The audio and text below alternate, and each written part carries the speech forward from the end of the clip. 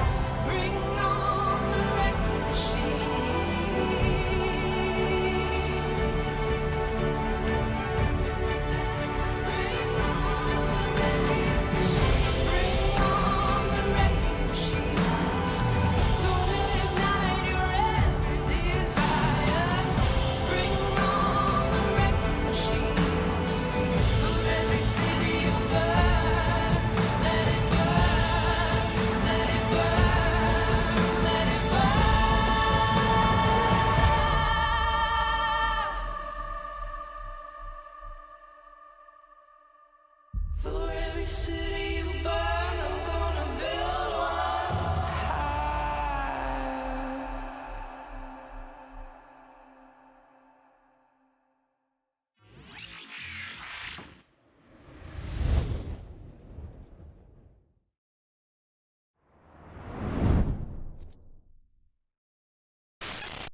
Greetings, fellow Empyreans. I am Ashtarothi, the voice of New Eden, and this is your New Eden. This is the. God damn it. Now, with 100% more democracy than the Federation, this is the Eve Universe show.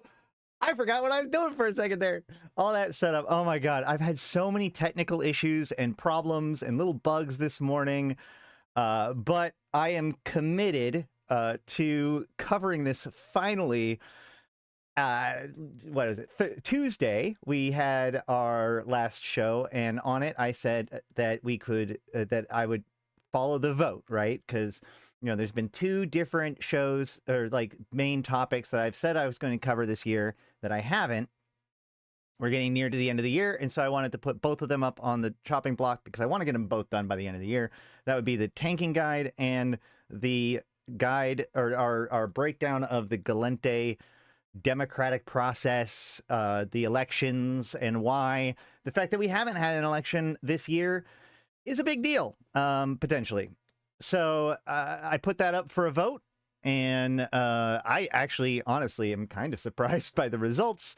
Yeah, I put it up yesterday, and with 74 votes, we have a strong favoring of the Gallente elections.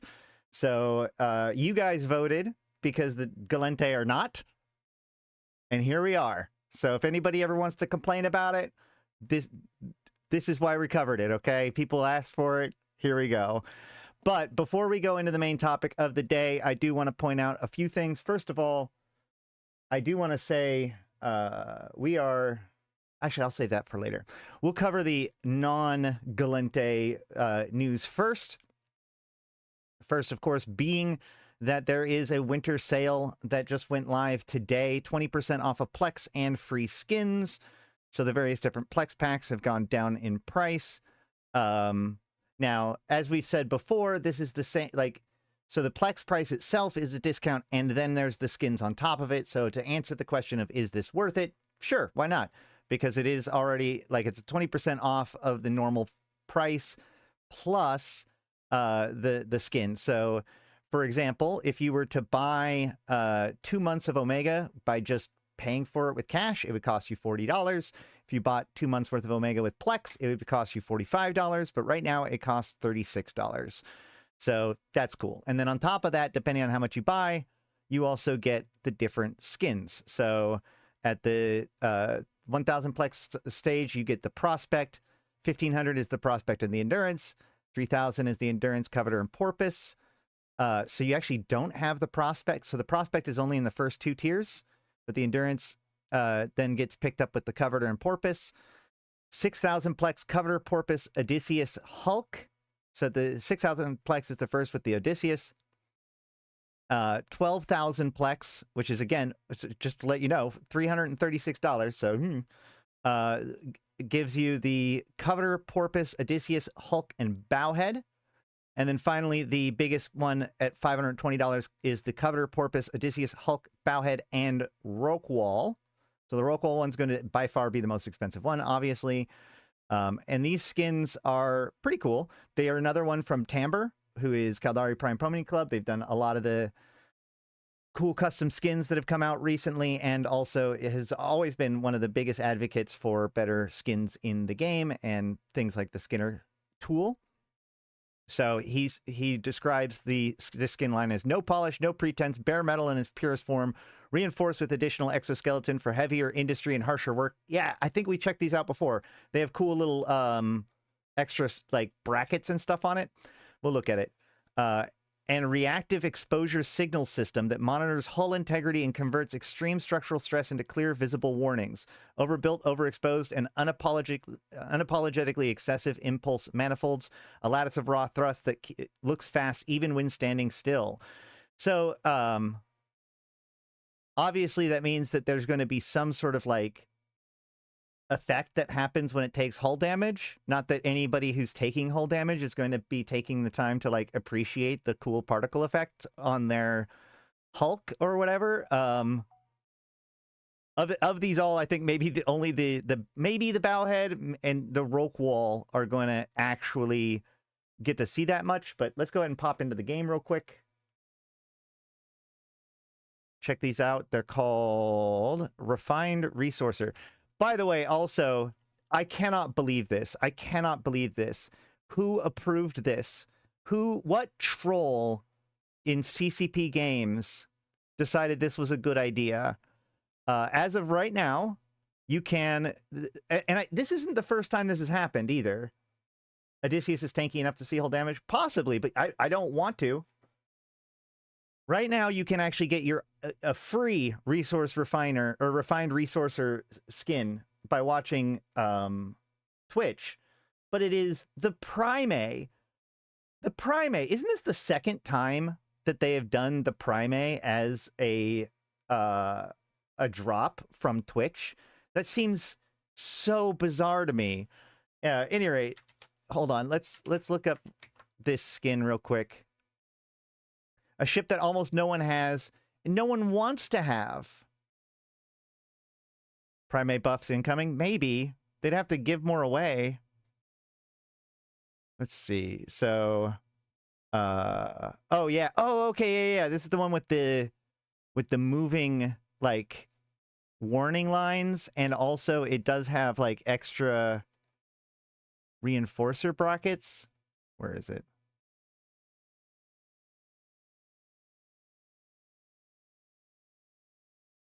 Well, it's got little stuff on the sides there. Those little nodules there. Maybe this is a bad one to show off the extra brackets. Let's go look at that Primate skin. Bought one as a long-term investment. Hey, you know, maybe. Maybe. Does this have any extra brackets or anything? I don't think I see it. It does have the extra jets over there. Oh, yeah. There's brackets over here. Like on the side here, we can see there's these extra brackets over there. These are really, really subtle, but they do add those on the Hulk. It's probably going to be one of the better ones for this. Yeah, you can see like these extra brackets on the side here. If I turn off the skin, you can see that they go away. There's no brackets there at all. And then it adds those extra brackets there. And extra...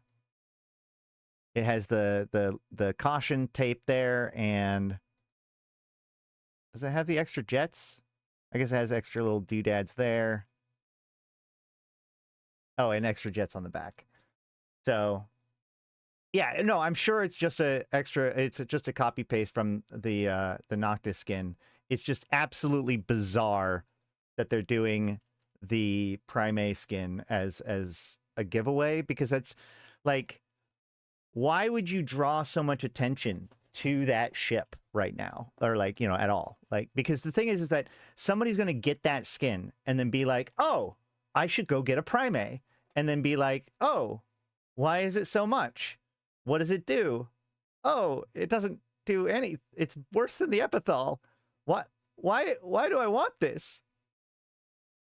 At any rate, like, we talk about this a lot. Hold on. Prime. Let's even look at this. I don't care. Let's take a second. I had a moment. The Prime. All right. It has a gas hold capacity of 10K, ice hold capacity of 10K, command center hold capacity, and planetary commodities of 2.5K. Does it actually have any skills?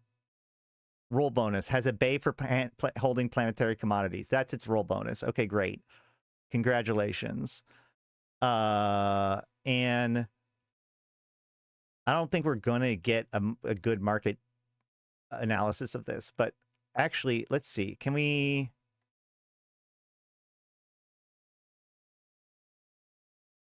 Let's hit compare all. Remove this, and then the Epithal.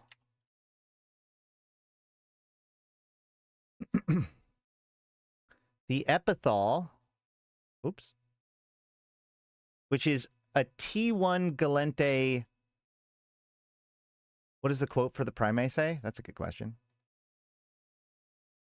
It says, every world is a new opportunity. Outer Ring Development CEO Abyssus Memenave, a guy who is the third, I guess. Wait, hold on. That actually might make sense. Hold on a second. Let me quickly do a Google on him. Is he the one that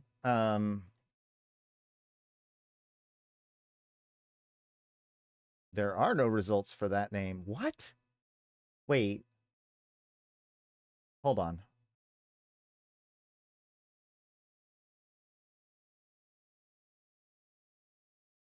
We're going down a whole different rabbit hole today. I promise. I will. I'm sticking with this Gallente thing. Or is Gallente?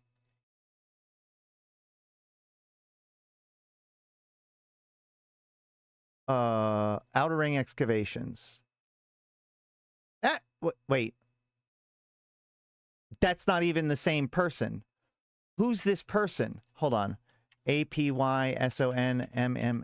Why can they not decide on who the CEO of OR is? Oh, no. Outer Ring Development. Development. Okay. Which doesn't... Okay. Yes. That is a person. Why couldn't I look it up before? Wait.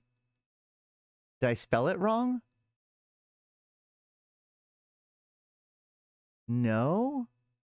So weird. Okay. The Gallente value freedom and individual liberty above all else. Founders of the only true democracy in New Eden. False. False, as we'll cover today. Okay. Outer Ring Development is efforts in fields of diverse of moon mining and space colonization. I guess that okay, that makes sense.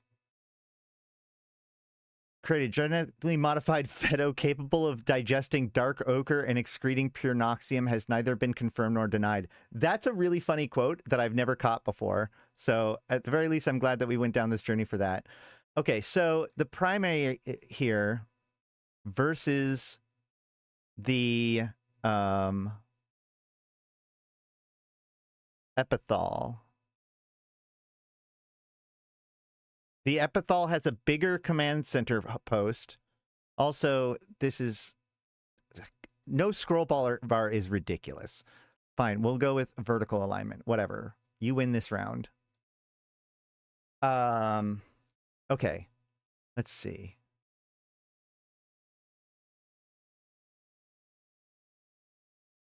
Yeah, the planetary commodities hold capacity is so much larger for the epithal than the Prime. The big difference is that the Prime does have the gas hold and ice hold capacity, but there are other ships for those too. I'm not going to bother looking them up right now because well, where is it?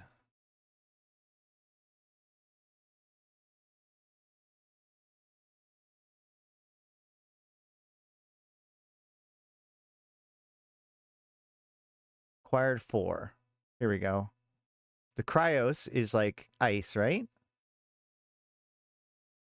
Yeah, way larger ice hold capacity. Miasmos for gas? Nope, that's mineral.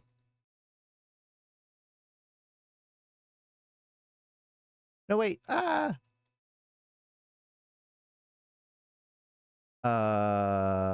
Nerus? Is there one for gas?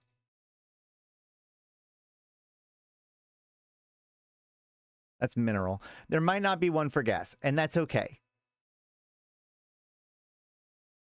Primate came out when the Gallente Hollows were all... Yes, I understand that the Primate did come out when all of the Gallente Hollers were really before the Hauler Tiericide rebalance, whatever you want to call it, back when they were all Iterons. But my point is that like they're not giving away the skin 15 years ago. They're giving away the skin right now. So I was just trying to see if why would anybody ever use an epithal? Or sorry, why would anybody ever use a Primate over an epithal? And it's got more mass. It's technically a little bit lower inertia. It's just bad. Oh, is it the Hoarder? Okay, whatever. Either way, the point is, why spend 34 million estimated price is actually cheaper than I would have expected, more than it's worth. All right. Either way, that was my little distraction for the day. Oh, we were in the middle of looking at the other thing. Hold on. Refined resourcer. Oh, we already looked at all of them. Okay, great. Or we already looked at least some of them, and we looked at the rest of them the other day when they were first put on. So yeah, like here's a good example of the brackets. You can see the brackets over there. And then if I turn this off, they are still there. Never mind. Okay, so yeah, there's like secondary tiny brackets. It'll be interesting to see. I don't know. Somebody's going to have to get one and then see if it gets into hull to see what happens. I'm not going to do that right now. What does the Odysseus' one look like? Obviously, that's the one I'm going to judge the most. So it's got the jets on the sides.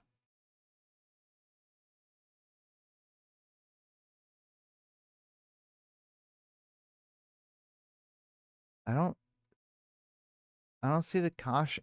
Oh, yeah, the caution thing is on the side here. And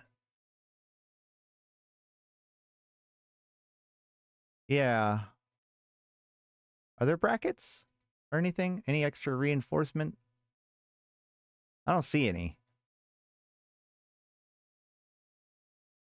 It's a very shiny skin, though. Mostly the skin line has a special effect when in hull. Well, yeah, that's what it says. Oh, yeah, it's in the description. It says, or in not in the description of the skin itself, but in the post.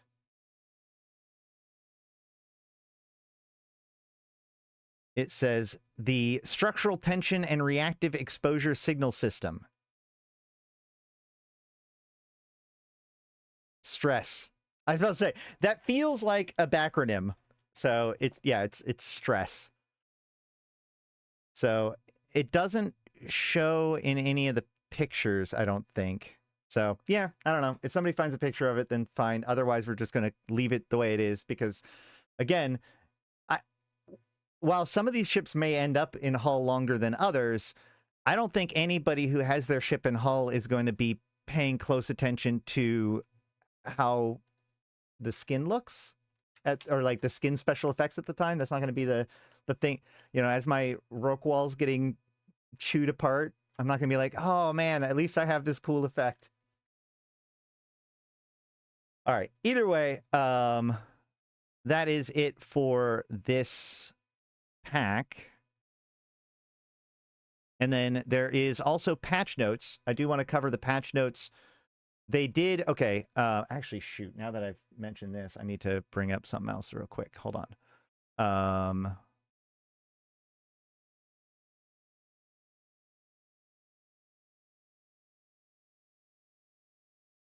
Because we need, oh, actually, we need to get the patch notes that introduce the winter event. Is that the same one? Hold on.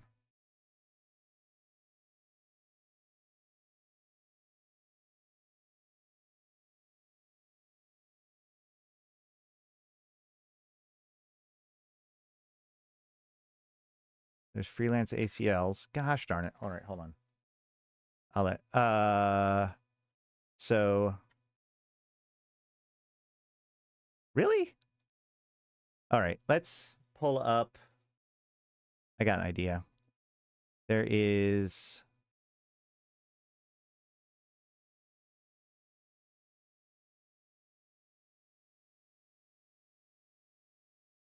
we will pull, what is that?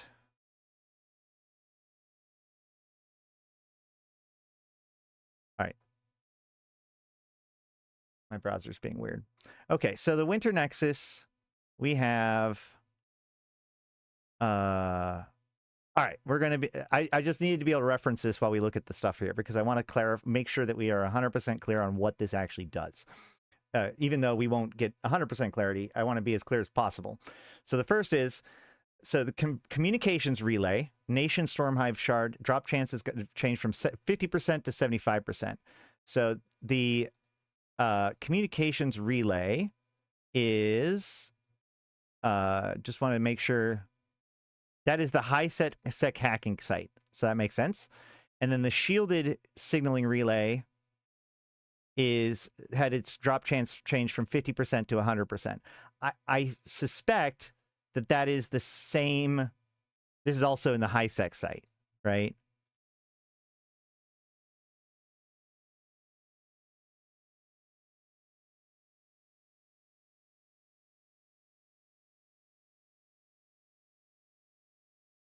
Because they don't. Do we have a thing where patch notes?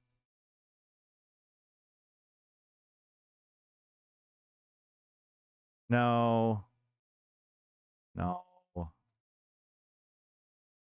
Volatile ice storms. Here we go.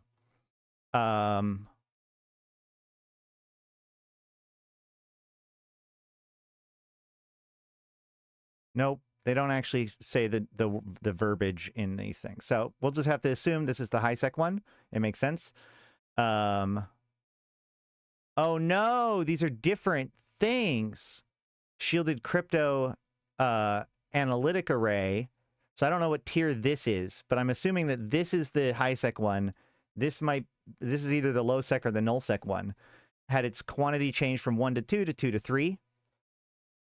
So basically, the shielded array, the high sec site used to have a 50-50 chance of dropping the million ISK doodad in the normal can and in the special can. And now they've made it so that the normal can has a 75% chance and the special can has a 100% chance of dropping at least that doodad, or, you know, the commodity. And then the more difficult one, whether that's low sec or null sec, I'm not 100% sure, has been changed, buffed a little bit too. Or green salvage package. Now this is from high sec mining. Had its drop chance changed from 75% to 100%. So the high sec ice mining was buffed a little bit. And then the peculiar icebound salvage, which I'm reasonably sure is the high sec one, also had its change from weighted loot type to fixed loot type. Now, I'm not 100% sure what they mean by this, because this is not the kind of verbiage that CCP has used a lot. But I do know that, like, they have different ways of, like, managing the loot tables. And so I think that what this might mean is that originally each item that could now remember that the Icebound Salvage is basically the best loot in the event, the single best loot giver in the event. Although this is, I think, the high sec one, like I said, because the low sec one is rare, so I'm not sure if I think peculiar is the high sec one. Either way, the point is that I believe that what this means is that each item had a weighted chance of dropping in any given box. And then now they kind of have fixed loot sets, right? Like it drops either loot set A, loot set B, loot set C, etc. Whereas before it like dynamically created the loot based on weighted tables. But again, that is just my guess based on my understanding of what this means. So, yeah. Sancha's Deathrite Stormlord Lord adjusted drop rate for various items. I don't, obviously, these two are very curious because it doesn't actually say whether or not it's a buff or a nerf to the value of things. Now, these are all obviously buffs, so one might, and there has been overall a disappointment with the loot in these sites, so I can only assume that this is for the better, but I don't know for sure. Loot has been crap. I understand that. I assume that this was designed to make it better, but I'm not 100% sure. Okay, then fix an issue which caused the activation window to stop updating when activating multiple expert systems at a time. Sure, whatever. Nexus expert system not having the correct auto redeem icon. Okay, whatever. Health bar and 2-column watch list now behave when users activate micro warp drive, micro jump drive. Funny patch note. Didn't know about that bug. I will say that I did get to play around with the 2-column watch list, and I'm so loving it. Especially, you can actually drag things between the two columns too now. It's very cool. All right, but I think that's it for the patch notes. Okay, guys. Anything else we want to talk about before I jump into the main topic? Y'all having a good holiday season? All right. If I have a turd and you give me a second turd, I still have shit. Well, yeah, but when the turds sell for $1 million each, having enough of them is actually good. I will say that, like, having participated them in the long term, I've gotten a couple of jackpots. Maybe I'm just lucky that have made me kind of happy. I will also, there was a Reddit post. Let me pull it up real quick.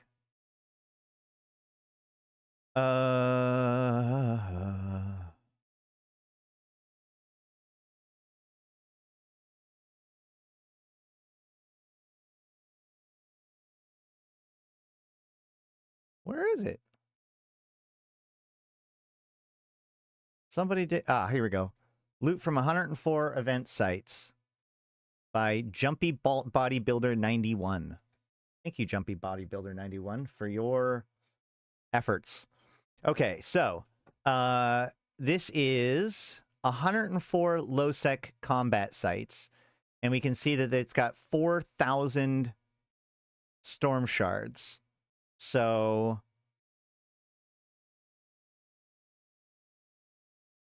what is that? 41 storm shards per? So 41 million on average per site. That's fine. He also has, thankfully, he has the estimate here. Is this the same estimate? 8. Oh, no. That's a meme. Okay, so let's see. 101 sites. 101 to 120, sorry, 104. Yeah, 100 to 120 million per site in average, including BPC size price if you sell ASAP. Let's see if we agree with that, because, well, no, I think that's a little bit off. I think that's off. Because So he's got 8 billion estimated, unless this estimated counts other things. No, I think he doesn't. I think he's not counting the value of the Stormhive shards. And this is a very common mistake that people make. Because it doesn't have an estimate. Although he does have a Janus link. Let's go see. That is bright. Yeah, because the estimate doesn't even know how to process this stuff. So this doesn't actually include the value of everything. So we could argue... I just want to make sure. Yeah, I'm pretty sure that this 8 billion. Oh yeah, because somebody's even pointing this out. So they didn't account for it though. They didn't account for it. Okay. So the thing is this. First of all, these implants are actually pretty valuable. He's got some here. The problem with the implants are that these are going to these aren't going to have value. He probably estimated them, as he said. So, you know, his estimate here is 8 billion, and he says 100 to 120 million per site with 104 sites done. So he's estimating them at about, so he's saying that he made about 11 billion.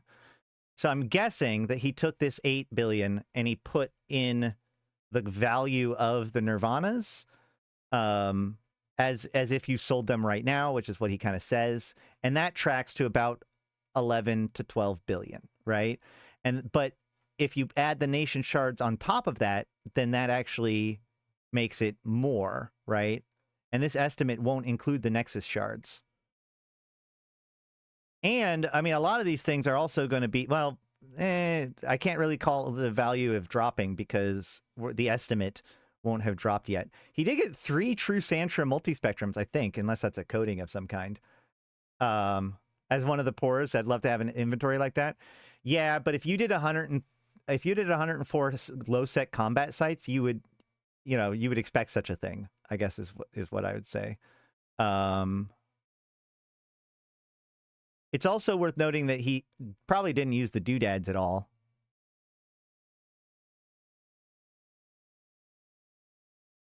I don't know. 150 million ISK per low sec site is still kind of low to me, all things considered. But the sites are very short compared to other combat sites. You know, it's definitely not as good as I would as some previous events, but it is definitely better than I would have expected, I guess is what I'll say. Anywho, yeah, and that's it for the patch notes. That's it for that. All right. Any guesses on time? He says he didn't say.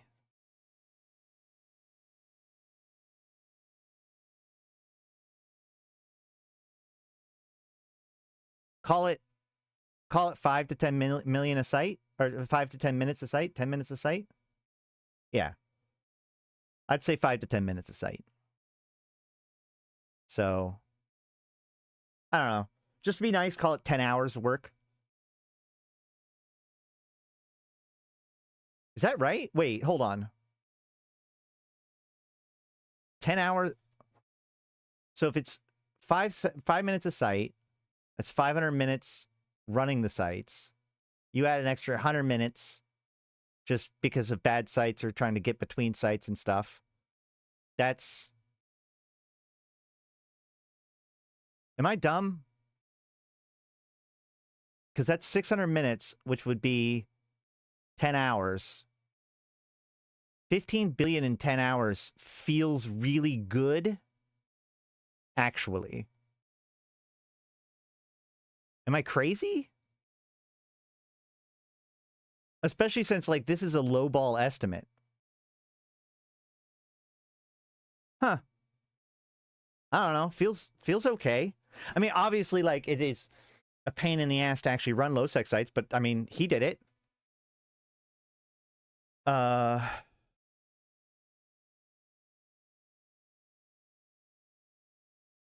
If you do it solo in an expensive ship, don't. You can do clone soldier hunting and ISK per hour and safety will be higher. Maybe. Maybe. I'd love to know more about how much danger he got into, or like what kind of scrapes he got into with this. Either way, interesting. Okay.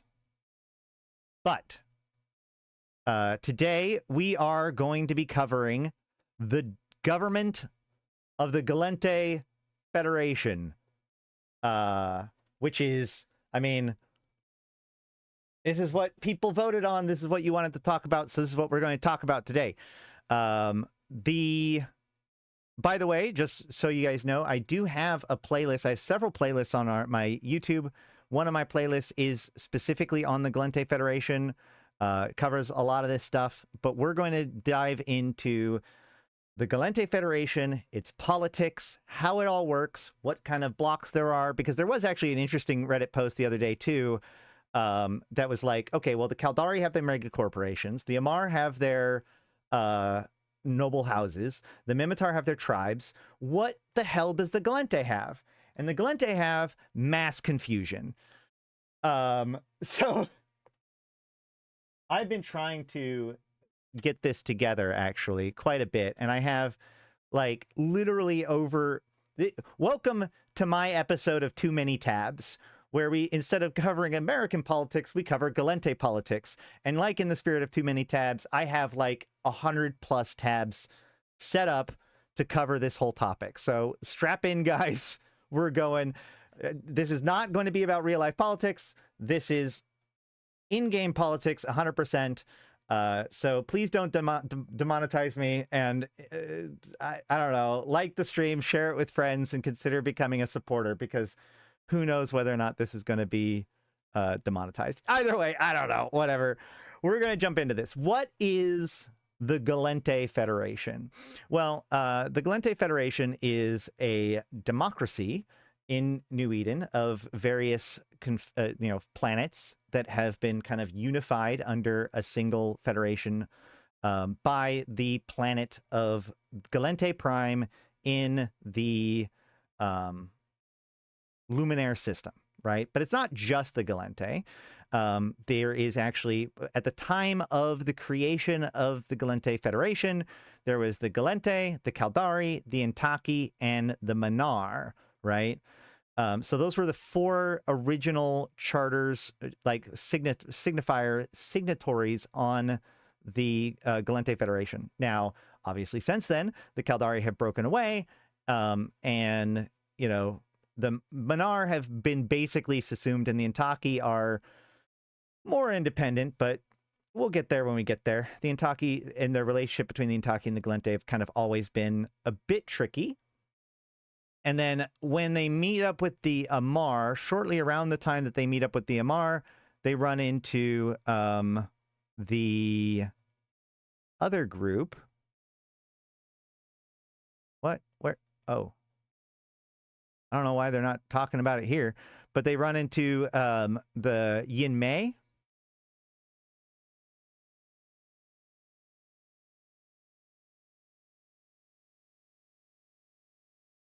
Demographics. Here we go.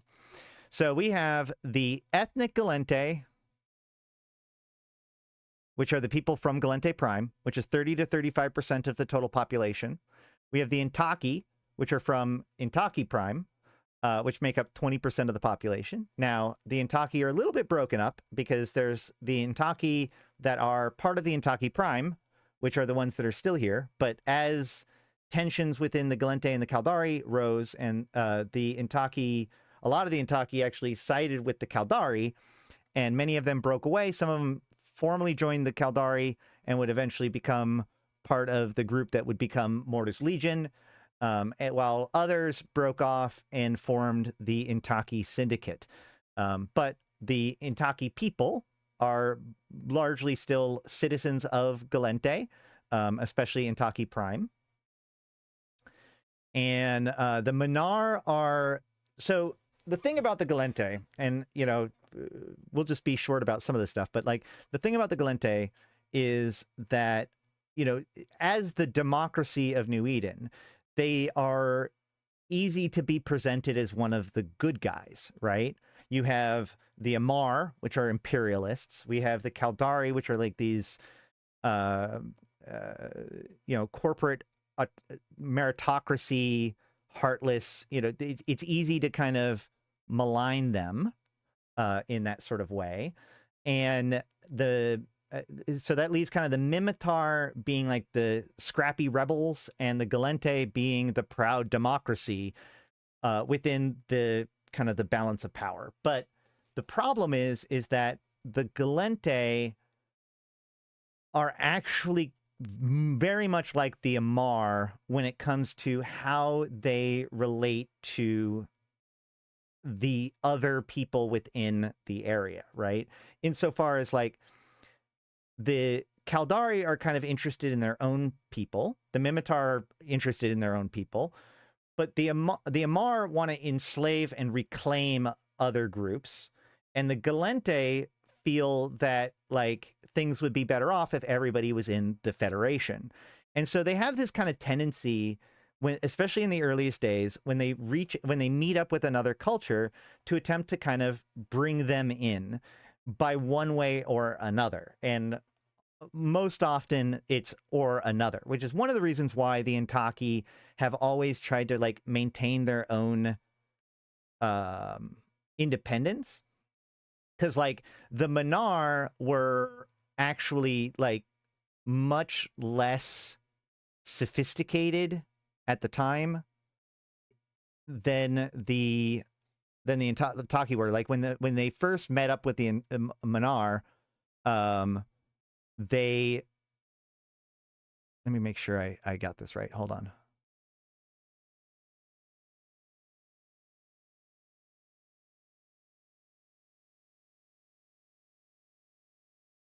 Oh no, it doesn't actually say it here. I want to double check this, but like, so the Manar were not as like sophisticated as like not as well developed as a civilization, right? So like the Gallente became a spacefaring civilization around the same time that the Caldari became an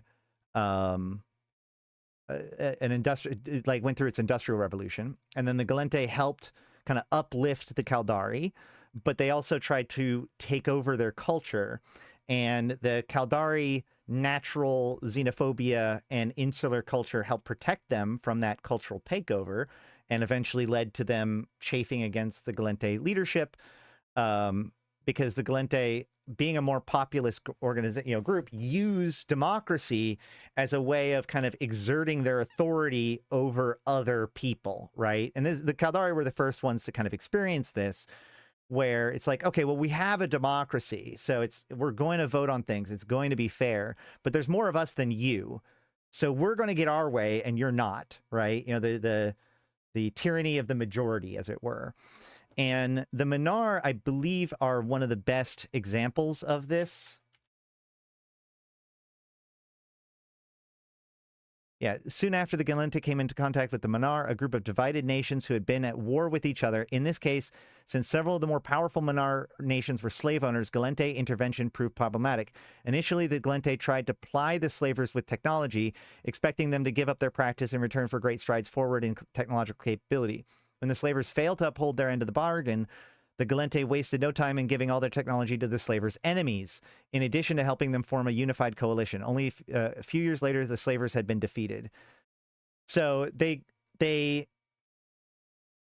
really destabilized what was happening on Manar in order to get the result that they wanted to get, right? Whereas the Intaki were much more like far along, and so, well, a low technology race living on a lush jungle-covered planet, the Intaki were far more open to Gallente culture, and the Caldari had been quickly embracing the new technology they took to the stars. And then, so the Manar jump in on this and become aggressive settlers. You know, they use they really buy into the Gallente expansionist kind of idea. While the Yntaki are much more closer to like Janists. They're peaceful's the wrong word, but you know, they're very spiritual people for sure. All right. Either way. And then eventually they run into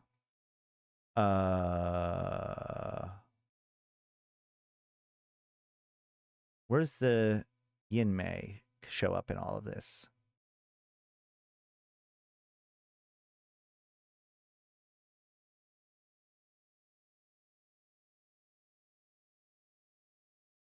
Do they not have like a history point? Okay, fair enough.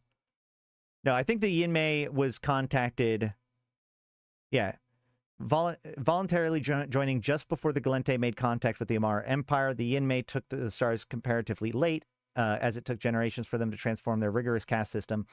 Before the change, many qualified individuals were excluded from consideration in a purely class-based reason.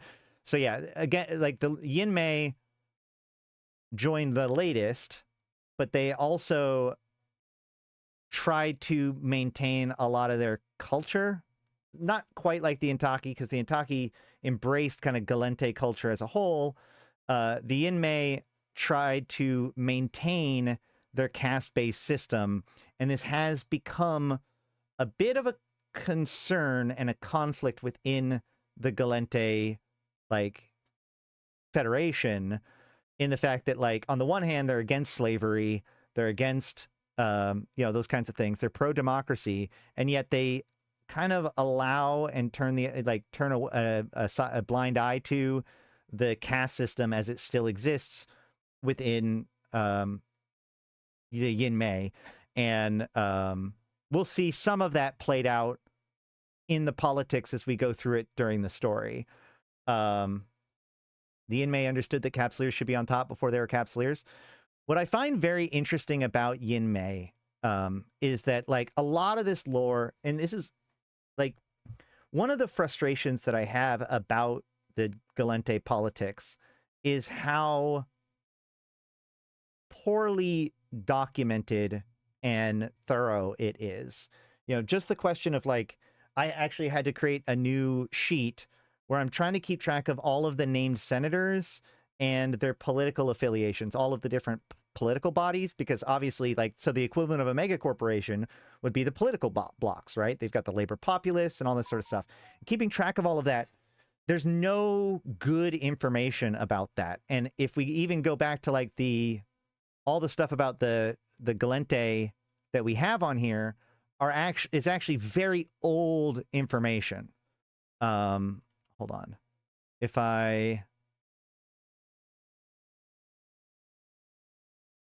Where is it?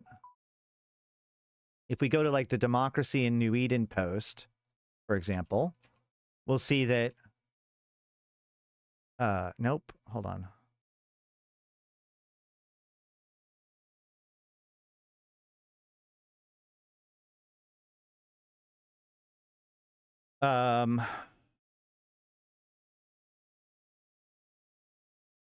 No, I have all of this stuff. Now I just got to find it.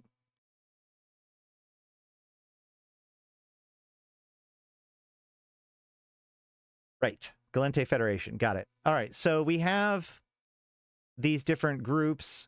Like, the notable characters still says that Jackus Rodin is the current president.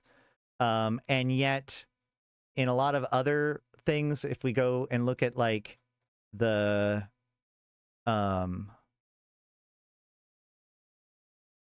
would it be Democracy? One of these other ones... No, wait, hold on. Is it really the same one? Hold on. Yeah, so, like, this is so weird. Like, this one article both says that Jackus Rodin is the president, but then under voter blocks, it talks about how the Hawks are, how each of the voting blocks relate to Forotin, who is the president before Roden. The point of the matter is that a lot of this stuff, oh yeah, no, okay, this is like right as it's transitioned over to Roden. My point is that a lot of the mainline information on these pages are very old. In fact, a lot of these are from this book, which is from 2015, and then some is even a little bit before that. So there's a lot of like trying to pull this stuff apart, and so you're going to have to bear with me a little bit on that one. But the point is that we have the Yinmei, we have the Manar, we have the Gallente, and we have the Intaki. Those are the major like sub races of the Gallente that we know of. There are some other ones that have been completely consumed. We don't even basically know their name. And so as an election, so the executive branch is headed by a president, an elected official who is responsible for overseeing the enforcement of the federal laws. A single term is 5 years. Until under recently adjusted federal law, a single president may serve a maximum of 2 terms.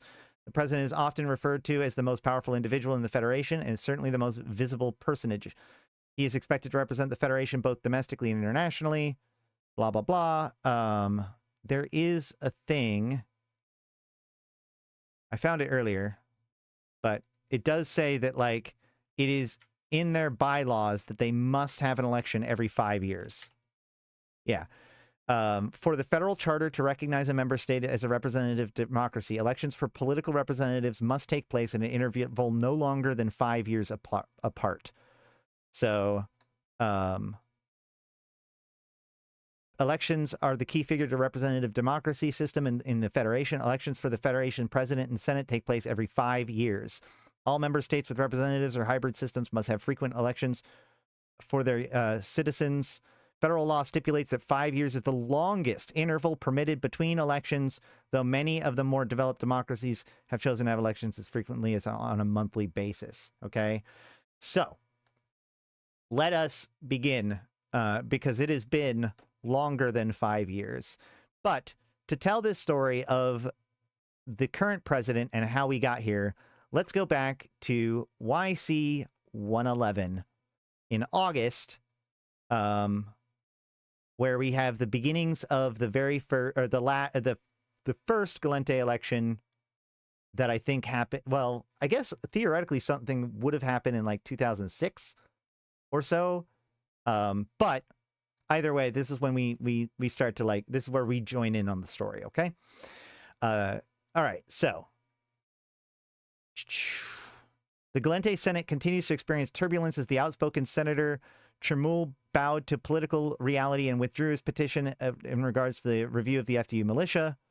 At the same time, a head of steam was building up behind a movement to curtail the powers of Mentis Black, seen by many to be in conflict of interest due to his role as both a senator and director of the FIO Special Department of the Internal Investigations, the so-called Black Eagles. So we actually can see that happen. Wait, nope, no.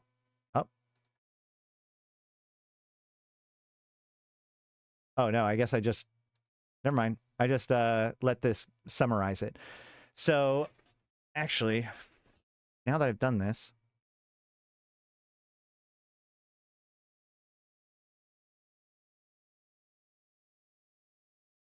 I need to, shoot, I had this set up.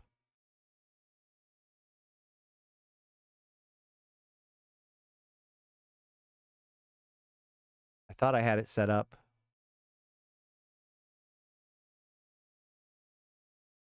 All right, hold on.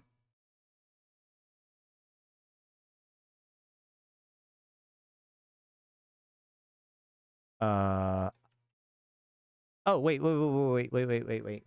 know where I have it, I think. Maybe?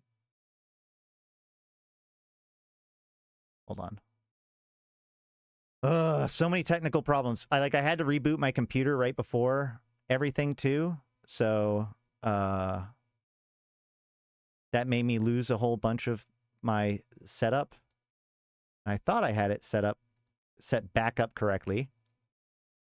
give me a second. History.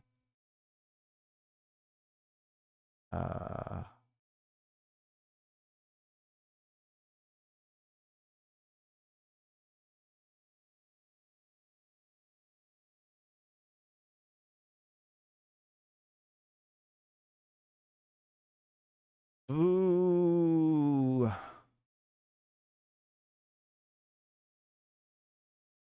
History.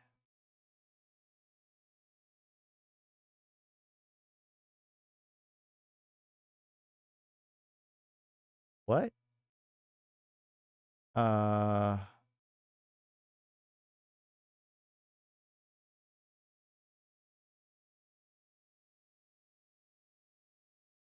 Okay. Well, we'll do it this way. We will just search for the word black, and I see. Here's the basic thing, right? So, amid increasing accusations and counter-accusations of impropriety, a coalition of senators have begun publicly calling for the resignation of Mentis Black. Chief among those voices of dissent was Senator Julian Hevard. Hevard, whose chief aide was arrested on suspicion of espionage, was frank in condemning the Black's policies. It's clear that Mentis Black is using the FIO position as a tool of personal power. It's wrong and it must be stopped. While Hevard's disagreement with Senator Black was widely believed to be personal in nature, others have presented similar points of opposition. Senator Suvio Belleron. That's why I wanted to talk about this. My bad before. Senator Suvio Belleron, noted for his criticism of a method of public execution for Advent and Tour, argued Senator Black's dual role in both the executive and legislative branches violates fundamental rules of power sharing. By occupying both, he is disrupting the delicate system of checks and balances that prevent the abuse of power. So we've talked about this a little bit before, but actually this to go actually all the way back, we can say that a lot of this stuff that we're talking about now, or the political situation, comes from the story. Really?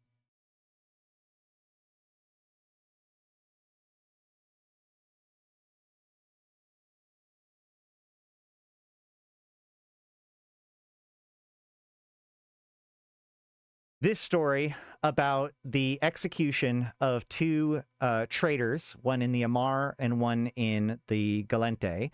So this is after the fall. This is the fallout from the Empyrean Age, right? In the Empyrean Age, we have both the Mimitar Elder Fleet who attack Concord and then strike deep into Amar territory in order to rescue and liberate the Starkmanir people, and a whole bunch of other Mimitar, which we talked about, I think, last week. But then there's also the former Admiral Alexander Noir, who was, spoilers, assassinated and impersonated by the broker who drove a Nyx supercarrier into a station during a peace talks between the Intaki and the Gallente.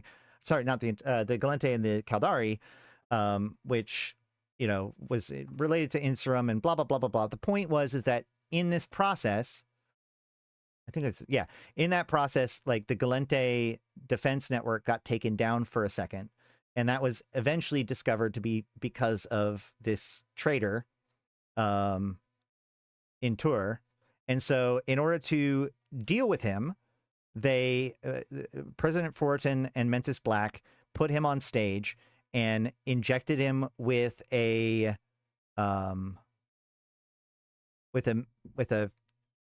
serum. And let's see, where does it say?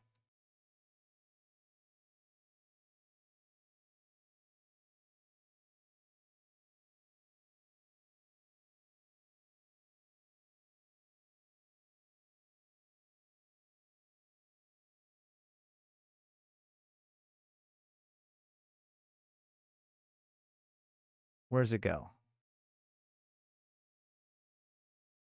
You may good will do to you. Dang it, they're like they tied together the two speeches. Here we go. It is time for us to decide. I will bear any burden for you that I can, but I cannot be allowed to do this on my own. This is us here and now. Some of you will have studied the evidence in this traitor's trial, but even if you have not, you can see the verdict. It says guilty. We must all pull together now and make a call for our future and for the continued federation that we enjoy, the continued freedom that we enjoy in this federation. We have been willing to sacrifice much. Now we must make the ultimate sacrifice. We must show the world what it means when evil attempts to shake the foundation of our civilization. The traitor's body has been injected with a chemical that will respond to the sound waves of a certain frequency. We're going to monitor the voices of the people here tonight, filter them, and pipe them over the traitor. If they are loud enough, the chemical mixture will be activated. Your voices will be heard. One last thing, people of the Federation, we took great care in preparing this chemical and inserting it into the traitor. It will disrupt, alight, and otherwise distort a number of cell clusters in his body. Cells are small, and few disruptions will not do much. But we paid heed of history. The chemical was made to infect one cluster for each of the individuals whose lives this traitor has led to loss. This is your call, my fellow citizens. This is your moment. The receptors activated, the crowd voices crashed on it like a tsunami. On the vid screens, Intur's body dismantled itself into an orgy of immolation. His skin bubbled, reddened, smoked, and burst. His hair self-lit. His bones bulged and rippled as tumors and other malignant growths forced themselves through the soft flesh of his organs and tore their way to freedom. Intur's mouth opened to let Intur's voice through, but his screams were lost in the crowd. So that is a horrific death. And Suvio Belleron uses this as kind of an opportunity to try to push forward his political agenda and kind of get rid of capital punishment within the Federation. Yeah, we see Intaki Senator Suvio Belleron proposes a bill banning public execution in yesterday's tumultuous Senate session. The debate was heated with numerous outbursts on both sides of the issue. Senator Belleron was strident in condemnation of the President Foraton's handling of the Intura execution. This was a shameful and barbaric spectacle. We must demand better of our elected officials so that we may set an example of enlightenment rather than savagery. These statements drew sharp criticism from several senators, including Farron Shu, who represented a largely Jian-Mei constituency. So we've got Farron Shu, who will show up again. Intura's atrocities demanded execution. To suggest otherwise borders on treason. For justice to be seen in order to be effective, and the people need to know their government is willing to punish those who commit such acts of villainy. Belleron disagrees. There is no question to Intura's death sentence should be upheld. The legitimacy of the sentence not in dispute. Rather, the manner of the execution was deplorable. President Foraton broke the covenant of the Gallente people, making millions of his citizens complicit in the murder of a human being. The proposed bill, while not banning capital punishment outright, sought to limit its methods that can be used to the execution of criminals, providing that all such executions take place outside of the public eye. Ultimately tabled and effectively killed in a series of procedural motions, the debate over the unlikely bill allowed Belleron and others to openly criticize their view of Foraton's self-serving populism. So basically, there's that criticism, and then at the same time, Black, who is a big political ally of Foraton and the head of the Black Eagles, is getting a bunch of heat. This is YC 0306 with the other stuff happening in August.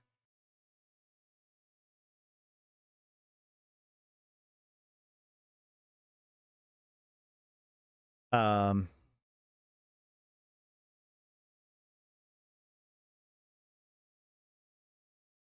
then let's see, what else do we have here?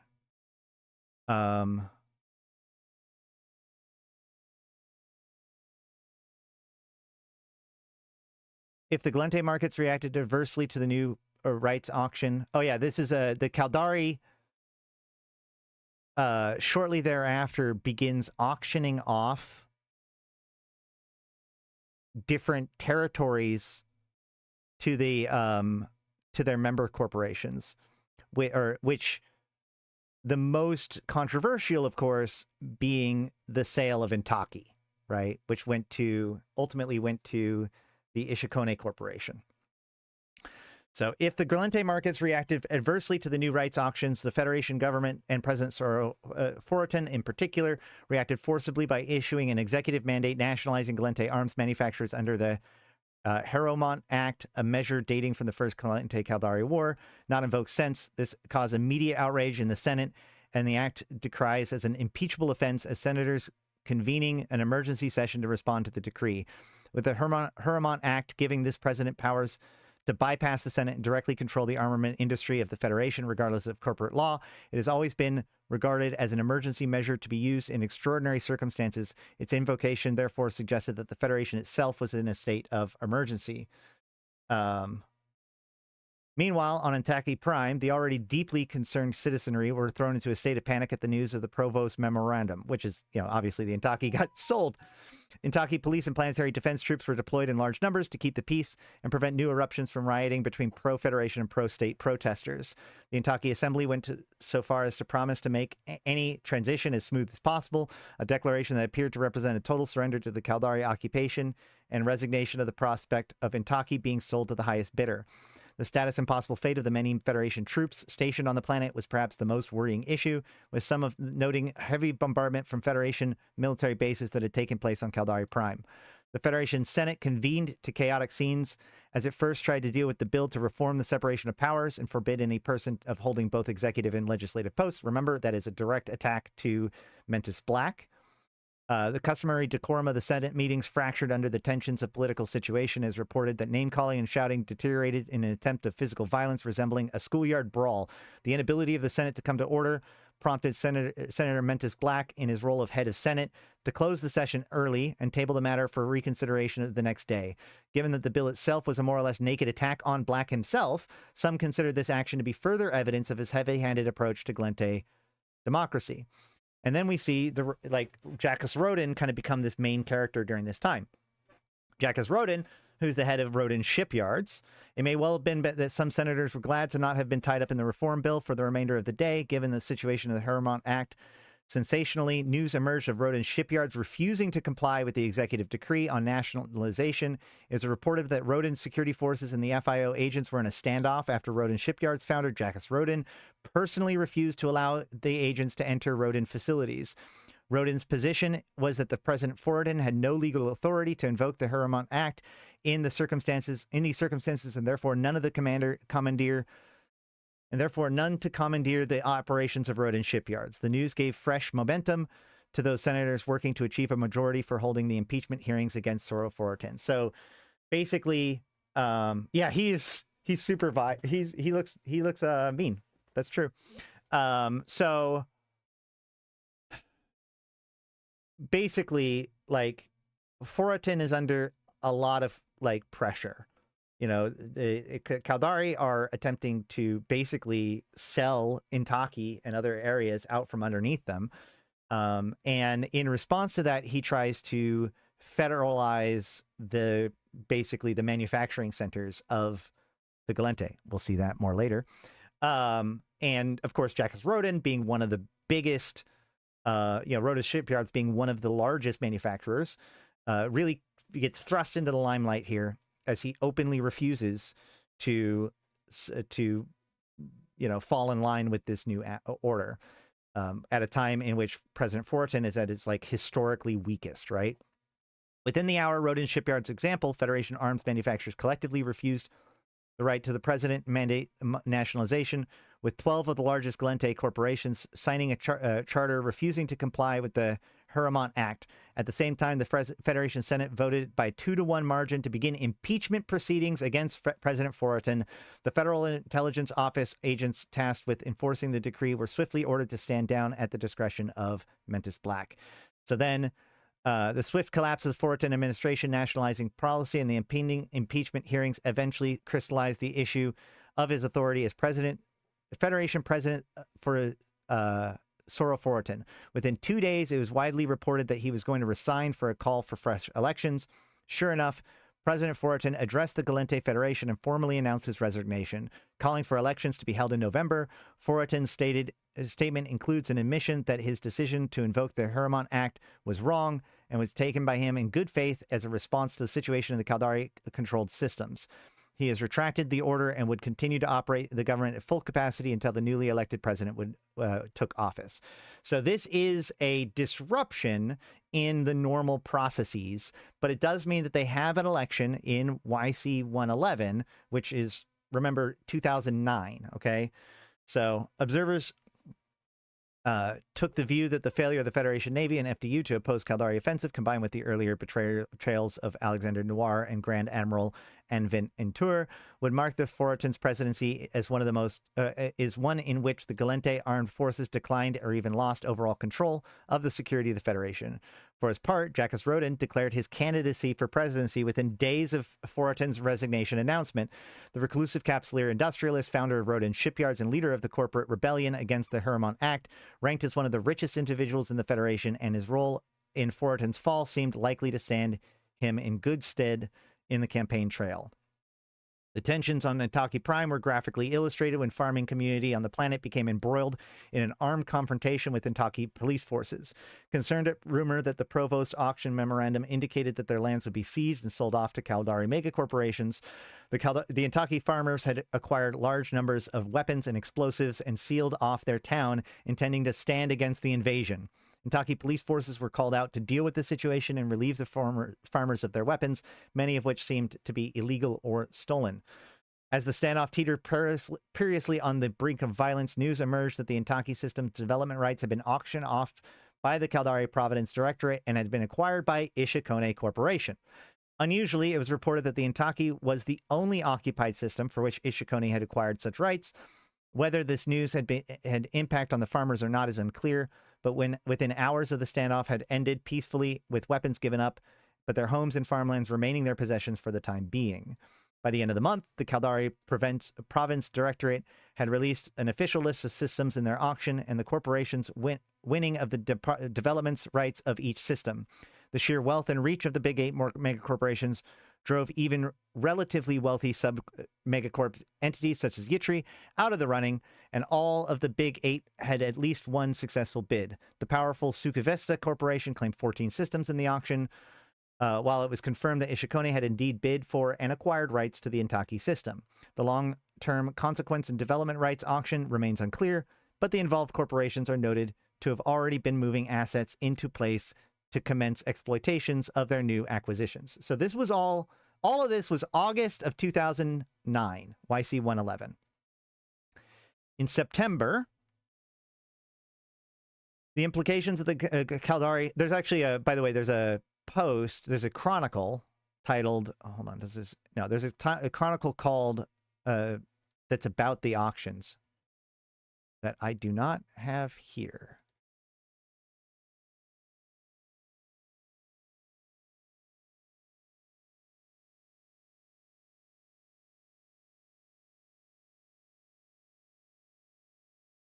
Blind auction, right?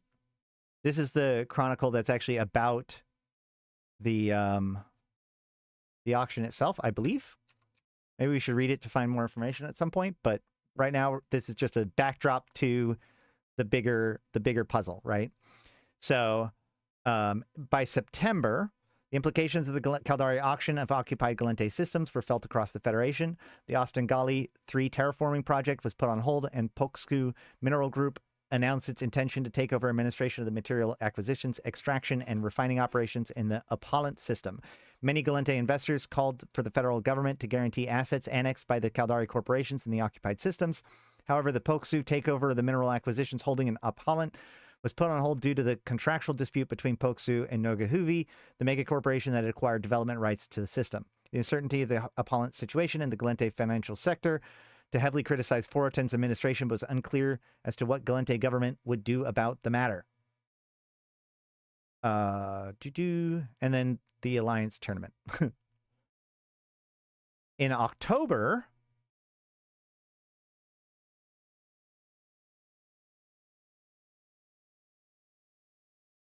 the Gallente Federation's presidential election process began to get underway, with various candidates announcing their campaigns for presidency. Senator Valar Garios of the Nexus constellation was first to follow early candidate Jacques Rodin with a late October declaration of intent. Initial reactions of Senator Garrios' candidacy were mixed, but was nonetheless a serious and credible candidate. Rumors of concerning the governor of the My system, Celis Agard, hey, we know that name, were confirmed when the Yinmei politician announced her candidacy in a press conference at her residence.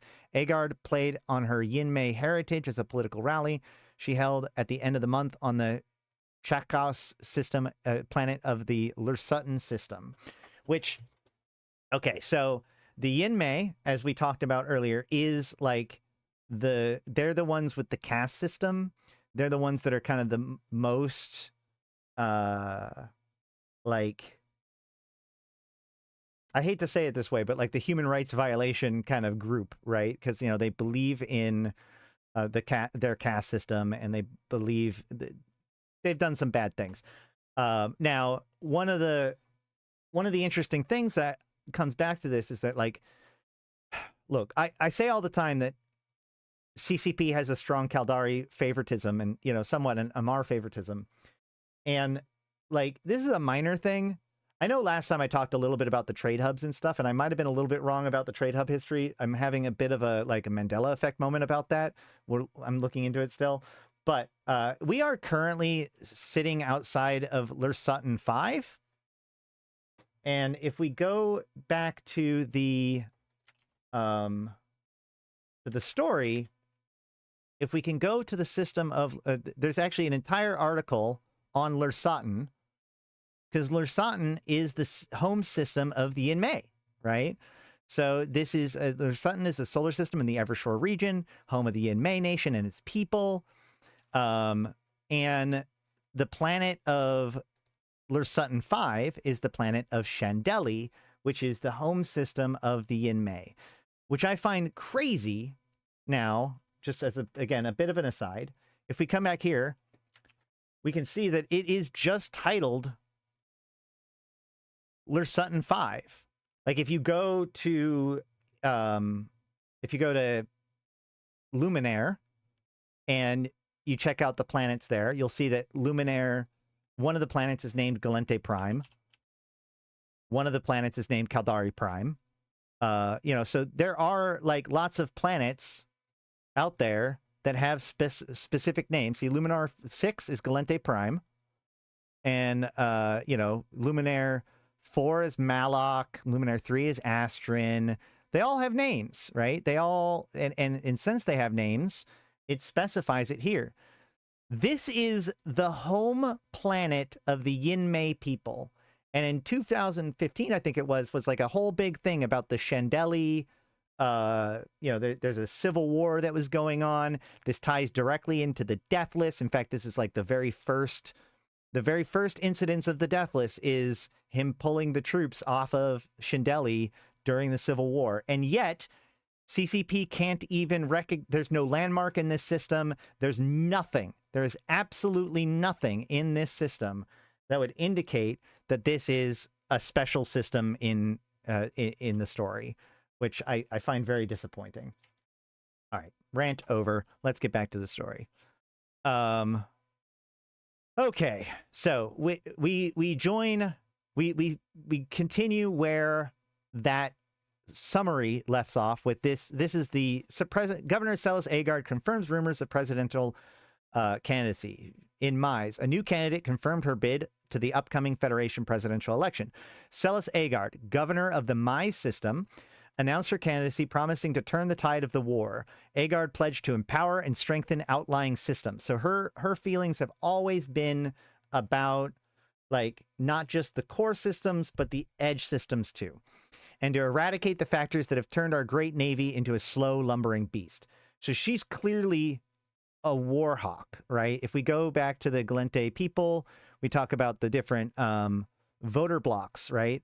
We have war hawks, we have doves, vultures, magpies, and ostriches. Now, there are different voting blocks, especially now, but sometimes we still get to see them be referred to these kinds of things. So, like, the Yinmei and the Manar are much more pro-war, pro-control, whatever.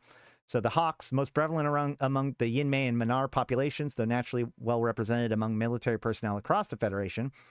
ever-present faction of those who advocate militaristic stance. Maintaining this position requires an uncommon mindset.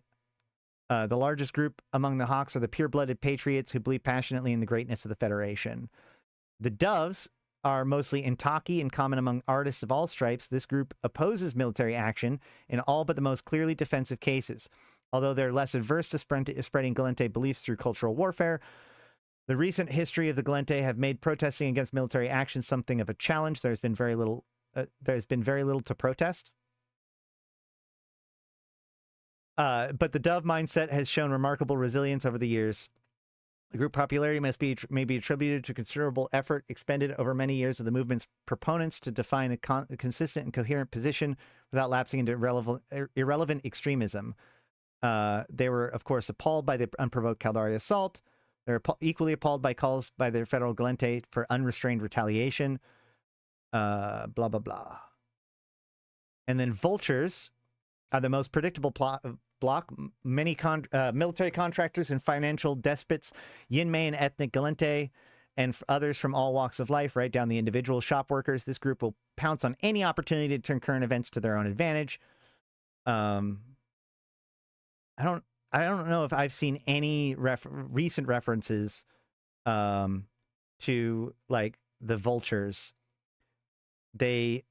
Jaikus Roda's militarism looks eminently profitable, but they'll get behind Mentis Black in a heartbeat if he looks like he'll accommodate their demands. Magpies are the easily the largest and most fickle group of Gallente politics. They comprise of a people from just about every profession. They're united by their short attention spans, superficial understanding of politics, and ability to become suffused with theatrical outrage at the drop of a hat. Typically, they form huge, massive, fragmented interest groups, dissolving and reforming, seemingly random. So they're like the uneducated voter, whatever, space zoomers. And then the ostriches are the second largest block, accompanied the disproportionate number of ethnic low-paid workers and high-flying success stories. They have no real interest in politics. So yeah, this is the disenfranchised voters or whatever, right?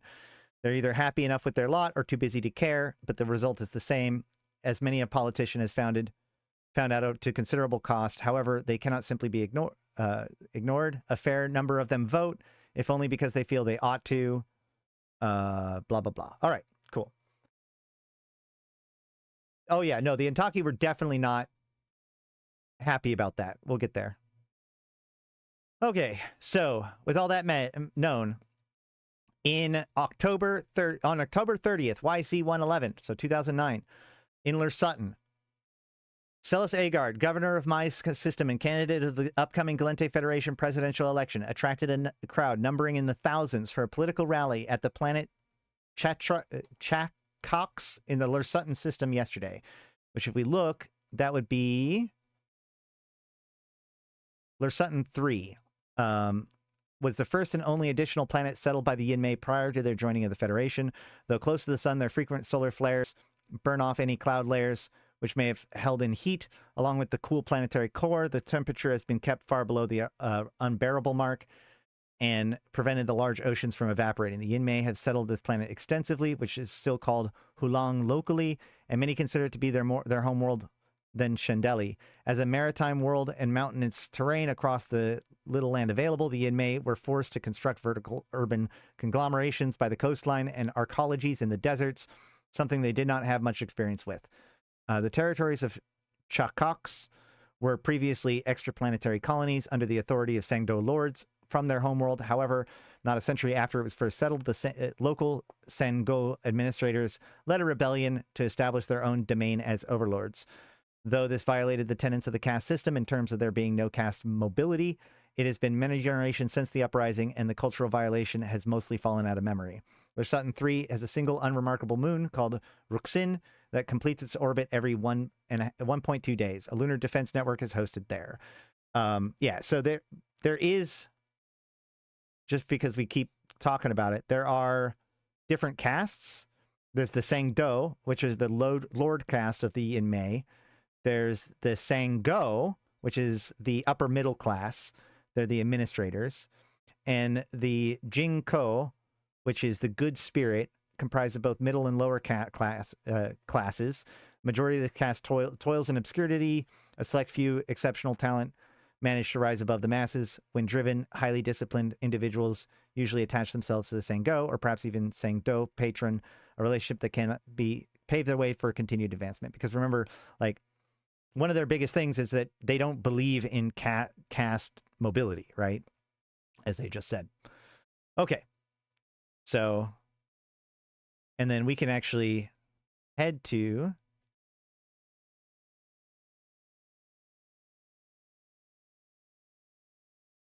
Planet 3 real quick.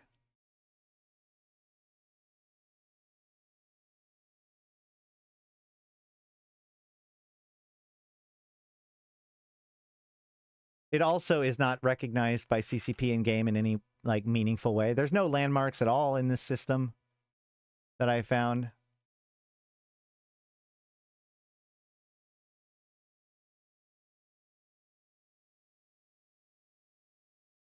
Where? Wait. Oh. Hold on. If there was, would I even know about it? I just realized I'm on my other account. I don't think there's any landmarks in this system.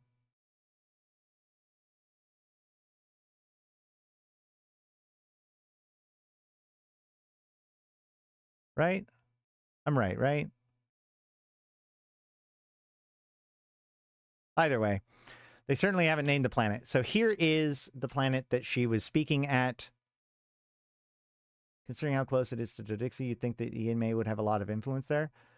Yeah, but so Dodixie is one of those things. It's just like, it's kind of like Jita, where it's important to us as Capsuleers, but it's not necessarily as important to the Gallente, right? Because like, it's, so if we pull up the map, we can see that Lursutton is here. And if we go to Luminaire,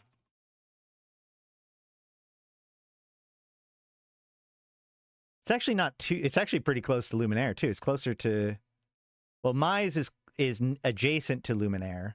Lursutton is a little bit further away. They're all within every shore.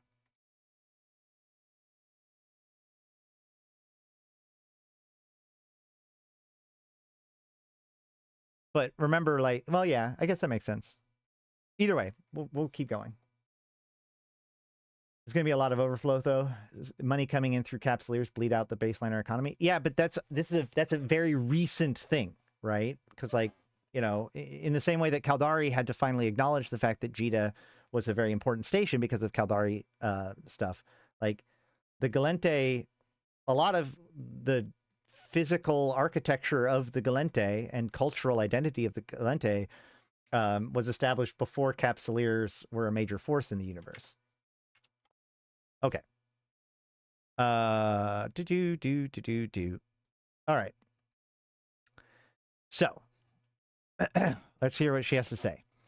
Celis Agard, governor of the Mise system in Canada, the upcoming Gallente Federation, attracted a crowd numbering in the thousands for a political rally at the planet of Chekkox in the Lursutton system yesterday. Agard spoke at length of the Yinmei heritage and the promise to sponsor the development of a fringe worlds and minority communities, gaining positive reactions from those assembled. So she is supportive of fringe worlds and minority communities, i.e. the non-ethnic Gallente. Quote, when the frontier settlements starve under Caldari blockades and riots and panic spread among those who feel that they are voiceless, all our leaders can say is toughen up, says Agard in her speech. Fear is a powerful motivator, but it has failed to quell the governmental apathy towards the minorities of the Federation. Many of Agard's supporters agreed with this sentiment. Quote, I am a strong supporter of the maintaining of the independent cultures of a group such as the Yinmei, Manar, and Intaki, says Sifin Langier, a civil rights lawyer in Lursutton who attended the rally. I would be ecstatic to see a president who gives more than token support to minority cultures in the Federation. Governor Agard is expected to follow her tour of every shore region with several rallies and debates in the Essence region next month. So then, in November, we get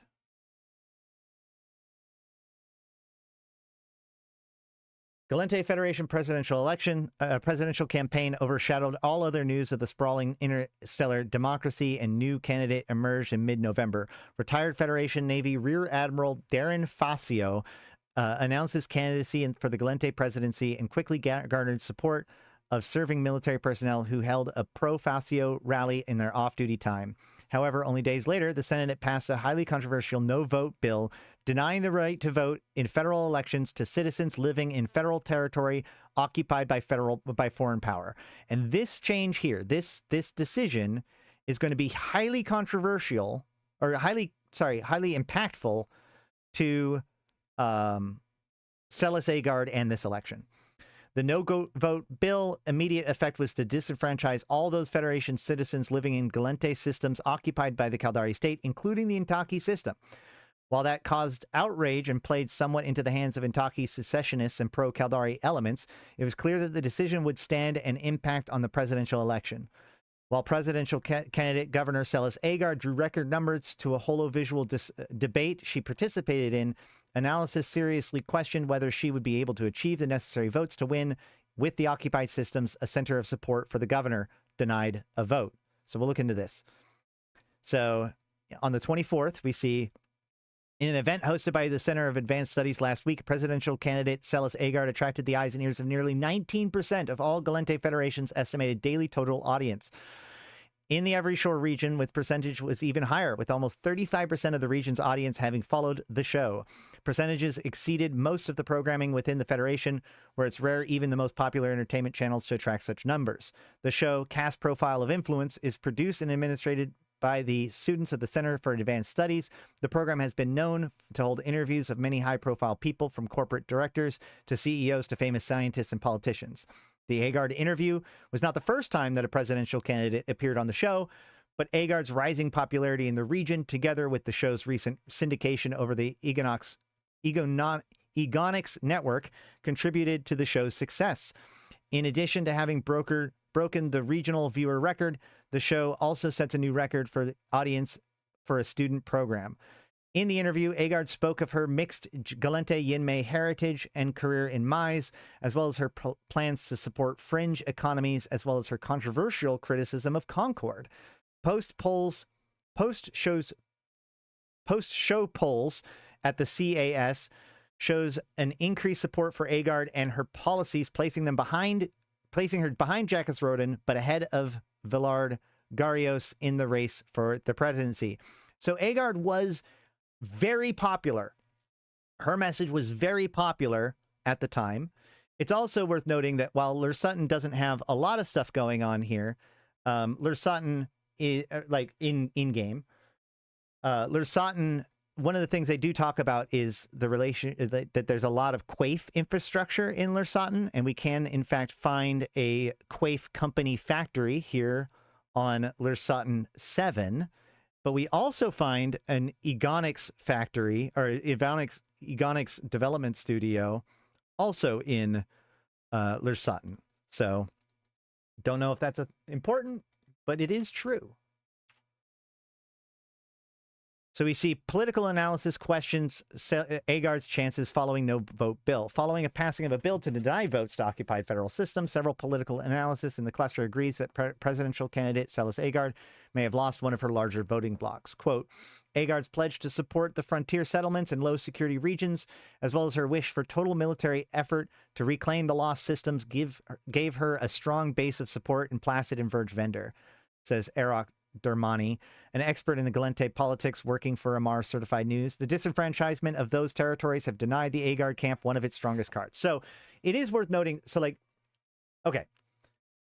Remember that the Empyrean Age was the start of faction warfare. So all those faction warfare systems, the whole faction warfare area, including Intaki, it was like, because of the Emergency Militia War Powers Act and the differences between the Caldari and the Gallente, in order to prevent future, like even increasingly escalating war, those territories were kind of handed over to the Emergency Militia War Power Act to allow Capsuleers to control whether or not any given system was owned by the Gallente or the Caldari. And during the early days of faction warfare, the Caldari were incredibly strong in faction warfare. So they took over, they're actually the very first group to take over the entire war zone back. Like, this is prior to Inferno, prior to the rebalance of faction warfare. This is the initial release of faction warfare. And so that's really what they're talking about here, is the fact that, you know, the Gallente lost control over a lot of their territories through the events of the Empyrean Age, and including Intaki. And as a result of that, it got taken over by the Caldari and then sold off by the Caldari megacorporations and kind of pieced out to each other. So, you know, she comes in from this and says, and takes on a much more like hawkish stance and says that we need to do something about this. Okay. In low security regions, right? So this has strengthened Jacques Rodin's position as a top candidate, followed by Garios. Agard still places high in every shore's polls, but with the loss of these potential votes, her chances of winning the presidency are slim.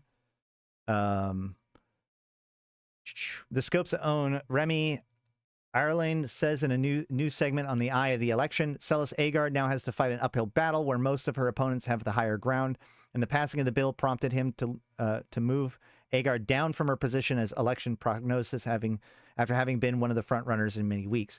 Agard herself has been an outspoken opponent of the bill, called Senator Villard Garrios supporter of the bill and one of the opponents of the race for president. One of her opponents in the race for president, quote, a villain who ravages our Constitution with no thought of the implications of the people or the Federation. Gosh, now I need to look up this guy. Let's see if there's anywhere else that this guy shows up.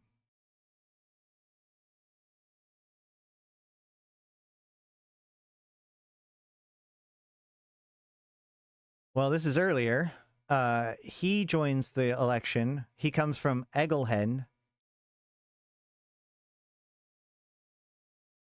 First to emerge, perhaps spurred on by continued occupation of dozens of Gallente systems by Caldari militia forces.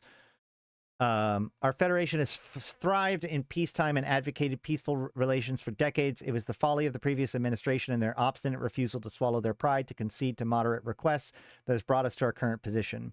Our economy is failing. Our people are suffering in the periphery, continuing to be prideful and throw away lives and resources into a war that has become increasingly hopeless.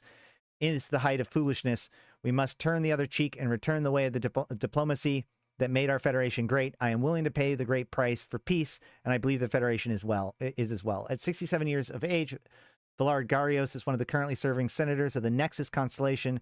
He has served 8 consecutive terms, with the first 2 terms as independent. Past 6 as a member of the Federal Populist Party. Great. I can add him to that. Hold on. Where is my thing on that? Hold on.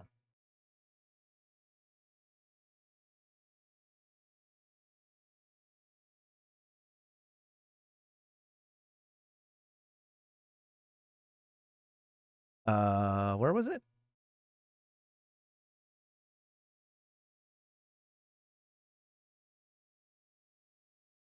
Villard Garros, Federal Populist. Labor Populist.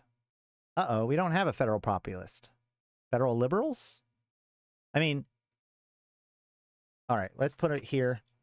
Federal Populists, because it's probably the same. I mean, it seems correct, because the Labor Populists are doves. That puts him in alignment with Suvio Belleron. So, yeah. And he sounds pretty left-leaning, or at least non-military interventionalist. And he responds by helping, like, disenfranchise the very people that he's complaining have been left out and dry. Whatever. Politics is fun. All right. Initial reaction to Garrios' presidential election campaign bend is mixed. Proven to be mixed, with supporters citing his positive reputation in the Senate, commending a commitment to peace and background in economics, while detractors point to his low profile in Federation politics, opposition to the war, and inconsistent voting history on non-economic policies. Senator Garrios has long been popular with his constituents. He has been a stable hand in the government for over a decade. He is widely respected by his peers. He is known as an intelligent man, but one who is humble at the same time. And while he's not been at the center of any high-profile bills or movements, He has worked diligently behind the scenes to improve the well-being of all Galentian people. He has chosen to make the war a central theme of his campaign, obviously focusing on ending it. Anyone who knows the man would have predicted this. He is a great conciliator, wishing nothing more than for everyone to live in peace and the benefit of all. The Federation could use a man of his learning and compassion in these troubled times. Stiff opposition to the Senate is rare, though political commentator Rourke has been among the few vocal in decrying his anti-war rhetoric. The fact is, the Caldari state is run by warmongering dictator who wants to see the Federation burned. They're talking about Tybus Heth at that point. They will not respond to peaceful overtures, and putting someone as weak-willed as Villard Garios into power will be a death knell for our great nation. Many common people have responded with apathy to Senator Garios' campaign. However, quote, I have never even heard of him before now, says Lamia Iyer, a student at the Center for Advanced Studies. I know he's against the war, which I agree with, but I think he may be a little extreme at it. I'd really like to know more. So then Fascio withdraws his candidacy and endorses Agard. Amid slipping poll numbers, presidential contender and retired Rear Admiral Darren Fascio has announced his withdrawal from the race. Addressing a disappointment but supportive crowd at a press conference this morning, Mr. Fascio took the opportunity to endorse Governor Celis Agard's candidacy, saying, though Governor Agard and I have disagreed on several issues, I believe strongly that she is an able candidate for the presidency. Furthermore, she has the best interests of the Federation at heart, and I believe that she has the political will to do what's necessary to preserve and defend our great nation. While extremely popular on both serving and retired military personnel, Fascio's candidacy has been plagued since the beginning by a message that it may have been viewed as extreme. Fascio's stated intention of institutioning a draft and putting the Federation's economy on a war footing has won him few friends in the business community. Fascio's campaign was also hurt by his own demeanor, described by many as overly impersonal. Zalawi Marguva, a political analyst for The Scope, contrasted candidate Agard and Fascio in a recent debate, saying, quote, the only way these two address crowds publicly, the way these two address crowds publicly is very different. Governor Agard delivers rousing political speeches designed to fire people's ardor. Admiral Fascio delivers dry, fact-filled briefings designed to inform people's decisions. Given the similarity between their platforms, Fascio's withdrawal would naturally lend a bump to Governor Agard's numbers. His endorsement was symbolic, however, and Governor Agard thanked Mr. Fascio graciously, saying, quote, Admiral Fascio's spirit of service, both in and out of uniform, should be an example for us all. He has been honorable and worthy adversary. So, you know, the main support that she got was from a retired Rear Admiral. Just want to double check to make sure his name doesn't show back up again anywhere. Wait. Oh, yeah. He does show up again. The Gallente digital activist group vows to expose Black Eagle's corruption. That sounds like a whole nother topic. All right. Well, we'll see about that. So in the end, during this first presidential election, Roden wins, having secured a convincing victory of 58.7% of all votes cast in the December 1st election, and easily gaining the required number of districts. Jacques Roden is now president-elect of the Gallente Federation, with votes from all participating districts checked and tallied. By the morning after polling day, the Federal Elections Commission was able to declare Roden the outright winner in its formal communications results to the Federation Senate, or its Gallente Senate. President-elect Roden ran on a broad base of relatively simple platform that included pledges to root out corruption in the government, improve strained relations with the Minmatar Republic, reform the Gallente Navy, and include Capsuleers more closely in the war effort. His most pointed campaign pledge, however, was his promise to recover Caldari Prime and restore Federation control throughout the Luminaire system. Polling evidence suggests that many citizens consider Luminaire's situation to be an open wound, citing corrupt and incompetent political and military leadership. His comfortable majority indicates the success of his campaign in placing these concerns among the electorate. Rodin's closest challenger to the presidency was Governor Celis Agard of the Mize system, who polled 31.2% of the vote.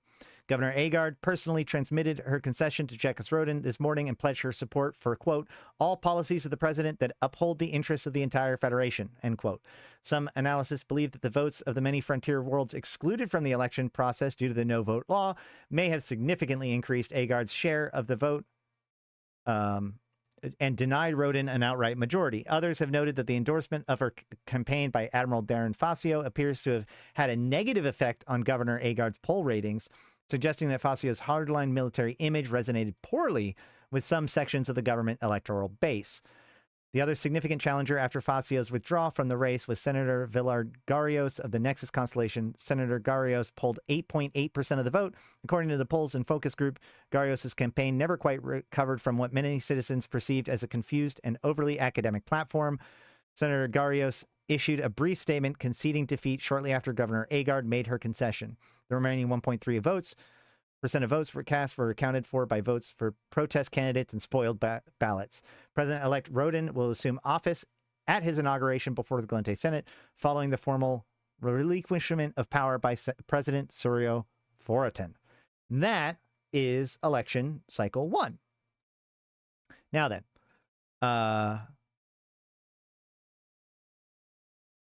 in YC127, which is 2014, we have the beginning of election cycle 2. And hold on a second. Hold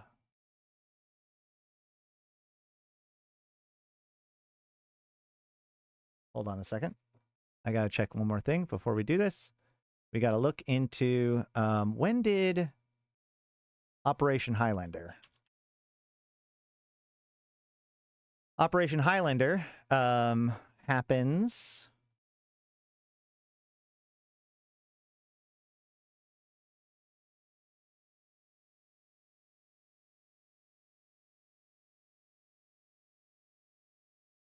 further. Highlander leaks implicate Federation. Okay. Commemorate the battle for I think it was in 2015, right? Head of Senate resigns.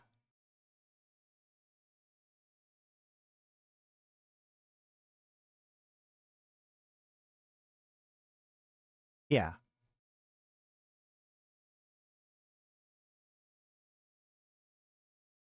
Yeah, it was early 2000, YC115, so 2013. We have Operation Highlander, which is when, so, actually, hold on. Yeah. So, when Tibus Heth kind of takes over the state, he does this big attack and takes back Caldari Prime and puts a Titan in orbit of Caldari Prime, which is what kind of Rodin is talking about in his whole thing. And so ultimately in 2013, they launched this big attack and to take back Caldari Prime, and they successfully take down the Caldari Titan in orbit and secure the main planet. Although this is like somewhat controversial, there's a whole bunch to it. They eventually hand it back over. Mordu gets involved. They hand it over to state. They kind of make this joint leadership or whatever. But the point is, the reason why I'm bringing this up is that like Rodin ran on resecuring Luminaire, and ultimately that's what he did.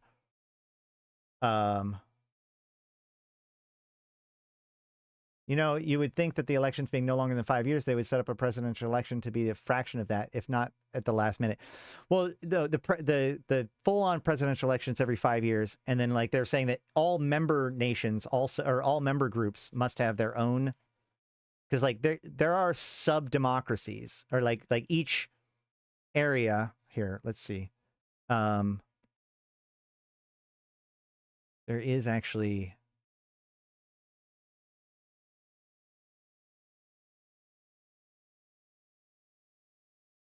Somebody was asking about the different districts. Yeah, okay. So there are 62 federal districts. And so these districts actually have their own, in the same way like the United States has like each state has their own legislature, and then there's the federal legislature. So too, each district kind of has their own like way of doing things, and then there's the whole Federation, right? So all of those subgroups must have an election every 5 years as well. Is the Titan in the orbit of a Caldari Prime supposed to represent a much more significant force because the empires are supposedly have stronger navies and player alliances than a single Titan? Well, yeah, I mean, like, it is designed to be symbolic, but it's more or less a guard force, because the idea at the time was that, like, nobody would actually... The act of attacking the Shigemoru would have been, like, considered an act of war also. So... Although, I mean, like, they ended up doing it, so, I mean, whatever. So there's 62 federal districts. So basically, if you go through the Gallente territory and you look up every single constellation in the Gallente is its own district, right? So there's 47 constellations. And, sorry, there's 54 different constellations in the Gallente space. 7 of them are big enough to have multiple districts. 47 of them are just one district each, with the multiple districts being listed here, with Crux having 3 districts, Algental having 2, Osnes having 2, Fold having 2, Verres having 2, Verret having 2, with 1 being in Taki by itself and the rest of the Verret constellation, and Yset having 2.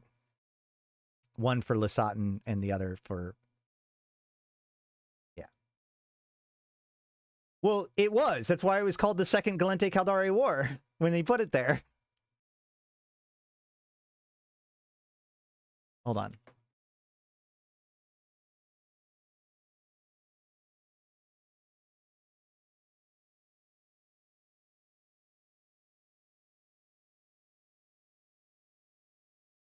Can I pull this up real quick?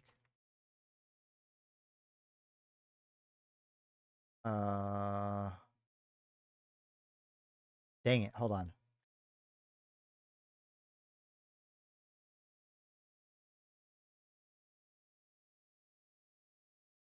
Here we go.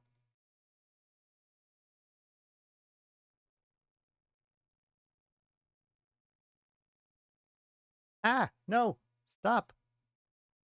That one.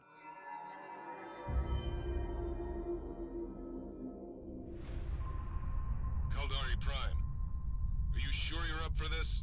Attacking a sovereign Caldari planet in the middle of Gallente space. My people can get the job done, but it's gonna be tight.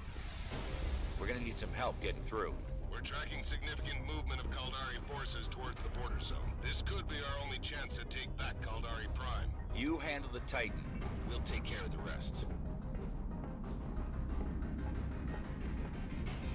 Overwatch, we are moving forward on District 5. Please stand by in orbit. Fire up your engines. The blockade ends today.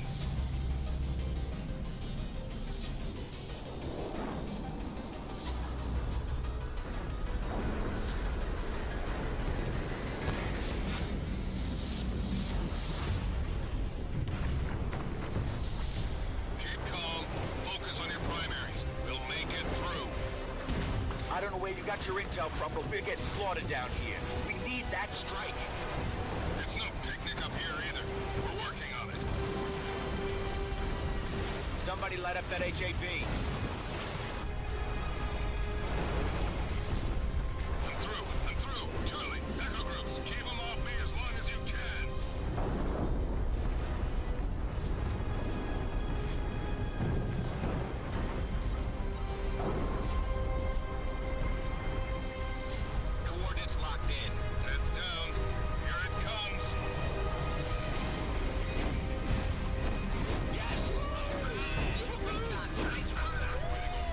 That was fun to do. That's how it's done. All clear. Moving on to the objective.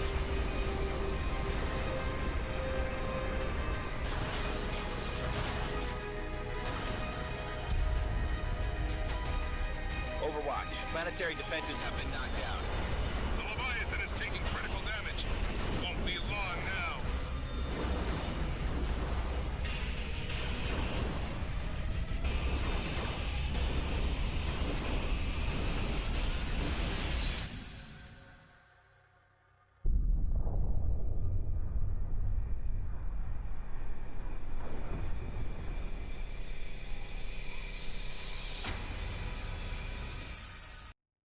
So this is probably one of the strongest moments that the Gallente have had in recent history, was when they performed this. And the fallout to this event is actually what eventually takes down the Tibus Heth regime. Now, I want to cover Tibus Heth in a whole nother topic. Yeah, this was in March 2013. I'm going to cover Tibus Heth in another episode. He deserves his own episode, and that's going to tie into this. So we're just going to touch base into this, be like, this is a thing that happens because it was related to Jackus Rodin, and now we are going to jump into election cycle 2, which happens the next year, right? Towards the end of the next year. All right. Valor, the Gallente Federal Elections Commissions have announced that the Federation presidential election will be held on the 29th of January, YC117. The inauguration of the Federation president will take place on the 26th of February. Yeah, correct. This is before BTEC-R. The announcement from the Federal Elections Commissions followed a legislative request from the Federal Senate to regularize the timetable for federal elections. The extraordinary presidential election held in YC111, followed by the ouster of former President Sorel Fullerton, was considered to have introduced a new, an undesirable timetabling anomaly to the presidential and senatorial electoral race or cycle. Additionally, the Elections Commission has established a new 5-year cycle of senatorial elections, including a system whereby a fifth of all senators will be elected each year. Federal elections reforms have been an ongoing source of contention within the political system since their highly controversial Occupied Territories no-vote bill was passed in the run-up to the presidential election of YC111. As well as providing for annual refreshments from the Senate composition, the reforms package includes a new quadruple lock on the right to vote in federal elections. The lock prevents disenfranchisement of federal territories without a 2/3 majority vote of the federal Senate, followed by an agreement of 2/3 of all system governors, the Federal Military Commission, and the Federation President. So they got, like, they did everything within their power to not allow something like the no-vote bill to disrupt the elections again. While some have expressed disquiet at the role of a military in federal election law, it is well known that many high-ranking officers were outraged by the no-vote bill and lobbied to have it overturned. The Federal Election Commission has confirmed that all federal districts will be participating in the January election under new arrangements. So, that leads to... New theories about the alleged supernova known as Caroline's star continue to surface. Many now speculate that the explosion is linked to a group of recently discovered wormholes that lead to the uncharted space of the so-called shattered worlds. Wait, this is too far forward. Too far forward. Too far forward. All right, Gallente presidential election enters advanced voting stage. Advanced voting for the Gallente, they were much quieter with this election, I think, if I remember correctly. Yeah. Advanced voting for the Gallente presidential election began across all Federation territories at 0 EST this morning. The opening of the advanced voting stage of the presidential election comes in current affairs in New Eden are overshadowed by the extraordinary events of the last few months, beginning with the declaration of Caroline's star anomaly by Capsuleers on November 26th, YC116. News of a stellar anomaly rocks New Eden.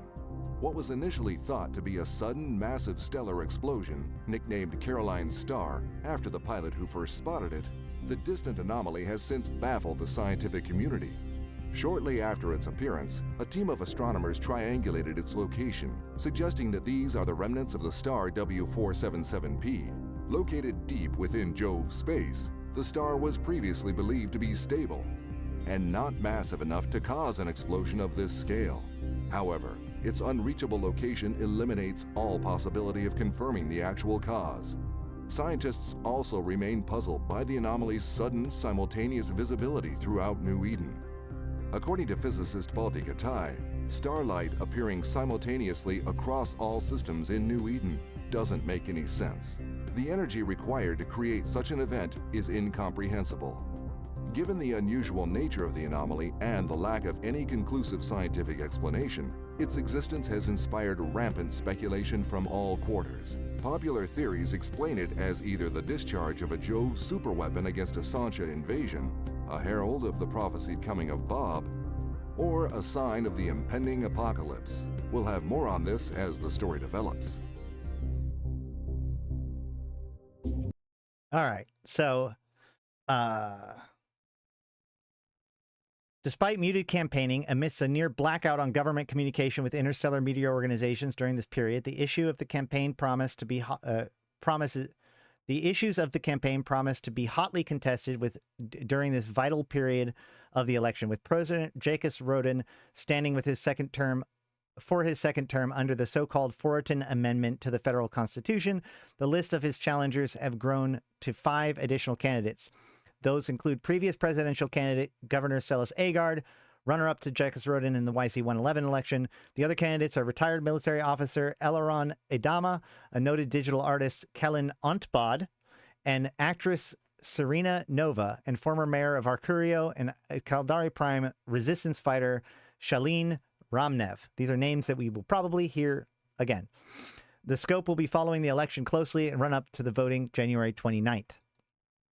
Bomb outrage at Eleron Edama's rally and Orville Scope Station.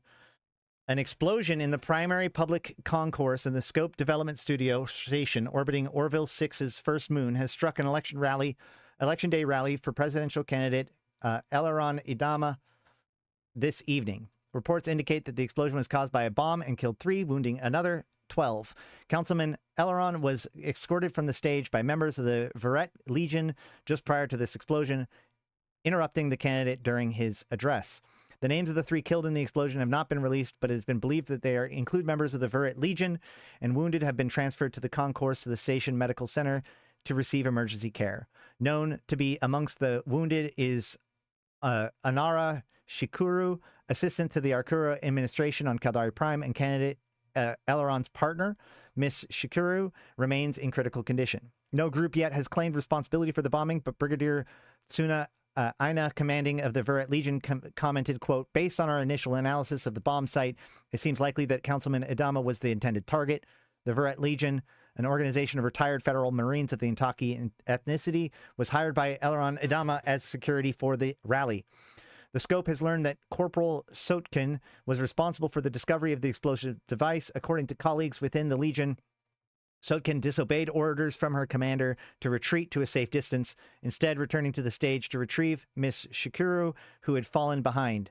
One source within the Legion revealed that, quote, Corporal Sotkin retrieved Miss Shikuru and shielded her with her body, probably preventing fatal injuries to the councilman's partner. Councilman Eliaron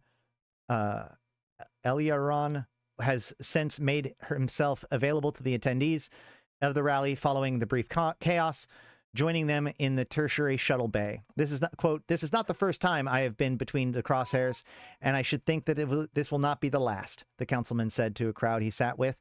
"But this is the first time others have been caught in those crosshairs, and for that I am deeply sorry," end quote.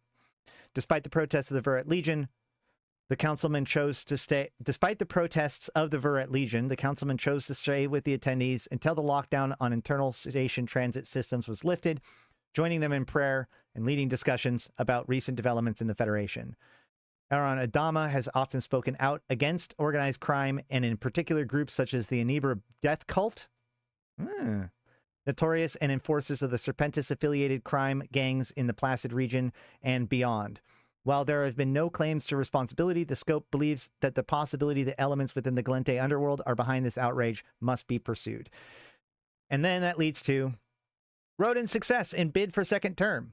Now, there's one thing that's worth noting here, which is that going back to this a little bit, because I don't think they ever really fully resolve this situation. But there is one thing that's worth noting, which is that in Templar 1, it is basically revealed that Rodin and Rodin's shipyard's success is at least in part thanks to Serpentis influence. That in the early days of Rodin shipyards, Serpentis came and made a deal with Rodin. And this is implied to being a big reason why Rodin shipyards was able to take off and become the powerhouse it became, right? So the idea that Rodin potentially has contacts and ties with the Serpentis is one of those less hidden conspiracies in EVE Online.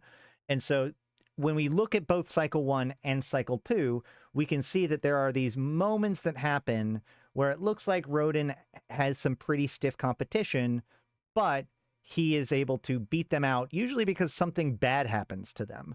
So this was a conspiracy theory that was pretty popular back then, but obviously now that Rodan is no longer president, it doesn't get talked about as much. But in the last hour, the Scope has learned that Jacques Rodan has been reelected as president of the Gallente Federation, with a relatively narrow lead over his media favorite Shalin Ramnev in the final election count. Confirmation of the president's successful bid to a second term came in the form of a public address on board of the Senate headquarters in orbit of the sixth moon of Valor 7. The result of the election was announced by head Senator Endon Gariu and broadcasted to trillions across the Federation from the traditional location in the steps of the Senate chamber. Rodan responsible for helping Serpentis build their fleet too then? I don't know about Rodan helping the Serpentis. He didn't, in the book, he seems he does not like them. Like he gets approached by one of their drug runners or whatever. And it's kind of implied that he's given an offer that he can't refuse. But again, this is like in the early days of Rodan's shipyard, before they had actually become the powerhouse that they are now.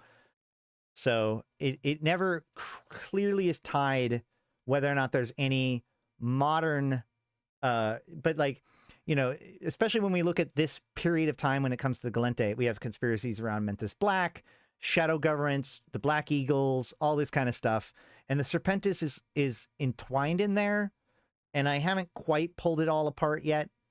But I just wanted to bring that up because obviously talking about the elections, those key piece to that. The result of the election was announced, blah, blah, blah. President Rodan's victory appears to have surprised a number of independent political polling groups who have published results just days ago to show the popular opinion appears in favor of Ramnev in most of the densely populated core of Essence, including the core constellations of Crux, Arnad, Patri, and Fold. Would it make sense for him to get more money for him designing ships for them? Again, this would be way, way, way before the capital shipyard stuff. Hold on. Let me see if I can do this.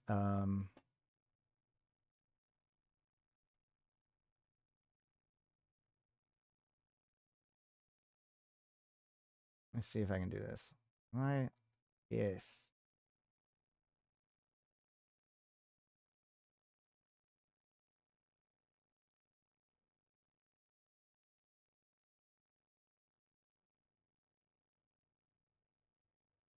Maybe we can find it.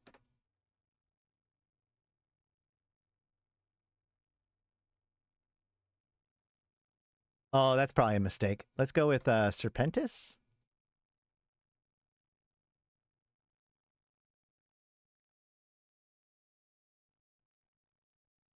Yeah, here we go. The patient woke up an hour later. He was an older, bald and cropped gray hair with sides on his head, with the sides of his head, on the sides of his head.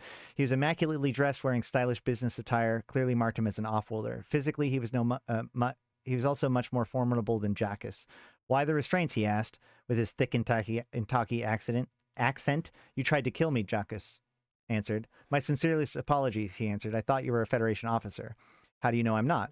Feds have more sophisticated ways of securing prisoners, he says, eyeing the crude restraints on his wrists, assuming that's what you think I am now. Given the circumstances, Jacques said, bringing the gun to the view, I'd say the police are the least of your problems. The Intaki smiled broadly. Clearly, so what do you do now? His smirk implied that Jacques didn't know the answer to that. On one count, he would be right. We're off to a bad start, he continued. My name is Savant. And you are? I saw your stash of drugs, Jacques said. A bit of casual consumption. Yes, I was on my way to fill orders for a client, but I was sidetracked. You should turn it in. Yes, you probably or I should turn you in. Yes, you probably should, except you haven't, and probably won't. That makes you guilty of conspiracy and tampering with evidence. Yes, Savant said. Then the question is, why did you do it? Jacques said nothing, barely aware that he was strumming a finger over his gun. I see, Savant mused, smiling pleasantly, taking in his surroundings. It's rather late. Are you the proprietor here? Colonies are ruined because of thugs like you, Jacques said. Savant looked as though he was insulted by the comment. But you hardly even know me, he said. Drugs ruin people, Jacques said, starting to lose his patience. You're with the Serpentis, aren't you? Drugs have been part of our culture for thousands of years, Savant replied, his eyes wandering around. The Yantey wouldn't have survived without them. You know, this shop is using very dated equipment. It's an interesting take on history, Jackas said, struggling to contain his anger. You would think it's worth all the misery it causes? Drugs have made me a wealthy man, Savant answered. But that's secondary to the high I get from helping people. It was then, just when he began to accept defeat, that he heard a violent series of crashes outside of his shop. Jackas suspected a speeder accident. It wasn't uncommon for colonists to race them through the long, perfectly straight alleyways of the industrial settlement. Pulling a respirator around his face, he ventured towards the light airlock and into the thin, cold air of Mir Noir. He was right. The speeder had come to rest. Hold on. Is this even going to give me anything that I want? 70 years ago. Okay. Oh, no, I went backwards. Sorry. So this is the guy. So this is 70 years ago when this is happening.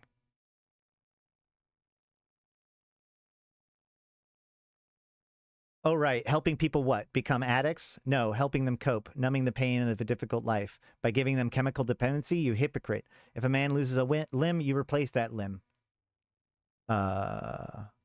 with something artificial. If the loss of a child tears into the soul out of a patient, you use chemicals to lift him until he finds the strength to carry on.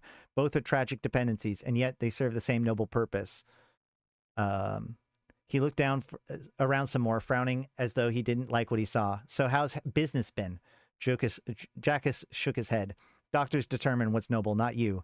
Actually, I prefer the term physician. You're a physician? Right. Clearly, you've institutionalized by Federation propaganda to thinking we're all thugs. You'd be surprised how many of us practice legally. We're not the evil empire you think we are. Savant paused again, sniffing like something foul was in the air. If you don't mind me saying, I get the impression this shop isn't doing well at all. That isn't your concern, Jackas growled. I'll make it my concern if you allow, Savant answered, jutting his chin towards the straps on his wrists. It's the least I can do in return for all the goodwill you've shown me. Jackas almost laughed. In truth, he had no idea what to do next. Whatever you're up to, I don't want any part of it, Jackas said. But you're right. It's not going the way I'd hoped I hoped it would here. Savant smiled. You didn't think building a life here would be easy, did you? I don't believe I caught your name. Jackas Rodin. Pleased to meet you, Jackas. Thank you for saving my life. What's the name of your enterprise? Rodin Shipyards. Ah, has a certain ring to it, I admit. In exchange for your kindness and as compensation for shooting at you, I have two offers. 300,000 credits for shop upgrades and parts inventory, and a steady stream of new business. Jackas nearly let his jaw drop. It was an astronomical figure, but he wasn't stupid. Right, a steady stream of serpentous business. Savant turned serious again. I never said it was whom the business would originate. Right, Jackas said, exasperated. Thanks, but not necessary. Let's just call it even. You don't believe my offer was sincere? Savant said. Jackas grimaced at the pain in his shoulder. He was suddenly exhausted. You put up a good show. I'll give you that, he said, staring towards him. Let me cut you loose. No need, Savant said, sitting up effortlessly. The straps fell away from his wrist. I'll let myself up, thanks. Jackas froze. Microblades sewn into the seams, Savant continued, passing his wrist over the leg bindings, which also fell away. They work well on most restraints. You should give my weapon back. Jackas stared at the gun in his trembling hand. You can't fire it, warned Savant, who was now walking towards him. Biometric safety. Only I can pull the trigger. Jackas nearly swung the gun at the imposing figure, but again instinct stopped him. Savant gently took the weapon back. Sabotage setting, he said, tapping the gun. A chirp acknowledged with his subtle hand movement. If you had attempted to fire, it would have melted your hand. Jackas began stepping backwards. You know, I'm an expert shot, Savant said, stretching lazily, carelessly waving the gun around. From that range, you were a sure thing. Fortunately for you, oxygen deprivation is bad for motor skills. The gun disappeared into his expansive long coat. Out came a datapad. Your credits are waiting to be claimed, Savant said. I can't accept this, Jackas said cautiously. It's blood money. Collecting dividends from a Pharmacorp stock is no different, Savant said, typing away on the device. Trust me, they've spilled more blood than anyone. I don't want anything to do with the Serpentis, Jackas said firmly. Why do you keep saying that name? Savant said, tucking the datapad away. He gave him a stern look. What I would like is for you to fix all these craft that come through here. I realize that having customers is something you're unaccustomed to. So use those funds to hire the right people and get the right equipment. Jackus sat back down in the chair. I haven't asked you to do anything illegal, Savant said, peering into the hangar adjacent to the room. You saved my life, remarkably so, while under fire. You have good instincts. You should be rewarded for what you did. Jackus was beginning to wish he'd ignored the crash outside the shop. If customers come through my door, who am I to turn them away? He said. Savant smiled. This is the break you've been waiting for, he said. Now let's have a look at that shoulder of yours. I might just have the thing to dull the pain. So, yeah, basically, this is the story of how Jackus Rodin and Rodin Shipyards was effectively saved and propped up by the Serpentis decades ago, right? So just something to keep in mind is all I'm saying.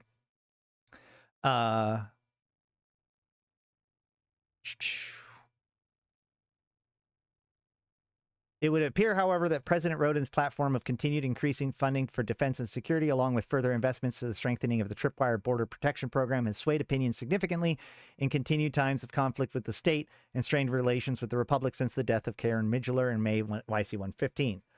Would make sense for it to start out as a few repairs and then later a few upgrades. Yeah, exactly. I mean, yeah. And that's the thing is that, like, I can't really read too much further into that. There isn't that much there when it comes to, like, evidence of continued interaction between Serpentis and Rodin, except for those election attacks. Rodin secured a solid 54.2% of all votes cast, down 4.5% on his previous victory over Celis Agard in the YC111 election. Closest challenger, Celine Ramnev, who collected 39.7% of all votes cast. Third in running was Federation-born Verokyor artist Kellen Ontbad, another person that comes back, who secured 5.1% of the votes. When contracted for comment by the scope, Celine Ramnev appeared in good spirits, unfazed by the election defeat, and smiling as she offered her congratulations to President Rodin, commenting that, quote, while my bid for presidency was not successful this time around, I'll continue to do my part for the people of the Federation and make every day count. There's always YC122. Meanwhile, in Valor, President Rodin lauded his fellow candidates, paying particular attention to Ramnev, commenting that while Miss Ramnev may not have succeeded in her bid for the presidency this time around, it'll be a pleasure to work with her going forward, and my admiration for her unfaltering dedication to the Gallente people remains as strong as ever. He concluded his statement by condemning the bomb blast at the political rally in Eleron Adama yesterday evening and wishing Eleron's partner, Onara Shikuru, who was injured in the incident, his thoughts and well wishes for a speedy recovery. And that is basically it for the second election cycle, which brings us to YC121. 1204, 2019, Galactic Hour News Roundup Campaign Propaganda Broadcast Edition. Now, one of the big things that's changed in this period of time is the Triglavians have shown up, right? So this is, this is right as the Triglavian invasion has begun its big, or like has begun, right? Like, so we have just recently, you'll see here, like it says, the invaded forces, the Triglavian Collective, continue to work on their strategic shift of operations from the deployment of world arcs to increase activity focused on stars.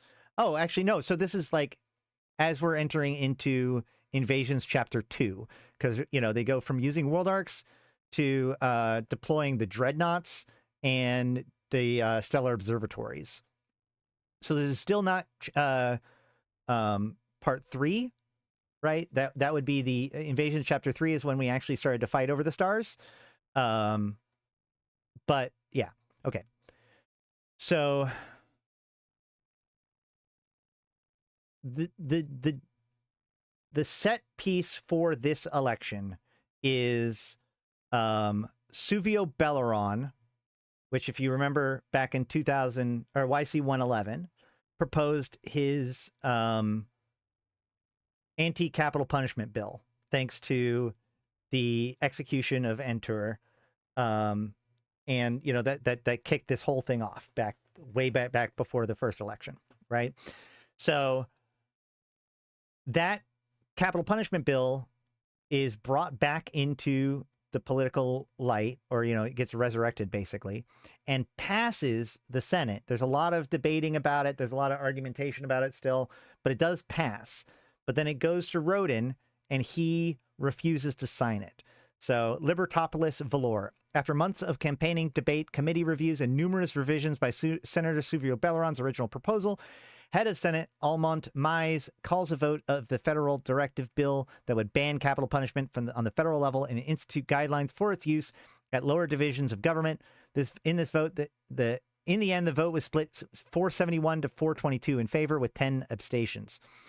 Responding to the news, outgoing President Jacques Roden issued a short statement, quote, "As Federation President, I respect the decision of the Senate, but I consider the issue raised by the federal directive too serious and far-reaching to be a subject for an approval or veto process by myself as an outgoing second-term president.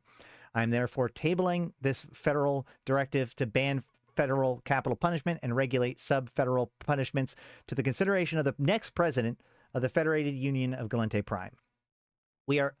quote, "We are unhappy with the Senate's decision, but we respect the outcome of the vote," Senator Farron Shu of Lersotten commented. So Senator Shu did not like the result of the vote.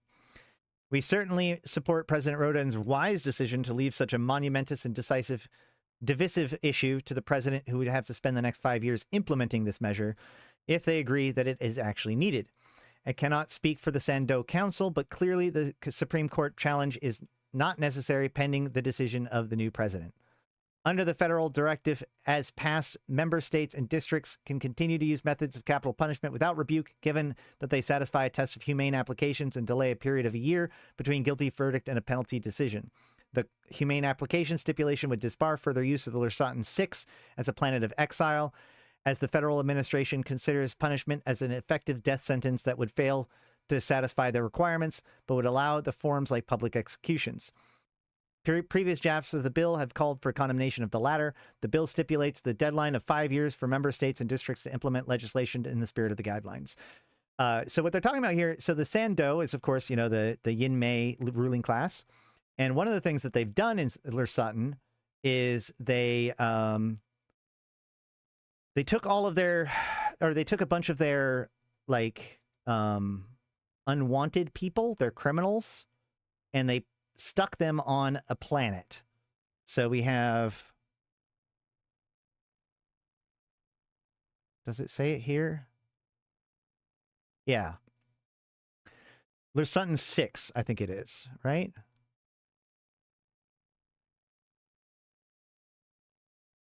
Isn't it 6? Hold on.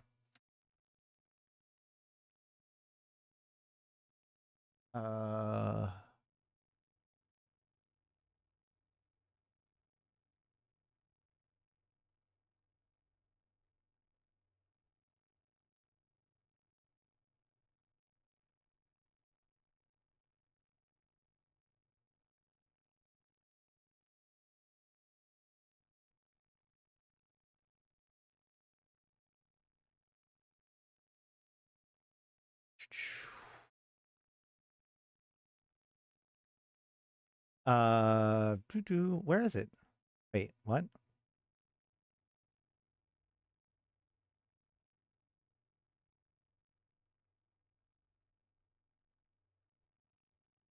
Why is this one posted here then?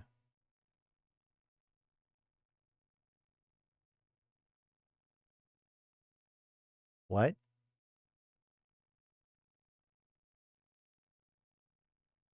Oh, okay.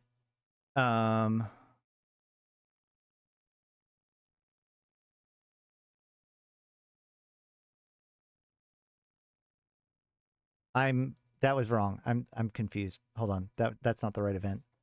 We're talking about there's the Belligerent Neckbeard, Yin-Mei Civil War, Lost Adama. Where is it?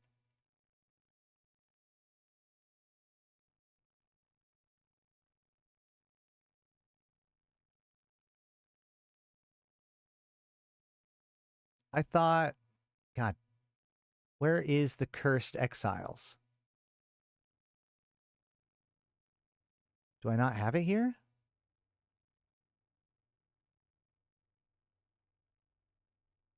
I thought I had them here. Okay, hold on. No,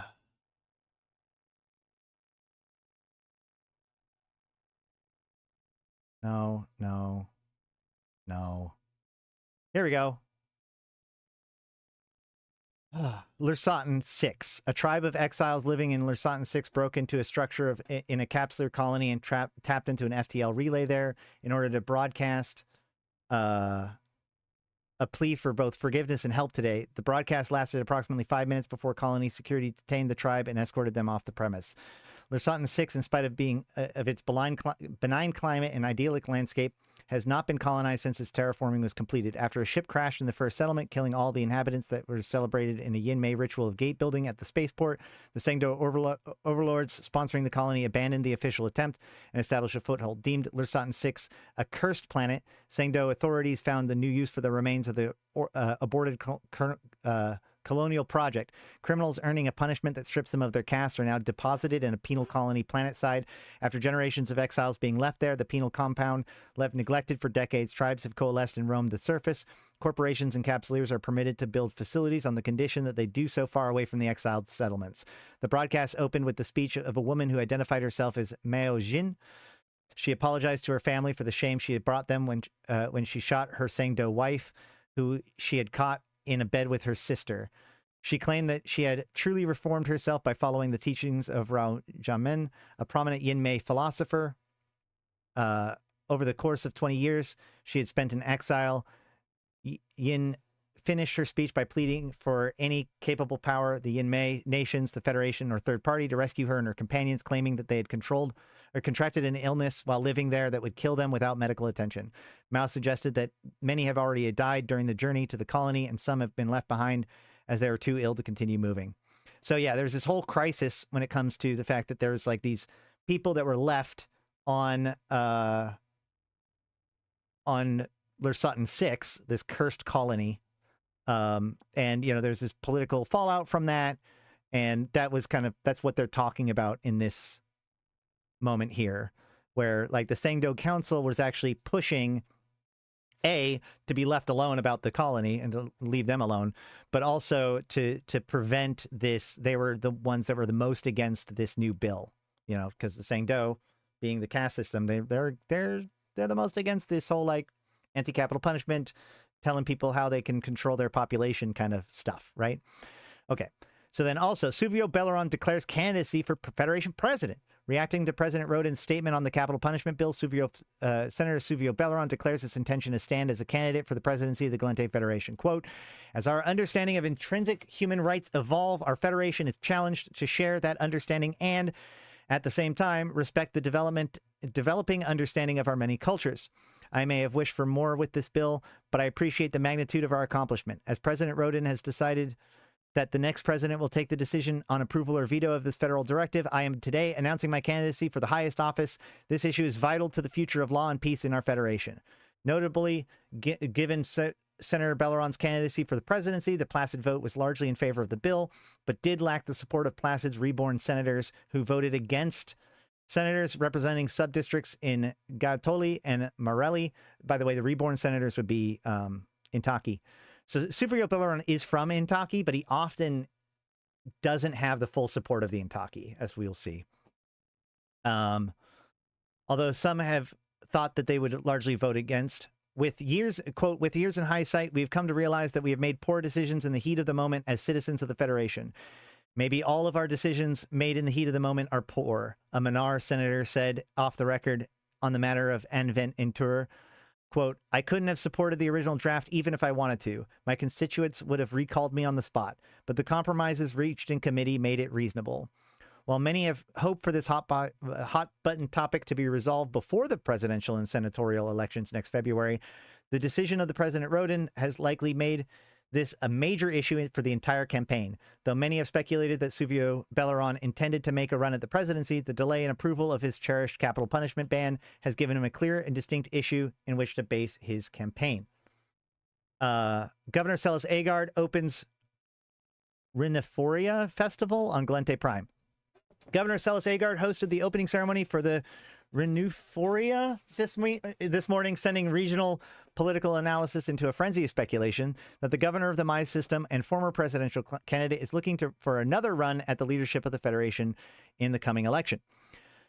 Governor Agard's speech started with an overview of the feminine festival's history on Kali and went on to lionize its inclusive nature and the appeal of its ideals across lines of identity.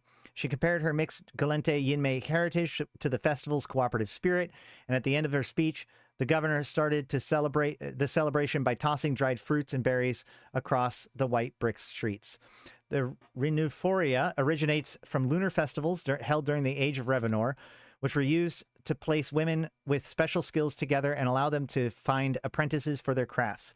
This especially applied to all sorts of arts, from fine to sexual. In the post-industrial era, the Renewphoria was a main route of distribution for new products such as birth control. According to myth, the Renewphoria celebrates the days when the divine Charette rescued her sister Renult from her overly controlling husband Teneros. The trio are members of the local moon pantheon, though the modern festival is not religious nor exclusive to women. In the center of Kali, city artists at various levels put their best work on display. They receive feedback from their peers and find patrons of the arts and academic communities. Skilled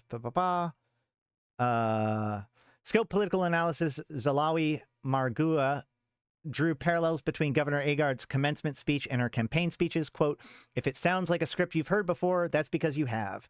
The governor wants to kindle voter interest with the Federation Defend Union's reestablished dominance in Verge Vendor and Intaki. She won't be robbed next time." That's referring to the Gallente taking over, having control in faction warfare at that time. He says, referring to the controversial no-vote law that had put Agard at a severe disadvantage in YC111. Other question the real potential of a third Agard run in a presidency following her poor results in YC117 election, with Shalin Ramnev's credible second-place performance attracting the bulk of anti-Rodin vote. Many are waiting to see which candidates will seriously vie for the hawkish and business-oriented voting blocks that underpinned Jacques Rodin's successful campaigns and has been enduring a bulwark of his authority as Gallente president. And we know that, if anything, Celis Agard does kind of fit into that hawkish block, right? She's very strong military. She's very strong, support to the borders and the peripheries, especially low security systems, and pro-military. So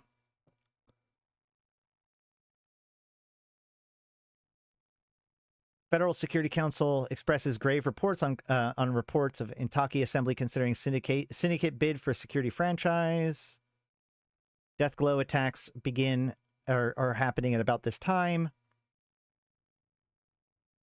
And there is a Tempest Dragonar robbery in the Garoon Investment Bank in Huramont.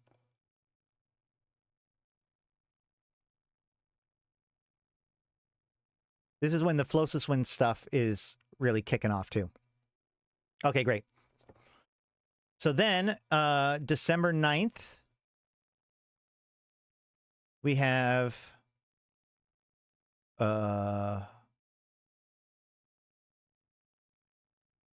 Mentis Black remains tight-lipped amongst rumors of presidential Jacques Rogan will decline to endorse any candidate as successor.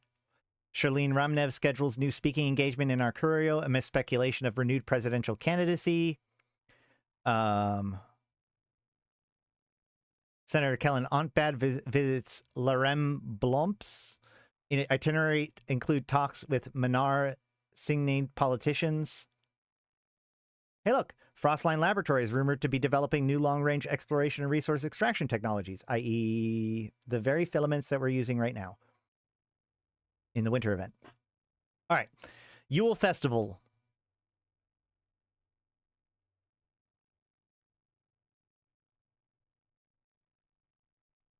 We have President Jacques Rodin rumored to be attending bilateral talks at Habu 7 or 8, sponsored by Quaif. Senator Kellen Ontblad declares Sorum invasion of Flosis Wind 4 an affront to civilization. Capsuleer candidate General Juliana Soter eligible for presidential election fee funds under federal military provisions. So the player character, Juliana Soter, was allowed to run for Gallente elections in 2020.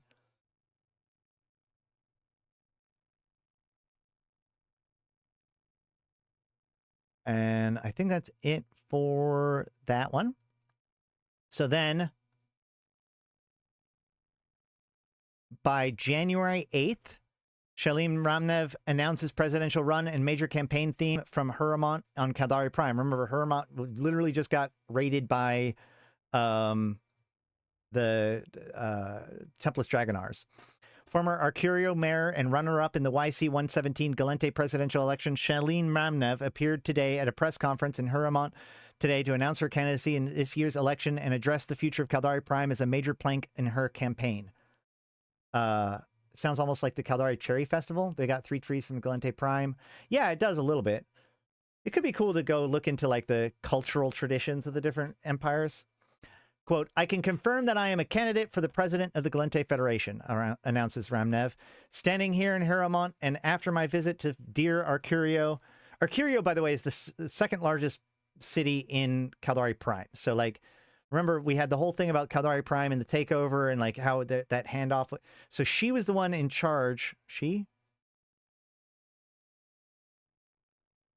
Is it a she or a he? I never can remember. Her. She. Yeah. So she was the mayor of Arcurio, I believe, at the time that it got taken back. And so it was like a big piece of this whole... She was like the Gallente that ran Arcurio before it was handed back over to the Caldari recently. So she's always been very intimately connected to Arcurio and the Caldari, or in, you know, like Caldari Prime and relationships with the Caldari because of that. Either way, the healing of this vital world has been nothing short of miraculous, and I'm proud to seek the highest office in a polity that can achieve this. Now, though, it is time that the destiny of Caldari Prime is put in the hands of those who can call it home. Shalim Ramnev continued. Mortis Legion's involvement after Operation Highlander was risky but necessary choice, which in the end played out well. Mortis Legion Command lives up to its reputation, and I, as a citizen of this planet, am very grateful to them. But after the long years of recovery, I say that we, the people of Caldari Prime, should not be seen as a problem to solve, but as a valuable community that will contribute to the Federation and interstellar prosperity. We also should not allow the relationship with our Caldari neighbors fester for lack of attention due to a shared pain that requires a shared solution.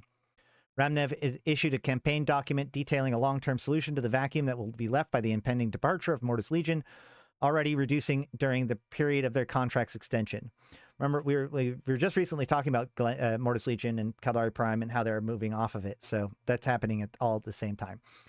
She is proposing a planetary oversight body with officials elected from all permanent Caldari Prime citizens. Such planetary institutions, she says, will oversee matters of global security and act as a neutral regulator of legal and business interactions between the Caldari and Gallente settlements, leaving full autonomy over internal matters for the regional authorities. I have seen communities everywhere on our scarred home, continue Ramnev. They are different, they are unique, they hold different things, but they also seek the same things that every community does. Peace, prosperity, happiness. These are the things that no one can reach if everyone seeks them only for themselves. Now is the time to search for them together. Our Federation is never at its best when it directs the many people of our Union. Rather, it reaches its heights when it aids the people in their quest for liberty and self-determination of their home communities. Providing the aid that is needed without demands for political conformity shall be my guiding principle as president of the Gallente Federation. The scope, political analysis, Reinhard Colston suggested that Ramnev's pitch is, quote, a clever message that may well appeal to communities across the Federation, such as the Intaki homeworld and Yinmei autonomists, without seeking false or artificial, given her history as the direct anchoring in the Caldari Prime situation. Once again, Shalim Ramnev shows why she should be considered a strong contender within the election. Also, Senator Cullen Ontbad visits Minotaur Militia Warzone headquarters on fact-finding mission. Ammo Metropolis. Gallente Senator Cullen Ontbad of Algental visited the staff headquarters of Valkyrie General Kenneth Fillmore of the Republic Territorial Defense Guards last night, declaring his visit a fact-finding mission for the Senate Gallente Mimitar Relations Committee. General Fillmore is overall commander of the Mimitar Republic military response to the invasion on Flosis 1-4 and receives Senator Ontbad at his headquarters in the Tribal Liberation Force station in Ammo. given the ethnic Verokyor politicians a short tour of the Strategic Operations Center before holding a joint press briefing. Right. So that's right. So Kellen Ontbod is, I believe, a Verokyor. So a Mimitar within within the Federation. Question for his criticisms of the Republic diplomatic and military strategies from various quarters, General Filmer was unequivocal in his response. Quote, the Wisakars on Matar can hoot and holler about the Samatar's diplomatic strategy from the safety of their lodges, but I, for one, support any move that saves Matari lives and hold open the door for return of those captured by the Sorum forces. Likewise, I repudiate the blood-drunk baying of the Mimitar capsuleers who have called my men and women layabouts even as their fighters struggle to recover cities and people in Flosus 4. My focus is on the liberation of our people and rolling back the invaders and occupiers of our land. Every politician or capsuleer who has aided in this cause selflessly and without thought of personal glory, I commend. The rest are fit only to receive water and shelter so far as I'm concerned. Senator Ontbod brushed aside questions as to a possible run of the presidency and sought to underline the importance of diplomacy of his own remarks in the assembled press. In the course of the visit here in Ammo, I have found Valkyr General Filmer to be a man of strong passions justified by years of service in the cause of freedom of the Matari people. All Matari people. It is not my place to comment on the politics of the Republic itself, but in terms of the politics of our people as a whole, I appreciate deeply the need to balance military strength with diplomacy. The reality is that our people will not be returned through military adventurism or by destabilizing terrorism, but by means of maintaining the security of the Federation and Republic, while pursuing every political and diplomatic means to end the scourge of slavery. End quote. One swift reaction came to the comments of General Filmer and Senator Ontbod came in Tobias Ifrit, a veteran Crusul parliamentarian, influential in trade and security matters. Filmer may have been a Midgelarist once, but he's always been a loyal warrior to the Matari people. I hear his views with the utmost respect. As for Ontbod, he is a fop and a delinquent, and his idiotic equation of our military and covert operations with adventurism and terrorism demonstrates clearly. People who think it would be a good idea to have an itinerant artist turned professional weather vane as our leader of our most important ally just because he's of the tribes needs their heads checking. That right there is just another version of Midgelarism, squishy, soft notion that it doesn't matter who's in charge as long as it's a so-called democracy. No, I say it wouldn't be best for the Federation to have I would say it would be best for the Federation to have a strong leader and one that they pick without any nonsense emanating from our quarter. In the Gallente Federation, that's Filmer is like, isn't he the guy that's now like running Skarkon? In the Gallente Federation, the intervention of Senator Ontbod has gone down relatively well with academic and media commentators. However, it is a mixed reception in Mimitar communities and notably appears to have left the hawkish elements of the so-called Rodin coalition cold. Yeah, so Ontbod, very much one of the doves. He's running the militia. Okay. Filmer's the militia guy. And wait, then does that mean...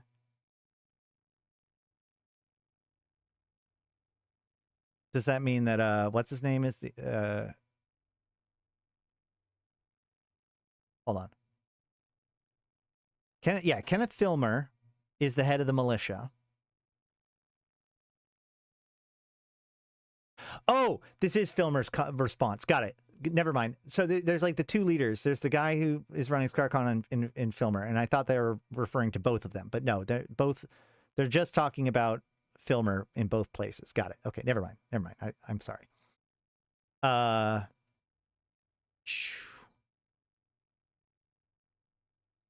Wakai Kayara visits Mana homeworld.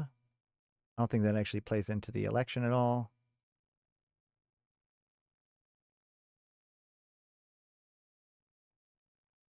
That should be it. Yeah.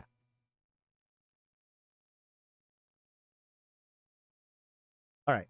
So then, now, January 16th, we now have the Tempest Dragonars, who, remember, they'd recently robbed that one place, have now begun a major attack in Losec and are, well, not major attack, but are doing a major operation along with the Vimoksha Chorus, which is a subset of the Sauntius Nation, which is not very much is known about. So this is happening at this exact time. Governor Celis Agard formally declares candidacy for Gallente president on a rally in Mais 4. Addressing a capacity crowd in New Rhine Stadium on Mais 4, Governor Celis Agard formally declares her candidacy for president of the Gallente Federation. In a speech that focused particular attention on the periphery of the Gallente territories. Quote, "My friends, I can confirm my campaign of the presidency of the Federation Union of Gallente Prime is underway here tonight. I welcome you all and thank you for sharing my vision of the future and prosperity and security of this great, liberal, and forward-looking federation of ours. As governor of Mais, Celis Agard presides over the administration of one of Federation's most prosperous core systems and has long been a driving force in the development of her system and the wider infrastructure of the Crux constellation and Essence region. Despite this, Governor Agard has long been popular at the periphery of Gallente Federation, with her support for the development and security of outlying systems and constellations, a repeated theme in her political careers. Quote, my friends, my fellow citizens, we must never forget our families, friends, and fellows who make their lives on the frontiers of this great federation. Never again can the threat of political abandonment and security apathy over the periphery be allowed to take root in the federal system. I pledge that no region, no constellation, and no system will be left behind. The Gallente Federation is for all, not just for the core systems. It gladdens my heart to see so many of you here, so many of you citizens of Mais, Luminaire, and Crux, to support our cause of a federation of peace, prosperity, and security for all. Despite two previous attempts that saw her fall short, Governor Agard is considered a strong presidential candidate with name recognition and overall approval ratings that most other candidates struggle to match. Yeah, Councillor Wakaki Kayara announces run at presidency on return from Kabar and Manar Singnade. That's what we were, yeah, so that was associated with that. Councillor Wakaki of Manar Singnade, which, by the way, this is a specific place.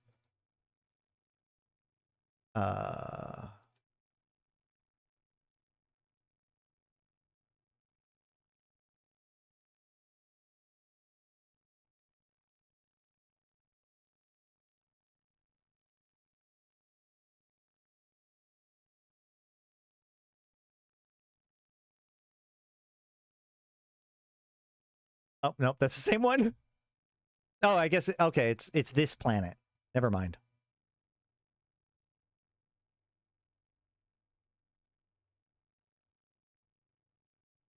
All right. Has announced his own run at the Gallente presidential election following his return. I'm one sentence away. Whatever. Laren Blomps 2 after visit to the former Manar homeworld of Kabar. Yeah, I think, so like the Manar homeworld was like destabilized and they had to move them somewhere else. I think that's why this is the way it is. The Manar Conciliatory of Diplomacy made an announcement from the steps of the Manar Singade Council of Notables building in Faumani.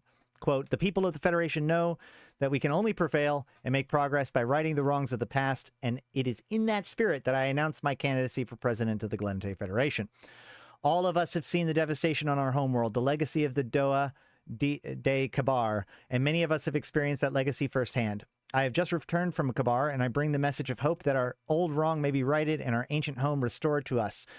The initiative to restore Kabar has made such progress as you would not dare hope for. I dared not hope for.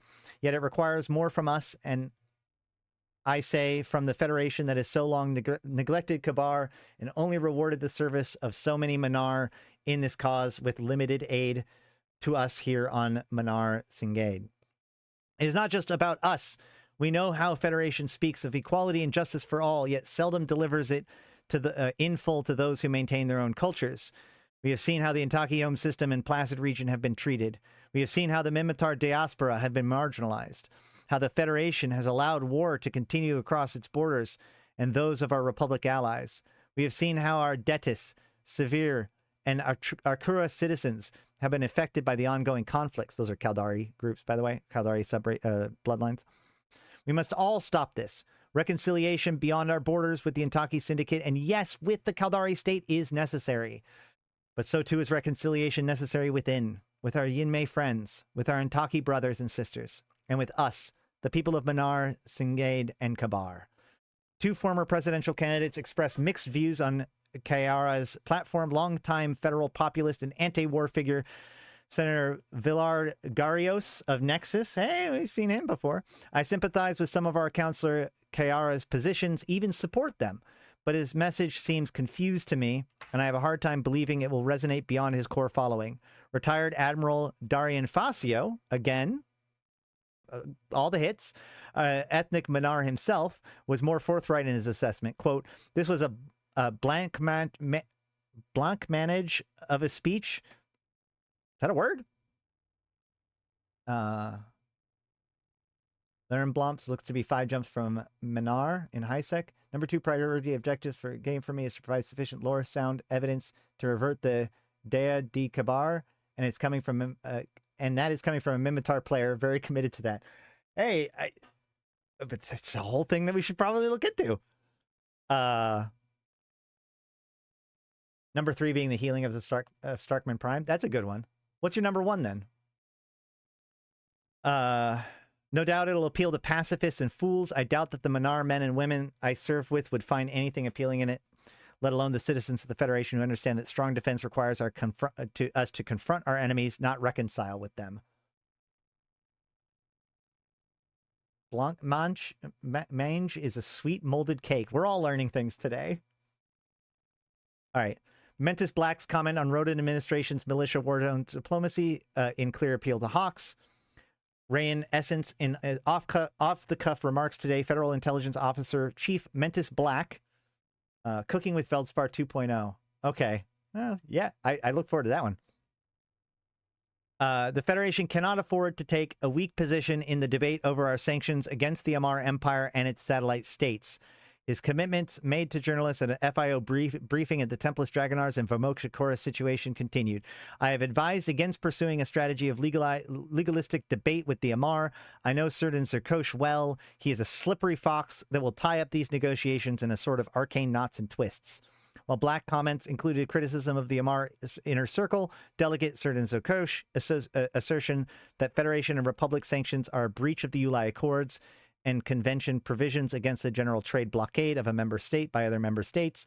Most Gallente commentators see the remarks as a clear criticism of the Rodan administration's attempt to chart a diplomatic course through the militia war zone crisis. Quote, these remarks are on the edge of open criticism of President Rodan's policies in a manner, and given the looming election, I believe that they are a clear appeal to hawkish political blocs and voters' sentiments across the Federation. Senator Ulvi Fambroni of Pecanet told the Scope to Galactic Hour, I think we will see Black declare very soon, Senator Fambroni says. And yes, they're correct. So he's, of course, criticizing the Amar due to the attacks on Flosiswin, which has caused more sanctions to happen.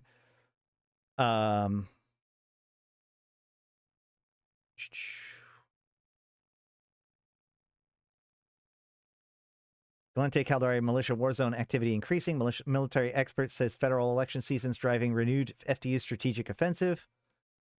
Inner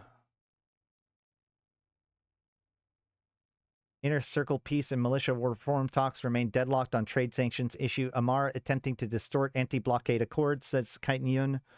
Federation Ambassador Devin Malatate, no contradiction between anti-blockade provisions and Ulai Accords and limited targeted sanctions. Breaking, President Jacobs Rodan announces successful rescue of civilian government of Velligerent 5 by federal Marines. I don't know that one.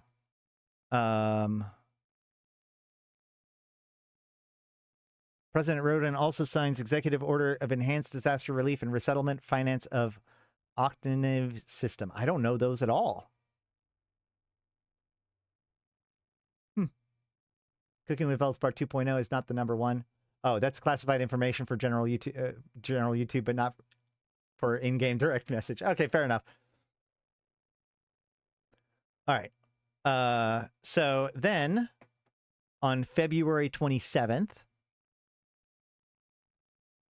more fighting in Flosiswin. But we have down here, Federation Navy places reserves on alert. Federal military commissions meet ahead of presidential election.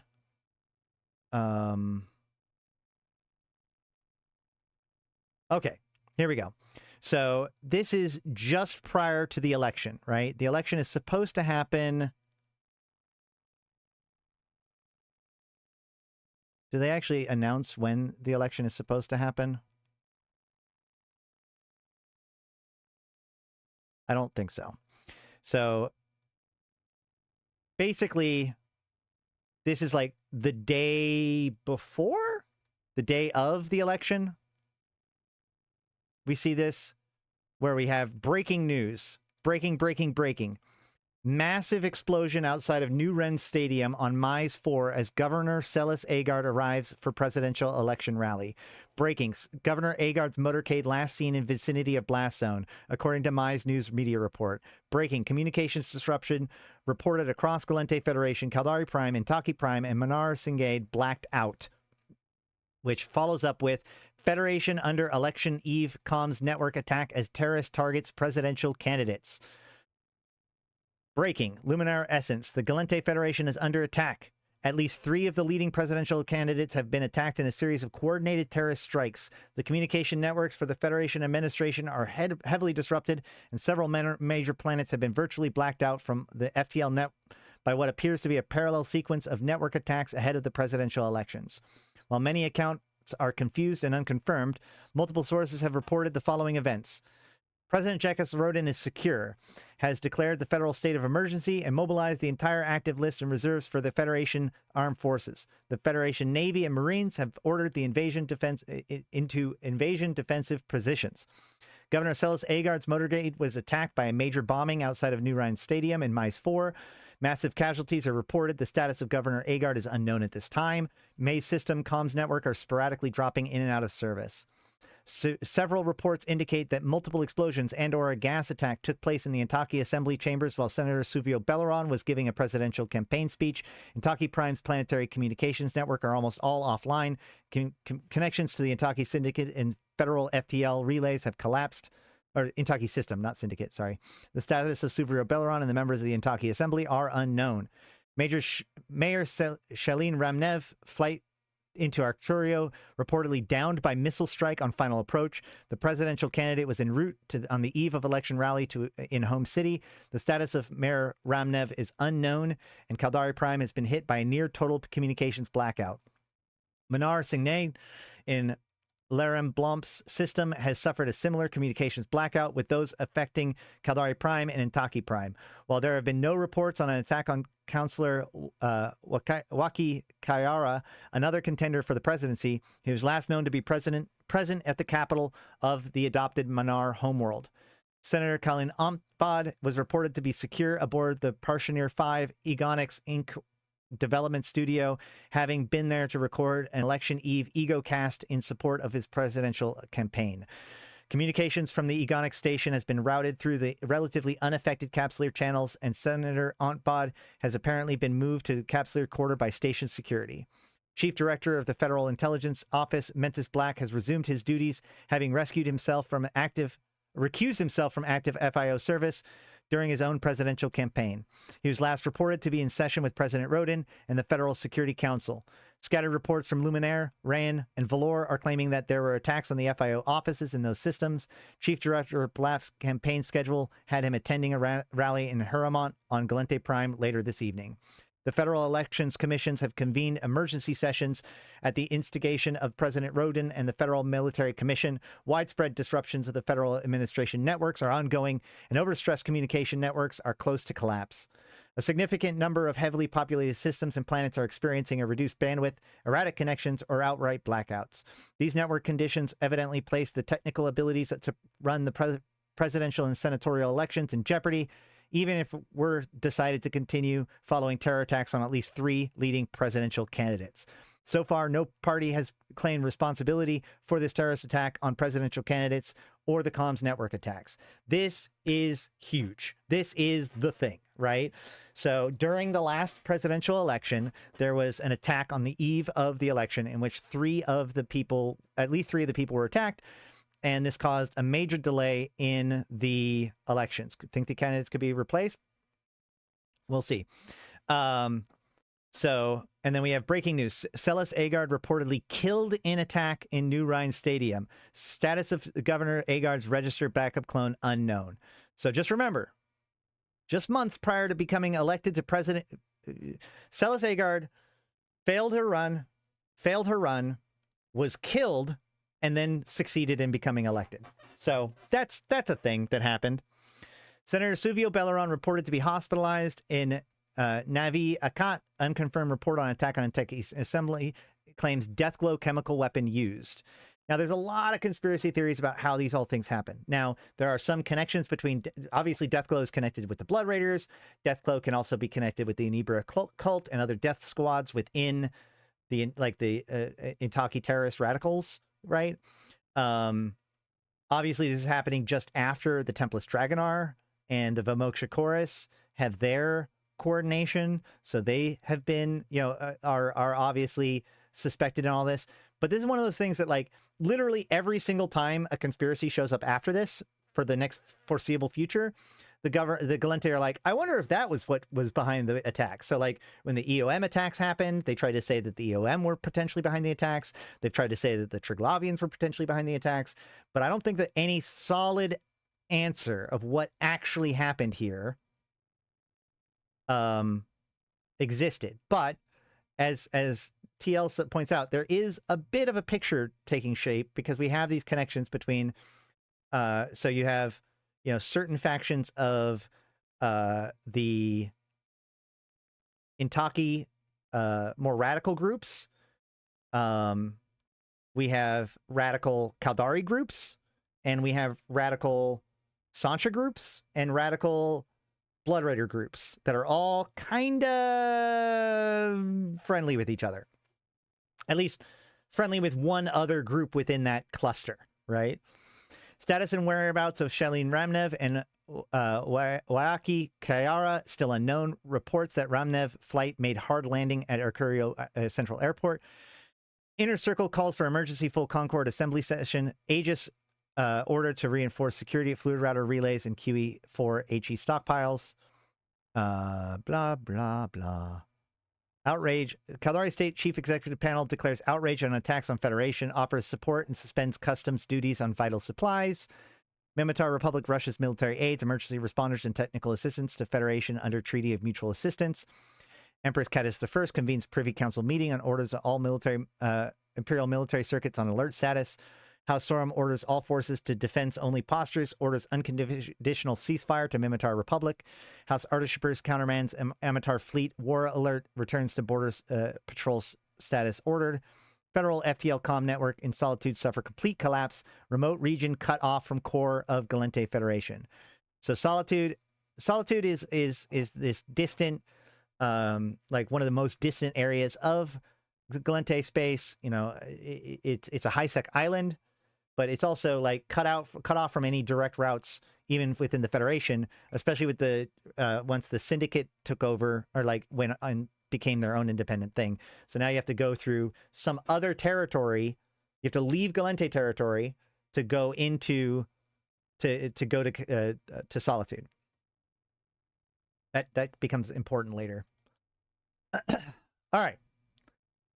So, federal elections suspended after presidential candidates attacked and federal networks collapse. Breaking. Luminaire Essence. The Gallente Federal Elections Commission has formally suspended its presidential elections following multiple terrorist attacks on presidential candidates on the Federal Communications Network. The suspension also applies to other federal elections scheduled to be held over the 28th and 29th of February. While the Friday and Saturday elections would have been dominated by the Gallente presidential election, it also included the fifth of the federal Senate seat up for election this year. The suspension is until further notice. The Federal Elections Commission has not considered a rescheduled date for the elections as the situation in the Gallente Federation continues to develop. President Jekis Rodin has broadcast a brief message to the Federation assuring all citizens that, quote, the security of the Federation and its citizens, the continuity of democratic government, and a peaceful transfer of power to the next duly elected president in the Gallente Federation are the first and last priorities of my administration. President Rodin personally coordinated the federal administration response to the attacks and crisis through the Federal Security Council and federal military commissions. A full broadcast to the Federation will be made when sufficient bandwidth is available. Communications. Disruptions are ongoing through the Gallente Federation's networks, with some service slowly resuming as Federal and Concord agencies organize countermeasures, secure routers, and establish provisional relays. Federal networks remain congested and intermittently subject to collapse due to ongoing information warfare networks, agent intrusions, attacks on physical infrastructure, and elevated communications traffic due to the emergency. All right. Terrorist groups associated with the home fronts. Deathglow is not associated with the home fronts. Well, I mean, not directly. No. No, none of the home front groups are connected to those groups. Because we have the Gallente Primacy. We have the Ashes of I always say the wrong. I always say my World of Warcraft shows. Ashes of. Oh, if this was about the same time. No. This is before. Ashes of Turner. Yes, I know. Ashes of Turner and the only one. The Caldari one is like a bunch of corporate stuff, so it's like less. They might. I mean, like that probably has some sort of organization then, and the Purity of the Throne obviously existed by this point, but the other two, the Ashes of Turner. The Turner didn't even happen. Turner hasn't happened yet. And the Primacy is absolutely not a thing yet. All right. So, Celis Agard survives assassination via backup clone. Governor Agard recovering in secure location. Experiential time loss unknown. Shalin Ramnev in critical condition in Arcurio City General Hospital. Ramnev's aircraft made a hard landing with cabin intact. Suvio Belleron placed in medical coma to reduce risk of neurological damage following apparent exposure to chemical warfare agent. Wayaki Kayara slightly injured in foiled attack on Manar Veterans Association on Manar Singade. One veteran hospitalized, terrorist dead. Republic Command offensive in Flosus Wind 4 continues. Yep. All core Empire fleets adopt cautious defensive posture among all borders after Inner Circle delegates agree on mutual defense alert protocol. Amar Privy Council orders all Imperial subjects to refrain from baseless speculations on event in Gallente Federation and pain of enslavement. Sanmatar Maltu Shakur directs all possible aid from Republic agencies to Federation, orders any request from Gallente Federation has priority. Good times. Now, President Roden speaks as Federation communications stabilize following terrorist attacks. My fellow citizens of the great democratic Gallente Federation, we have been attacked. We have all been attacked in the most infamous act of villainy since the betrayal of the traitor Anvent Entur. Grave as his treachery was, it is eclipsed by an attack not simply on the Federation, but, crucially, on the foundational principle of this great democracy. Let me be clear, like the traitor Entur, those who perpetrated these vile attacks on our way of life shall be brought to justice swiftly and surely. Allow me first, my fellow citizens, to mourn with you for those we have lost, for those injured so gravely, and for all victims and families affected by these outrages. It is my sad duty to report that the confirmed death toll of these evil attacks stand at over 7,000. Tragically, it is likely to be even higher in the final accounting. Many tens of thousands, perhaps hundreds of thousands, have suffered injury. The physical attack on presidential candidates, federal institutions, and civilian infrastructure account for the greater number of immediate casualties. Sadly, such was the scope and effect of the parallel network attacks. It is sure very many will have been injured, consequently, and many more will lose their lives. We will mourn in full. Hold on.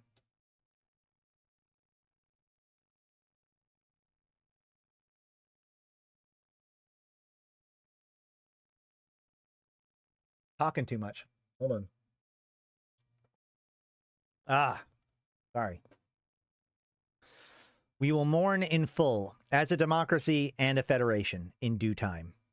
Now, I wish to update you all into the status of those who, of our leading Democratic presidential candidates who were attacked over the course of last night's events. I'm glad to report and confirm that Governor Celis Agard is alive and recovering in a secure facility, though she suffered physical death in the bombing of New Rhines, along with so many others. Her federally registered personality backup and clone was successfully restored. The assassins failed here, even as they brutally murdered thousands. I can also report that Senator Suvio Belleron is alive and in stable condition, following the transfer by federal Marines to a secure medical facility in the Intaki system. We hope and trust that he will fully recover. Mayor Shalene Ramnev's condition remains grave, though I am told it is stabilized. I have directed federal Marines to secure the hospital in Arcurio and their medical corps to render any necessary assistance. Councillor Waki Kayara was slightly injured in a terrorist attempt made on his life while he visited military veterans on Manar Singnade. I am told that these brave men and women, who have already given so much to our Federation, unhesitantly fought to protect him. One veteran has been hospitalized, but Councillor Kayara is expected to make a full recovery. It would appear that there are no direct attempts made on the lives of Senator Kellen Ontbod, Chief Director Mentis Black, or General Juliana Soder, though our initial intelligence's assessment is that they were all targets. So Kellen Ontbod was he's the Mimitar guy. He's the Verrocchio, right? She's got a clone. Could the other have gotten her too? I mean, that's the thing, right? We don't actually know what happened there. We don't know who she is now. She seems, I will say this, she seems relatively consistent with the way that she behaved before her assassination. It's not like she had a radical change in her stance about things. And also we don't have any, like, the other had a unique position, a unique opportunity with the Matriarch Citadel. So there doesn't seem to be any evidence that the other, or the drifters or whatever, infiltrated Celis Agard. And especially if you like track her behavior when it comes to the drifters or anything like that, it's not the same as when it with Jamil, right? Obviously. But there is still a lot of conspiracy here when it comes to like what could have happened there. And the idea was that Celis Agard could very well have been made more like, the idea here is that possibly somebody wanted the results to go a specific way, and we'll see some other information about that too. All right. If these violent acts of terror and attempted assassinations of presidential candidates were not evidence enough of a mysterious plot to strike deep at the heart of our democracy, which they plainly are, then the attacks on our federal and planetary communications more than confirm the base intent of these attacks. With deep regret, we agree that the Federal Elections Commission's decision to suspend elections until further notice. We are resolved that the suspension shall be short, and that the necessary vital democratic process will work the people's will as soon as possible. The federal administration, working with all federal agencies, Concord agencies, and trusted commercial partners, has restored the core functionality of the federal FTL communications infrastructure. Even so, much data has been lost, and many planetary networks remain unstable or are providing limited service. My administration is working tirelessly to restore full communications functionality at every level of the Federation, regionally, system-wide, and on every planet and orbital. I can report that the federal and civilian FTL connection to Solitude region has been restored after a mercifully brief period of disconnection. Military and security force networks retain basic connectivity. The Federation is grateful for Concord and making the SEC and DED bandwidth for Federation government traffic. There's a matter of cloning biometric security. Yes. But like, so the argument is that there's lost time. So who knows what like deal or what event happened in that time period. Navy capital ships have had Tech 4 security feature to counter Triglavian technology. We're taking molecular forging tools outputs past isometric disposition guides to get into that item. Well, yeah. So as the Triglavian, that's actually like the big, when they did the industry changes in like 2021, that was like the big justification, was like they rolled out a whole bunch of new technology to help prevent Triglavian interference. Right, and illegal cloning is not going to have the same security that illegal cloning would benefit from. Yeah. Also, like, and Malak may know more about this than I do, but like there is some I have some suspicion that Felix Grange had contact or knew about the other before the process happened. Because, like, they saw that something was happening when they did, when they were cloning Jamil. They saw that something weird was happening, that the other was, like, infecting, but, like, you know, whatever. Time loss is normal for Morse cloning. That's true. In fact, like, so good, there's actually a chronicle that came out, not this, not just before this, but a few years before, with, you know, the sine wave alpha and sine wave omega, where, like, the guy explicitly, like, checks into when was the last time this guy cloned and then assassinates him. So that way, like, he has a meeting, he talks with them, he gets information out of him, but then he assassinates him. So that way, like, when he gets back up, when he wakes up in his clone, he won't remember having actually had that meeting at all. And so that's what I'm saying. Like, if anything, I think that there's might be some of that there. Like, you could see somebody, like, get into the car with Celis Agard, talk to her, make a decision, and then boop, and then reset everything. Yeah.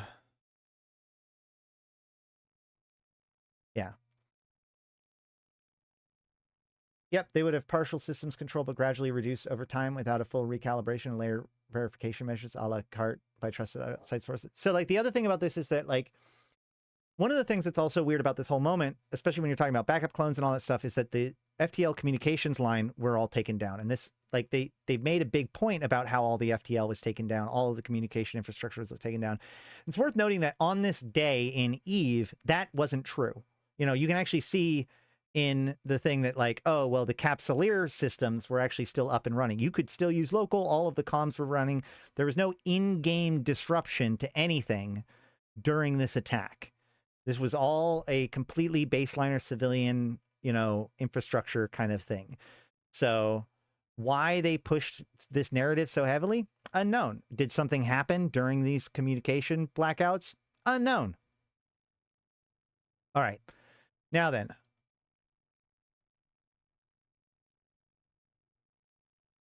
I am also grateful to the measured and generous response to this tragedy, not only from Concord, but from our interstellar neighbors, the Minmatar Republic, Caldari State, and Amar Empire. All have assisted in some measure, and greater tragedy may have well been avoided by caution and forbearance. I must express my particular deep gratitude to the Samatar Malatu Shakur and the Tribal Council of Minmatar Republic for their unstinting and valuable support during this crisis. Our alliance, founded on our common belief in the liberty of human beings, remains strong. Let me now turn towards the future. I wish to reassure you all, simply as a fellow citizen of the Gallente Federation, that yes, as the president of our great democracy, that the continuity of democratic government is my #1 priority. Meeting that priority requires the reestablishment and reinforcement of the security of the Federation and its citizens. It requires that democratic elections be held securely and in full freedom. It requires that peaceful transfer of power to the next duly elected president of the Gallente Federation.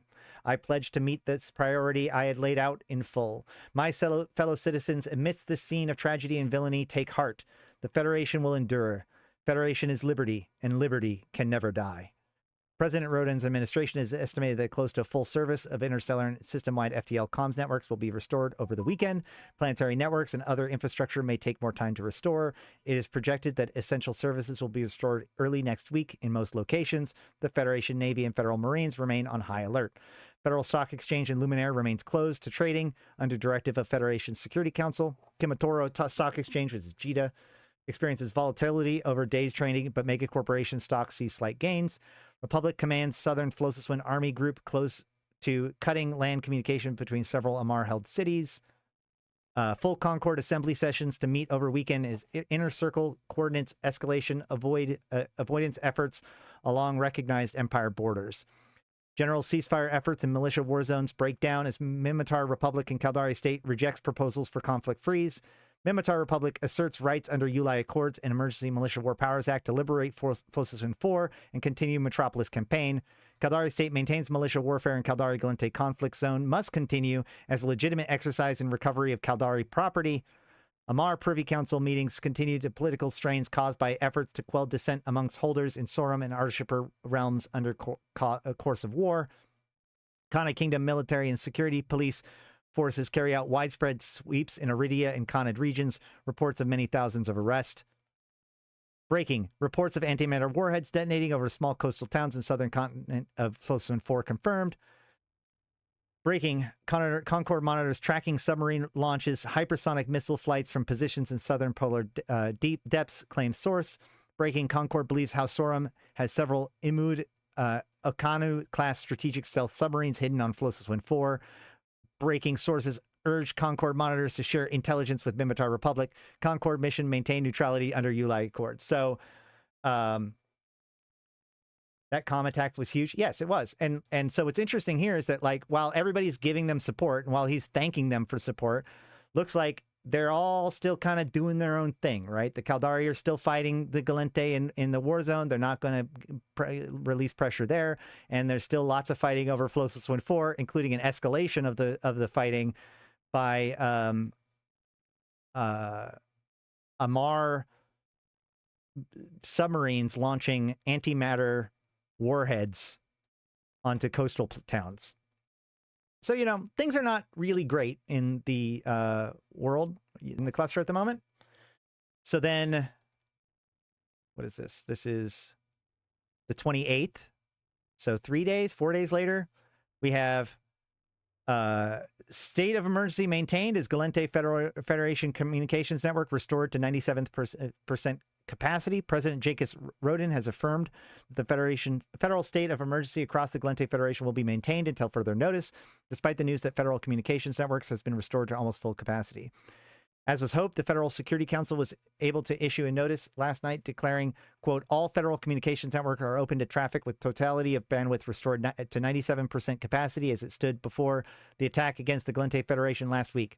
However, at the executive directive of President Rodin, the Federal Security Council has indefinitely extended the federal state of emergency. The Federal Senate has formally declared no objection, though it retains the ability to countermand the emergency measures as a matter of the Federation Constitution. The ongoing efforts to reestablish full security across Gallente regions, continued work to restore systems and planetary networks, and the intense investigated efforts all contribute to a sense that the Federation remains under serious threat. Gallente Federation Elections Commissions rule out swift decision on election date. Following meetings with the Federal Administration, Senate, and Federal Military Commissions, the Gallente Federal... We should do it, like, how many times do I say the word federal today? The Gallente Federal Elections Commissions have ruled out a swift decision onto the date of elections that must be held as soon as possible once the emergency has abated. The commissioners are totally committed to holding the necessary and constitutionally mandated elections. However, the Elections Commissions believes they cannot set a date until the situation is fully stabilized. What was the lore justification given for blackout? Seems that happened before the civilian blackout. That was actually very clear. So it was a combination of Triglavian and Drifter attacks. So the Triglavians were literally attacking like stockpiles of the quantum entangled HE4 that was used in FTL communications. So they were hitting critically low points on of the stuff that is used to maintain the fluid router, and therefore it was announced that for a period of time they're going to go to like an emergency mode, which is what like nullsec blackout was. So like the Trig were attacking infrastructure with the HE4 all over the place, and then the drifters began attacking stuff in nullsec, and that just put too big of a strain. This was a direct attack that actually disrupted the network itself, not the like the quantum entangled HE4 is just the material that is used in the fluid routers. This was more of a it's a different layer of attack. This is also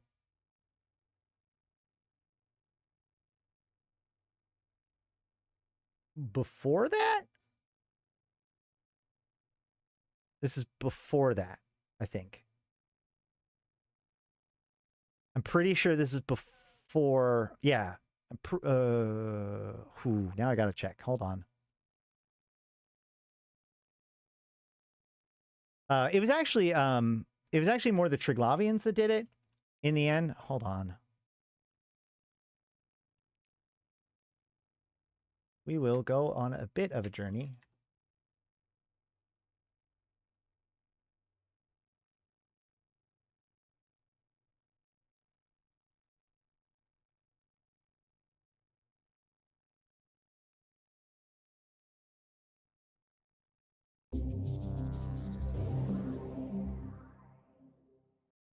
After a noticeable reduction of drifter attacks on null-sec structures earlier this week, it appears that another wave of attacks is forming. So this is July 5th. So YC127.12.18.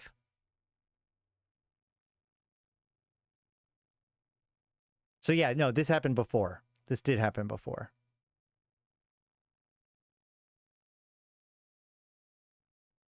And it does say SEC announces its fluid router network is under threat and that the capsuleers should prepare for inevitable communications blackout across the region. The drifters have also seemed to ramp up their attacks.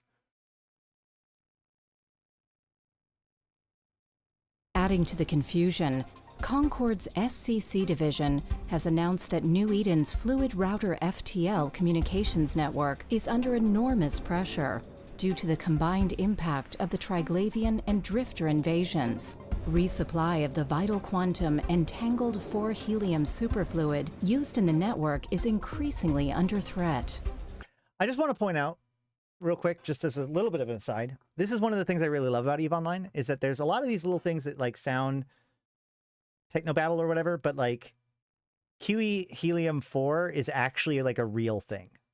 And if we are going to do FTL like communication ever, QE HE4 is actually a like there's legitimate science behind it, because basically, so helium 4 is a special type of helium that is a superfluid, which means like, so when it gets brought to almost absolute zero, it becomes quantumly entangled. Like, so all of the particles become like locked in a very low state, and that they keep each other locked in that low state in like a connected way, and that remains true even if you separate them. They remain quantumly entangled.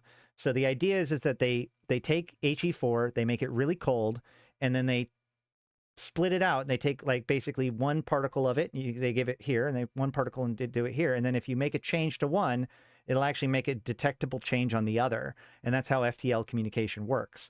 Now, obviously, Eve takes some of this theory and like puts, takes it to its kind of like applicable logical extreme, but the idea that like quantumly entangled supercooled helium 4 is actually completely scientific. To ensure sustainable operation of the FTL comms network and guard against the risk of strategic communications being compromised, the SCC will be enforcing reduced bandwidth across its nullsec routers. With drifter strikes continuing for over a week, this assault represents the first major offensive by the drifters since their attack on the Amar Empire 4 years ago. Hitting dozens of systems during the first wave of attacks, the drifters roamed between jump gates, asteroid belts, and structures, attacking anyone and anything they encountered. Their fleets were often striking multiple targets simultaneously in each system.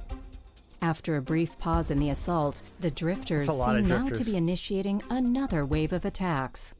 Not only are they attacking structures, but they also seem to show more focus towards hunting down and destroying individual pilots. It should be noted that drifters, if given the opportunity, will always mercilessly pod capsuleers. Taking both Concorde and capsuleers completely by surprise, the attacks have created considerable concern and confusion among the nullsec power blocks. Once the predicted local communications blackout is imposed, capsuleer warlords will have to deal with the developing situation without intelligence gathered from automated registration on local solar system channels. The SCC has additionally stated that if the scale of the attacks continues, then their fluid routers are not expected to support full services in nullsec beyond another week or so. In light of this, it seems clear that the nullsec blackout will take place very soon. This is Lena Amber, reporting for The Scope.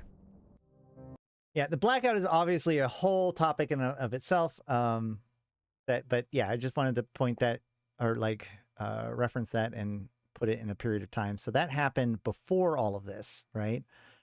So, yeah. All right. Consideration has also been given to the medical status of a number of leading presidential candidates who were seriously injured in terrorist attacks on the 27th of February. Governor Selis Agard, Senator Suvio Belleron, and Mayor Shalin Ramnev are all considered out of danger. Governor Agard's personality synchronization following body death and recloning is understood to have left her with some experiential time loss.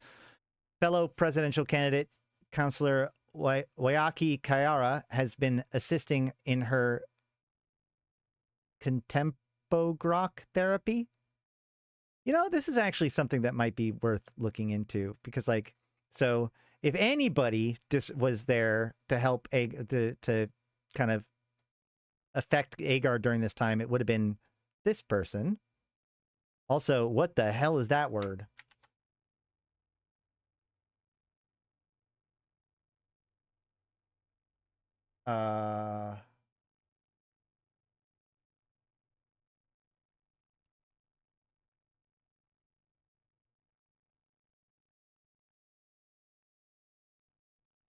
This is in regard. No, yeah, they literally just made up that word for this.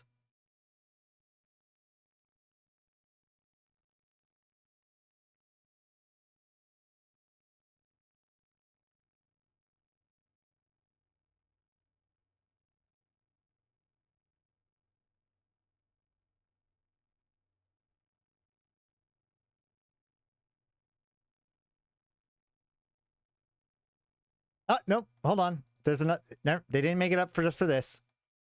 In Stranded. Nope. Hold on. Never mind. Never mind. They did make it up for just for this. I don't. Yeah. No. It's only this one time that they ever mentioned it. Excellent. Cool. All right. So. Contempogrok therapy. Well, grok comes from stranger in a strange land, which means to understand something. Either way, I don't know. Senator Belleron has regained consciousness following successful treatment to prevent neurological damage and is recovering well in Intaki's system. Mayor Shalin Ramnev is no longer in critical condition, but remains under intensive care. Grok is the real therapy. Grok is this real therapy. Yeah. God damn it. I promised this was not supposed to be about real life stuff. No. Amar militia forces regain control over Flosiswin. Federal Stock Exchange in Luminaire reopens under limited trading regulations activated by Senator Commerce Committee. Flosiswin 4 is still nasty. Caldari State lowers alert status of Caldari Navy and State Peacekeepers. Maintains low duties and supplies to Federation.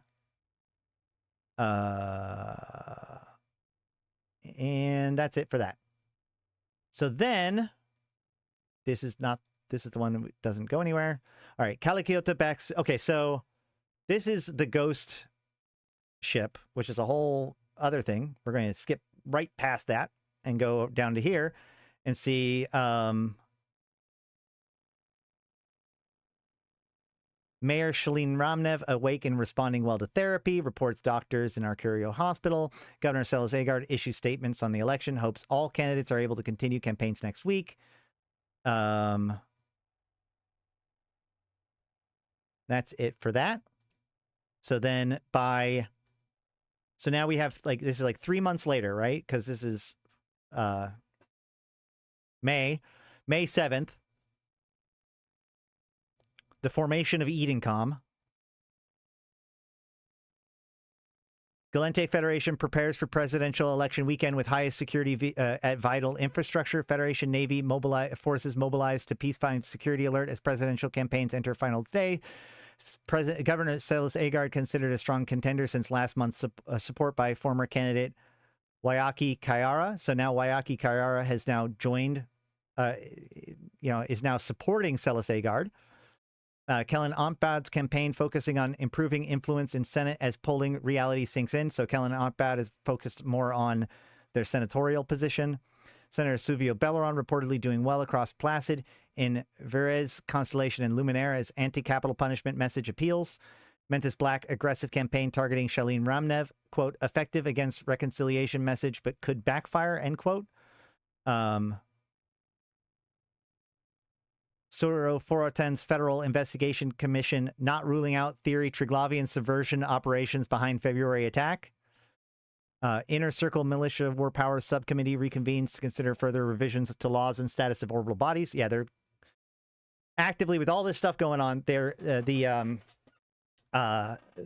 Concord's trying to figure out what they're going to do to fix the Emergency War Powers Act, because obviously things are kind of starting to fall apart.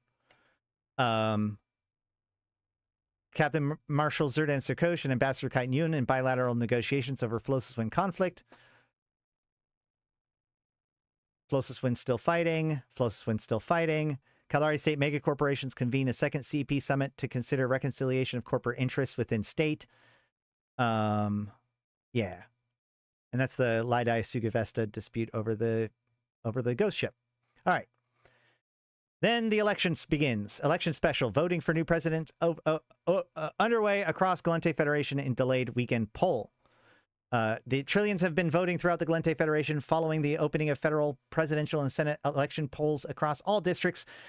At 08th of May, New Eden time, outgoing President Jacques Rodin has ordered the highest level of civilian and military security at vital infrastructure across New Eden, vowing that there will be no repeat of the February election attacks. While all eyes are on the race for the presidency of the Federal Union of the Gallente Prime, a fifth of the 903rd Federal Senate seats are up for election this year cycle, with 181 sub-districts also voting for their Senate representatives. Early indications are that voting participation numbers are very high, with federal elections and communications authorities reporting high usage of secure voting channels in all sub-districts. Following the latest pre-election polling, the Scope Election Headquarters team has assessed that the race for the presidency is a contest between two strong runners: Mai's governor Celis Agard and former Arcurio mayor Shalim Ramnev. Senator Silvio Belleron of Entaki may still have a path to victory, but his chances are hurt by weakness outside of the Placid and Essence regions. Ramnev's reconciliation message has resonated with many voters, but the popularity of Agard's unity, security, diversity message has proved enduring. Agard's pledge to link Solitude directly to the main Federation Gate network has particularly energized voters in that region. So this is a big thing, because this is one of the things that she ends up doing. Mentis Black, former Senate head and chief of the Federal Intelligence Office, has performed relatively poorly in polling despite his aggressive attempts to project himself as the face of the Gallente prosperity with security. Our analysis team suggests that much of the appeal has been undercut by the strong security record of Governor Agard and the insurgent campaign of the Federal Defense Union General Juliana Soter. While the latter is trailing amongst the most prominent candidates, voters inclined to back hawkish views have been split across three campaigns, with Black's spotted record as FIO head hurting him. Senator Kellen Ontbod of Koleli has seen his presidential hopes collapse as polls over the last month has indicated clearly his appeal among dovish and reconciliation-minded voters have drained away in favor of Shalin Ramnev's campaign. Ramnev's campaign has been boosted significantly by a number of endorsements from senators of the Labor Populist Alliance and other key figures of the Doves bloc. Analysis speculate that aggressive anti-reconciliation campaign against Ramnev served many to highlight her as the leading champion of such positions. Con Tomo Gok. Con against. Grok understand. Tomto is Slavic for this one, so against the one this one understands. Maybe.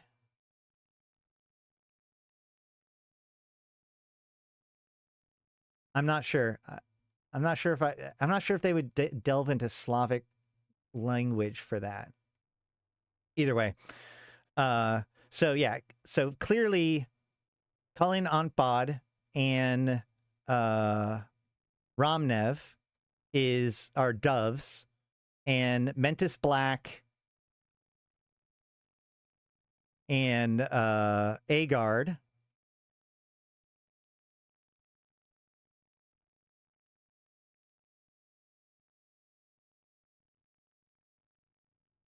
are the hawkish ones.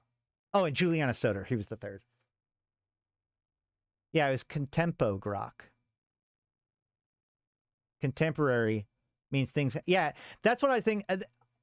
it makes sense to me that it's like the attempt to understand what's currently going on, right? Just the catching up, you know, like catching up on current events. What year is it? Who's the president? You know, these kinds of things. That's what I assume is what it means. All right. Senator Colin Ompot of Kaleli has... All right. The role of the political parties and ethnic groups have been felt keenly in the senatorial race, but it's had a significant influence over the presidential campaign. Suvio Belleron has strong support amongst backers of the Federalist Liberal Party. Okay, hold on.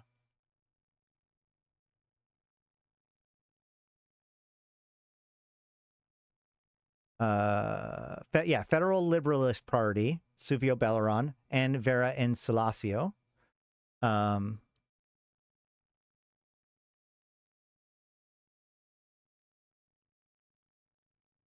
But equally opposed to many among the Yinmei and Manar communities for his central interventionist views. Observers have also, because Suvio Belleron's really good at like trying to impose his, he gets criticized a lot for imposing his and Intaki kind of like standards on the rest of the people, with the most notable one being against capital punishment, right? He gets accused of imposing his views on everybody. So, you know, the smaller groups like Yinmei and Manar are going to be against that. Observers have also noted that Manar voters have swung decisively behind Celis Agard since fellow candidate and Manar Councillor Wayaki Kayara ended his campaign in favor of the governors. Kellen Ompot's hope were perhaps most heavily hit by the defection of many amongst the Matari diaspora in the cause of Shailene Ramnev. The issue of Senator Belleron's capital punishment abolishment bill, passed by the Senate and awaiting approval or veto by the next president, has also been polarizing amongst political parties on ethnic lines. Both the New Sociocrats, largely backing Mentis Black, and the Progressive Union, strong supporters of Celis Agard, have outright condemned the bill and called for it to be vetoed by the next president. The Yinmei bloc continues to rail against the measure, while the Intaki diaspora strongly supports it. Gallente supporters of the Labor Populists and federal liberals have tended to back a ban on capital punishment. Analysts believe that the Soder campaign's backing for capital punishment ban, despite his overall hawkish positions, have reduced further his somewhat limited appeal outside of Gallente and Intaki communities. This is what's like weird about this. So this is one of those things that like, this is what's annoyed me about this whole process, which is that, you know, as we said from the very beginning, like the Caldari have their mega corporations, the Amar have their noble houses, the Minmatar have their tribes. The Gallente have these blocks, these voting, like these organizational blocks, the Labor Populists, the Federal Liberalists, etc. But there is no good record of any of it. So you can see, like, as I've started trying to piece things together, even this morning, like trying to figure out what senators are where and which blocks even exist. So I've kind of figured out that, like, here is the more leftist block, and here's the more right-leaning blocks, I think. But we'll see more as we get into the actual presidency of Celis Agard, because that's when a lot of these, like, they do have these kind of things in the previous stuff, like we've seen, but it comes up a lot more in these new, you know, as things have kind of realigned. All right. For his part, the two-term president, Jacques Rodin, has stayed above the political fray, notably declining to endorse former political ally Mentis Black, and has indicated he intends to be a neutral guarantor of the peaceful transfer of government according to the democratic will of the people of the Federated Union. The election weekend polling will end midnight New Eden time on Sunday, with the final results expected to be declared late on Monday. And that is another good point. Like, there was lots of conspiracies about Rodin, but ultimately this election really... This is one of the reasons why a lot of those conspiracy theories never went anywhere, right? Because, like, yeah, it's probably true that the Serpentis help Rodin come to power, and probably did so during the elections as well.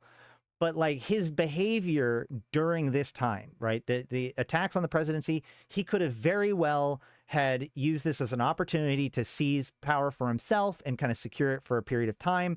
But from the very beginning of these attacks, he absolutely, like, he was commendable in how much he was focused on resecuring the Federation in order to do the new elections, and getting Soroforoten, even the previous president, to run the commission to try to figure out what even happened. Like, regardless of how you feel about Roden prior to this the Gallente attacks and this election altogether, like Roden acted like a top tier politician, like a honest to God good dude during this time, I think. So it's interesting. He also kind of disappeared since then. I don't know if CCP just kind of wanted to redeem him and let it move on or whatever happened here, but it is true. So, all right. The election weekend polling will end at midnight on New Eden time on Sunday, with the final results expected to be declared late on Monday. The inauguration of the next president of the Federated Union of Gallente Prime is scheduled for Friday, the 15th of May. The Scope Election HQ team, Lena Abra, the Scope Gloriax, bunch of people. In other news, 410 Commission hopes to deliver preliminary investigation report on election attacks to president within weeks. I don't know if we ever got that commission's report.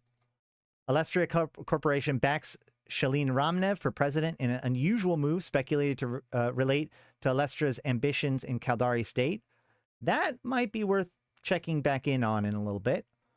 Quaif Mega Corporations providing redundant channels for federal and elections communications for its encrypted corporate network.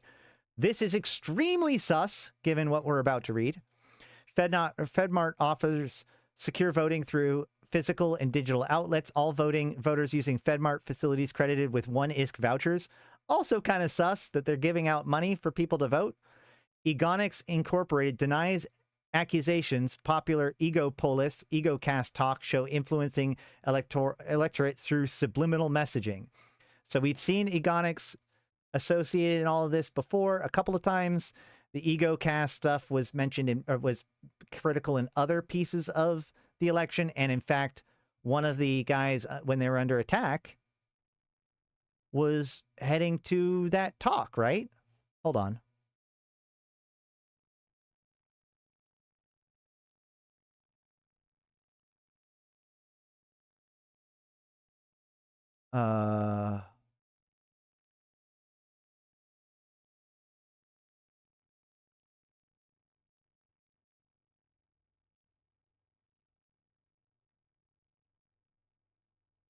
Yes, Kellen Ontbod was on his way to do an EgoCast show.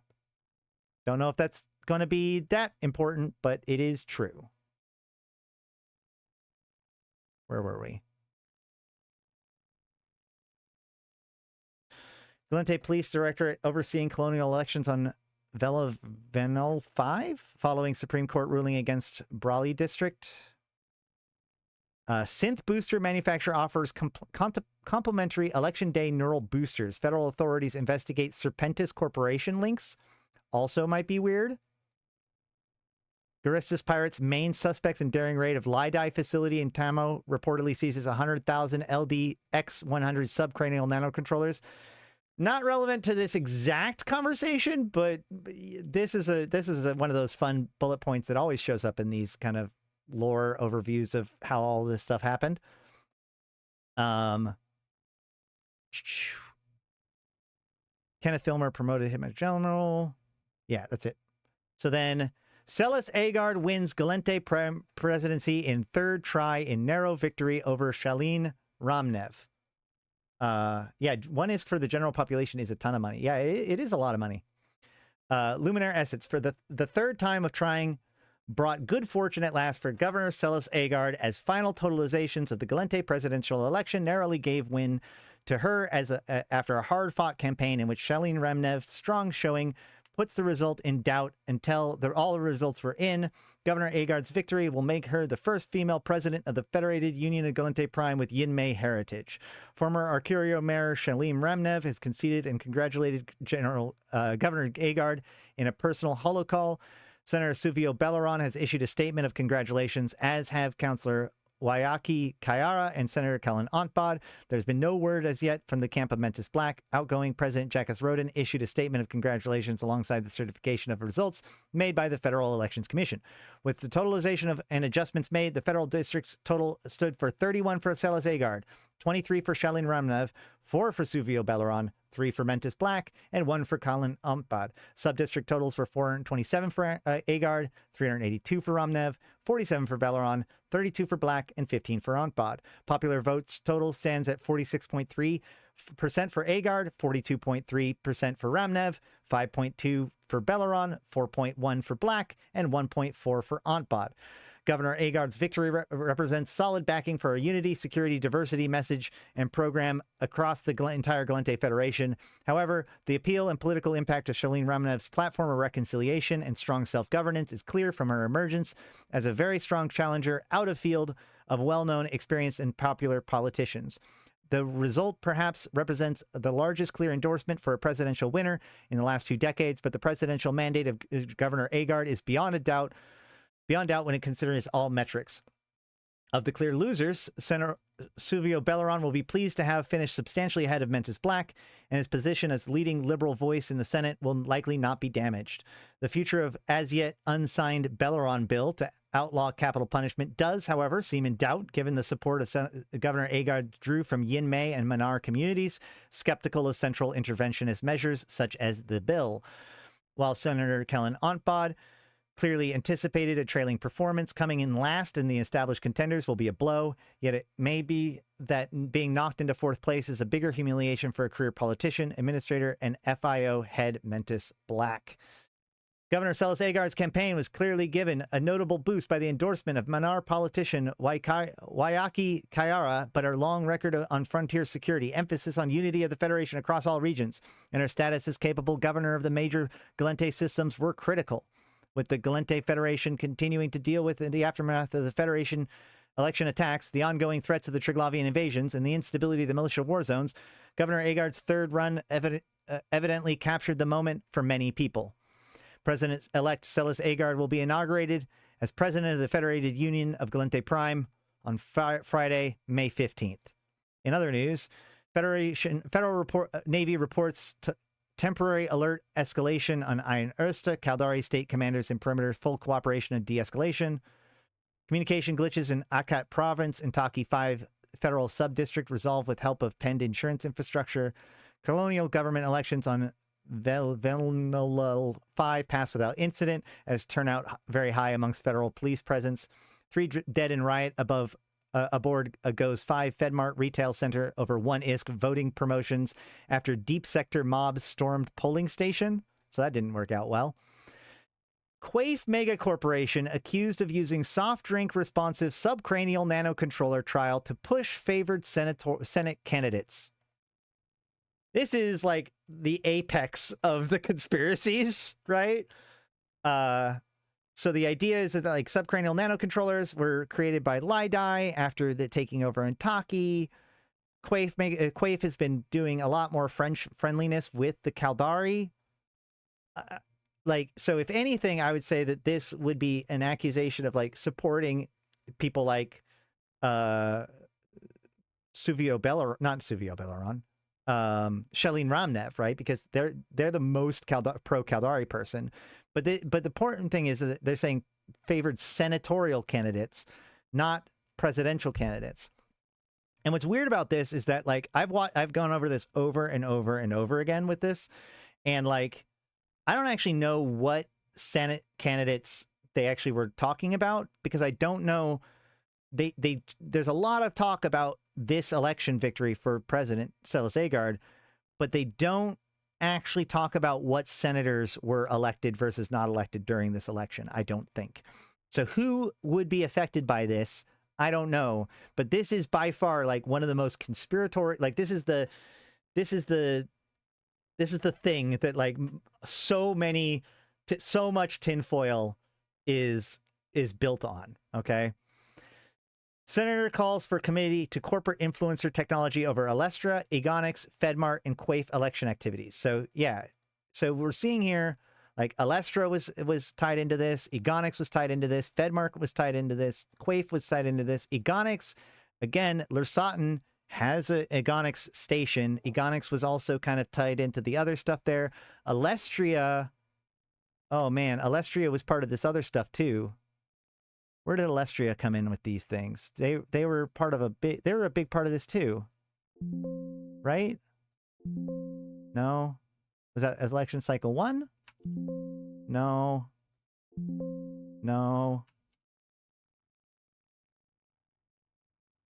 We're going to look up Alestria and get a million things.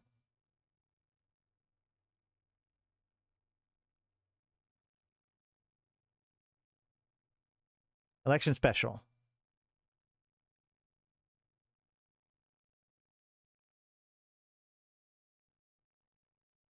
Well, yeah, okay. Alestria Corporation backs Shalin Ramnev for president. An unusual move speculated to relate to Alestria ambitions in Kaldari state. Yeah, it is worth noting that, like, I've been over this a few times now, but this is my first time, like, really trying to, like, chew this all together. I don't know so much about FedMart, but Alestria and Quaif both appeared to be trying to favor a Kaldari-friendly candidate. Egonix was just talking to... Who was it was just talking to?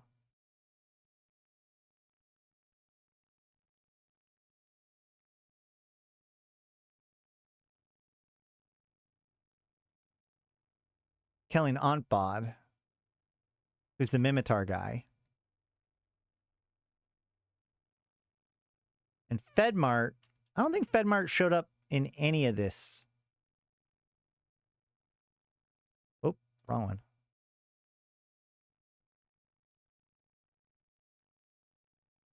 FedMart intervention with Yinmei agriculture.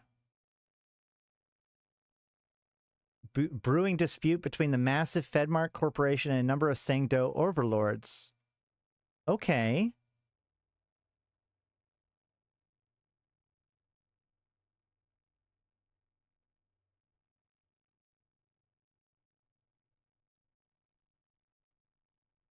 Is this like the origin of the Civil War? That could be interesting. Alestria is in opposition of FedMart, I thought. Yeah, it's the main competitor of FedMart.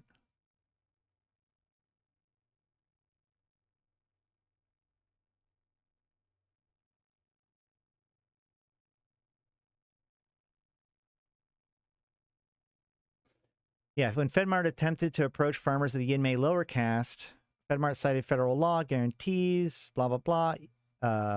Yeah. So FedMart are against, could be theoretically against the, oh,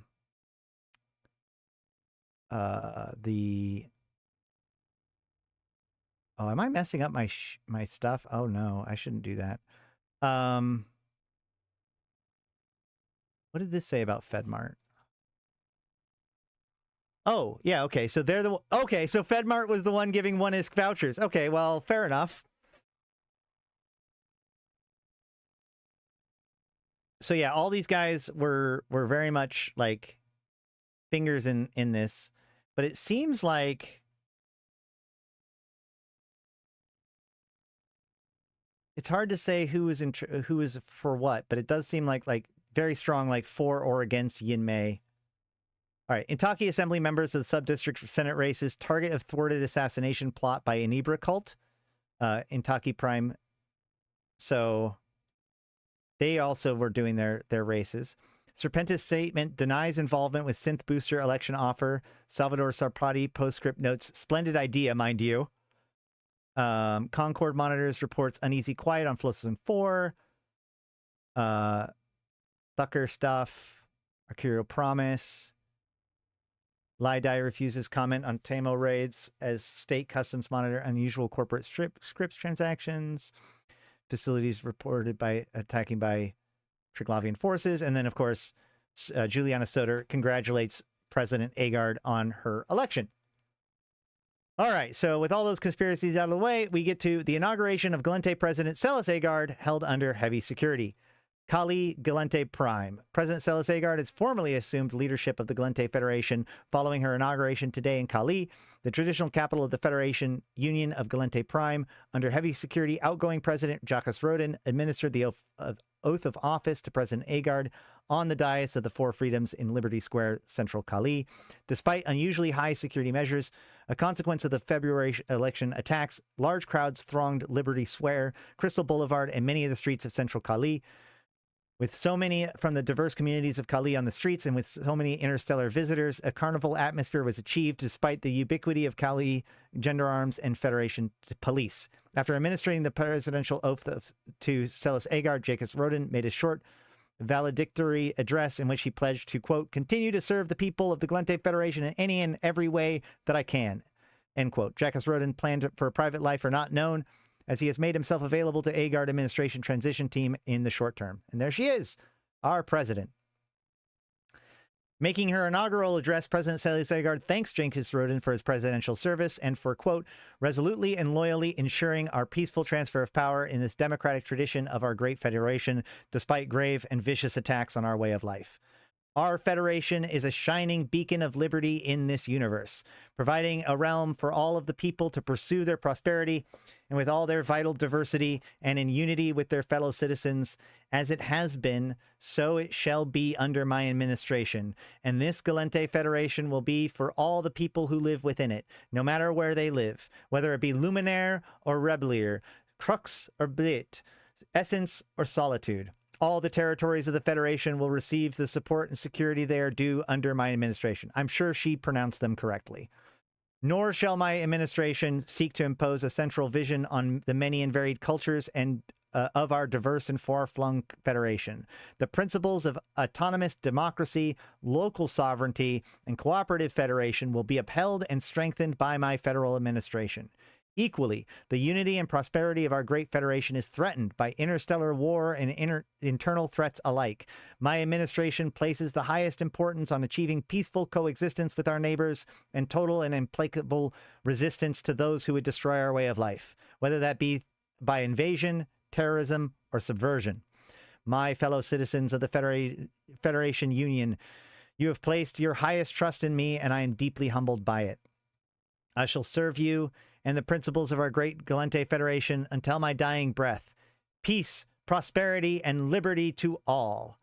Representatives of the other major empires were present at the inauguration and are understood to have been meeting with the President Agard. From the Caldari State, Hasiota CEO, Antonin Osmond, Lidai CEO, Alakoni Ishinoya, and Sugavesta CEO, not even trying that one, Anita, representative, the chief executive panel.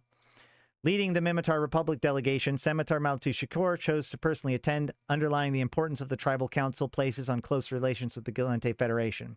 Chief Akasia Midgelar and Inar Abul of the Sebester and Thucker tribes, respectively, were also present.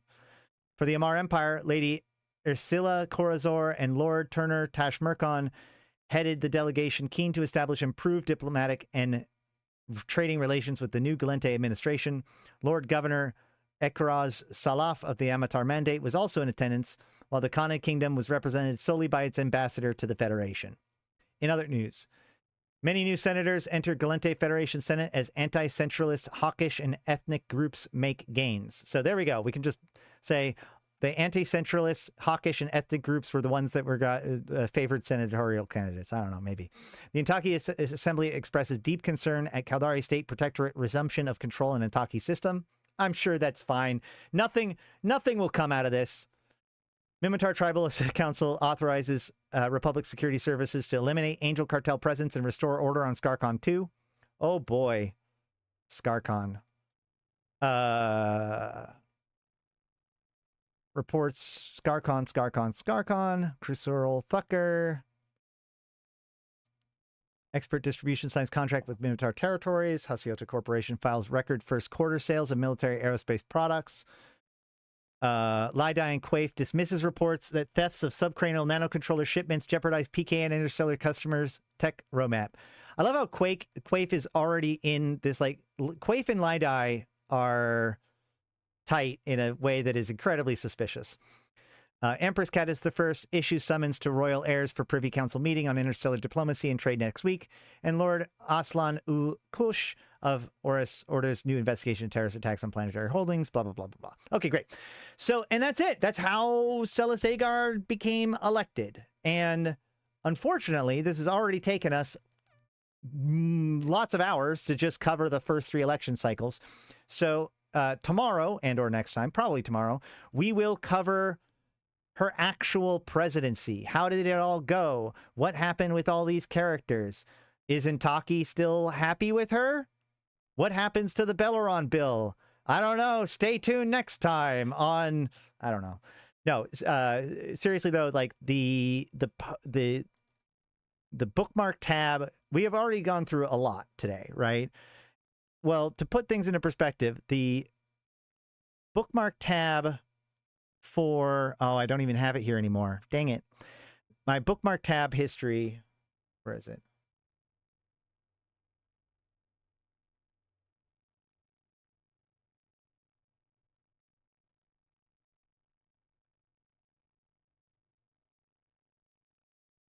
I hesitate to even open it. It's like 80 something tabs for everything that she's done since she was elected. So I think that this basically is going to be our stopping point for today. And tomorrow we will jump off right where we left off with President Salas Agard's presidency and everything that has happened, the pros, the ups, the downs, and how even though the election was supposed to be basically a year ago now, she's still president. And that's fine-ish. So we will end today with her words, not mine. Hundreds of worlds, billions of people. Our strength is our diversity. Our tolerance lends us unity. But cross us, and you will swiftly find the steel beneath the velvet. Above all, know this, my fellow citizens. Our Federation is the light of liberty, shining in the darkness.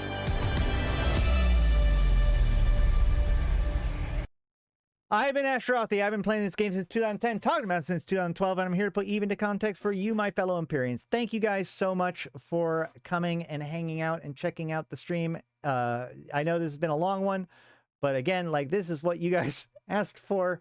So there you have it. The Gallente, the history of the Gallente presidential elections and how the last three major elections have gone.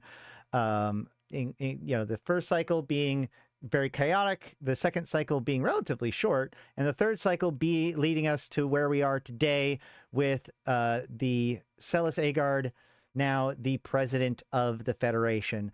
I do want to thank all of you who have stuck with this so far. And of course, my top tier supporters, 745 MPSI, Arydanika the Queen, Bad Boy Smooth, Ebo Leet, Erladis, Elange, Flash Gordon, May, Malak Starfire, Malin, Mercuton, Mayak, Neelam, LM1, Sheesh, Cicero, Thrans, and Rid. Thank you all so much. I've been Ashrothi. Until next time, please like the channel for the guineas. This, it really would mean a lot to consider supporting the channel, picking up some merchandise, becoming a member, supporter, all that kind of stuff. Message me if you're interested in helping me edit some videos. I don't know, whatever. I will see you guys probably tomorrow. I think it's tomorrow with more of this. But until then, I've been Ashrothi, the voice of New Eden, and I'll see you in space. Whew. Can you guys all see why I waffled on doing this topic for so long? It's like, it's interesting. People want to get into it, but like, all right.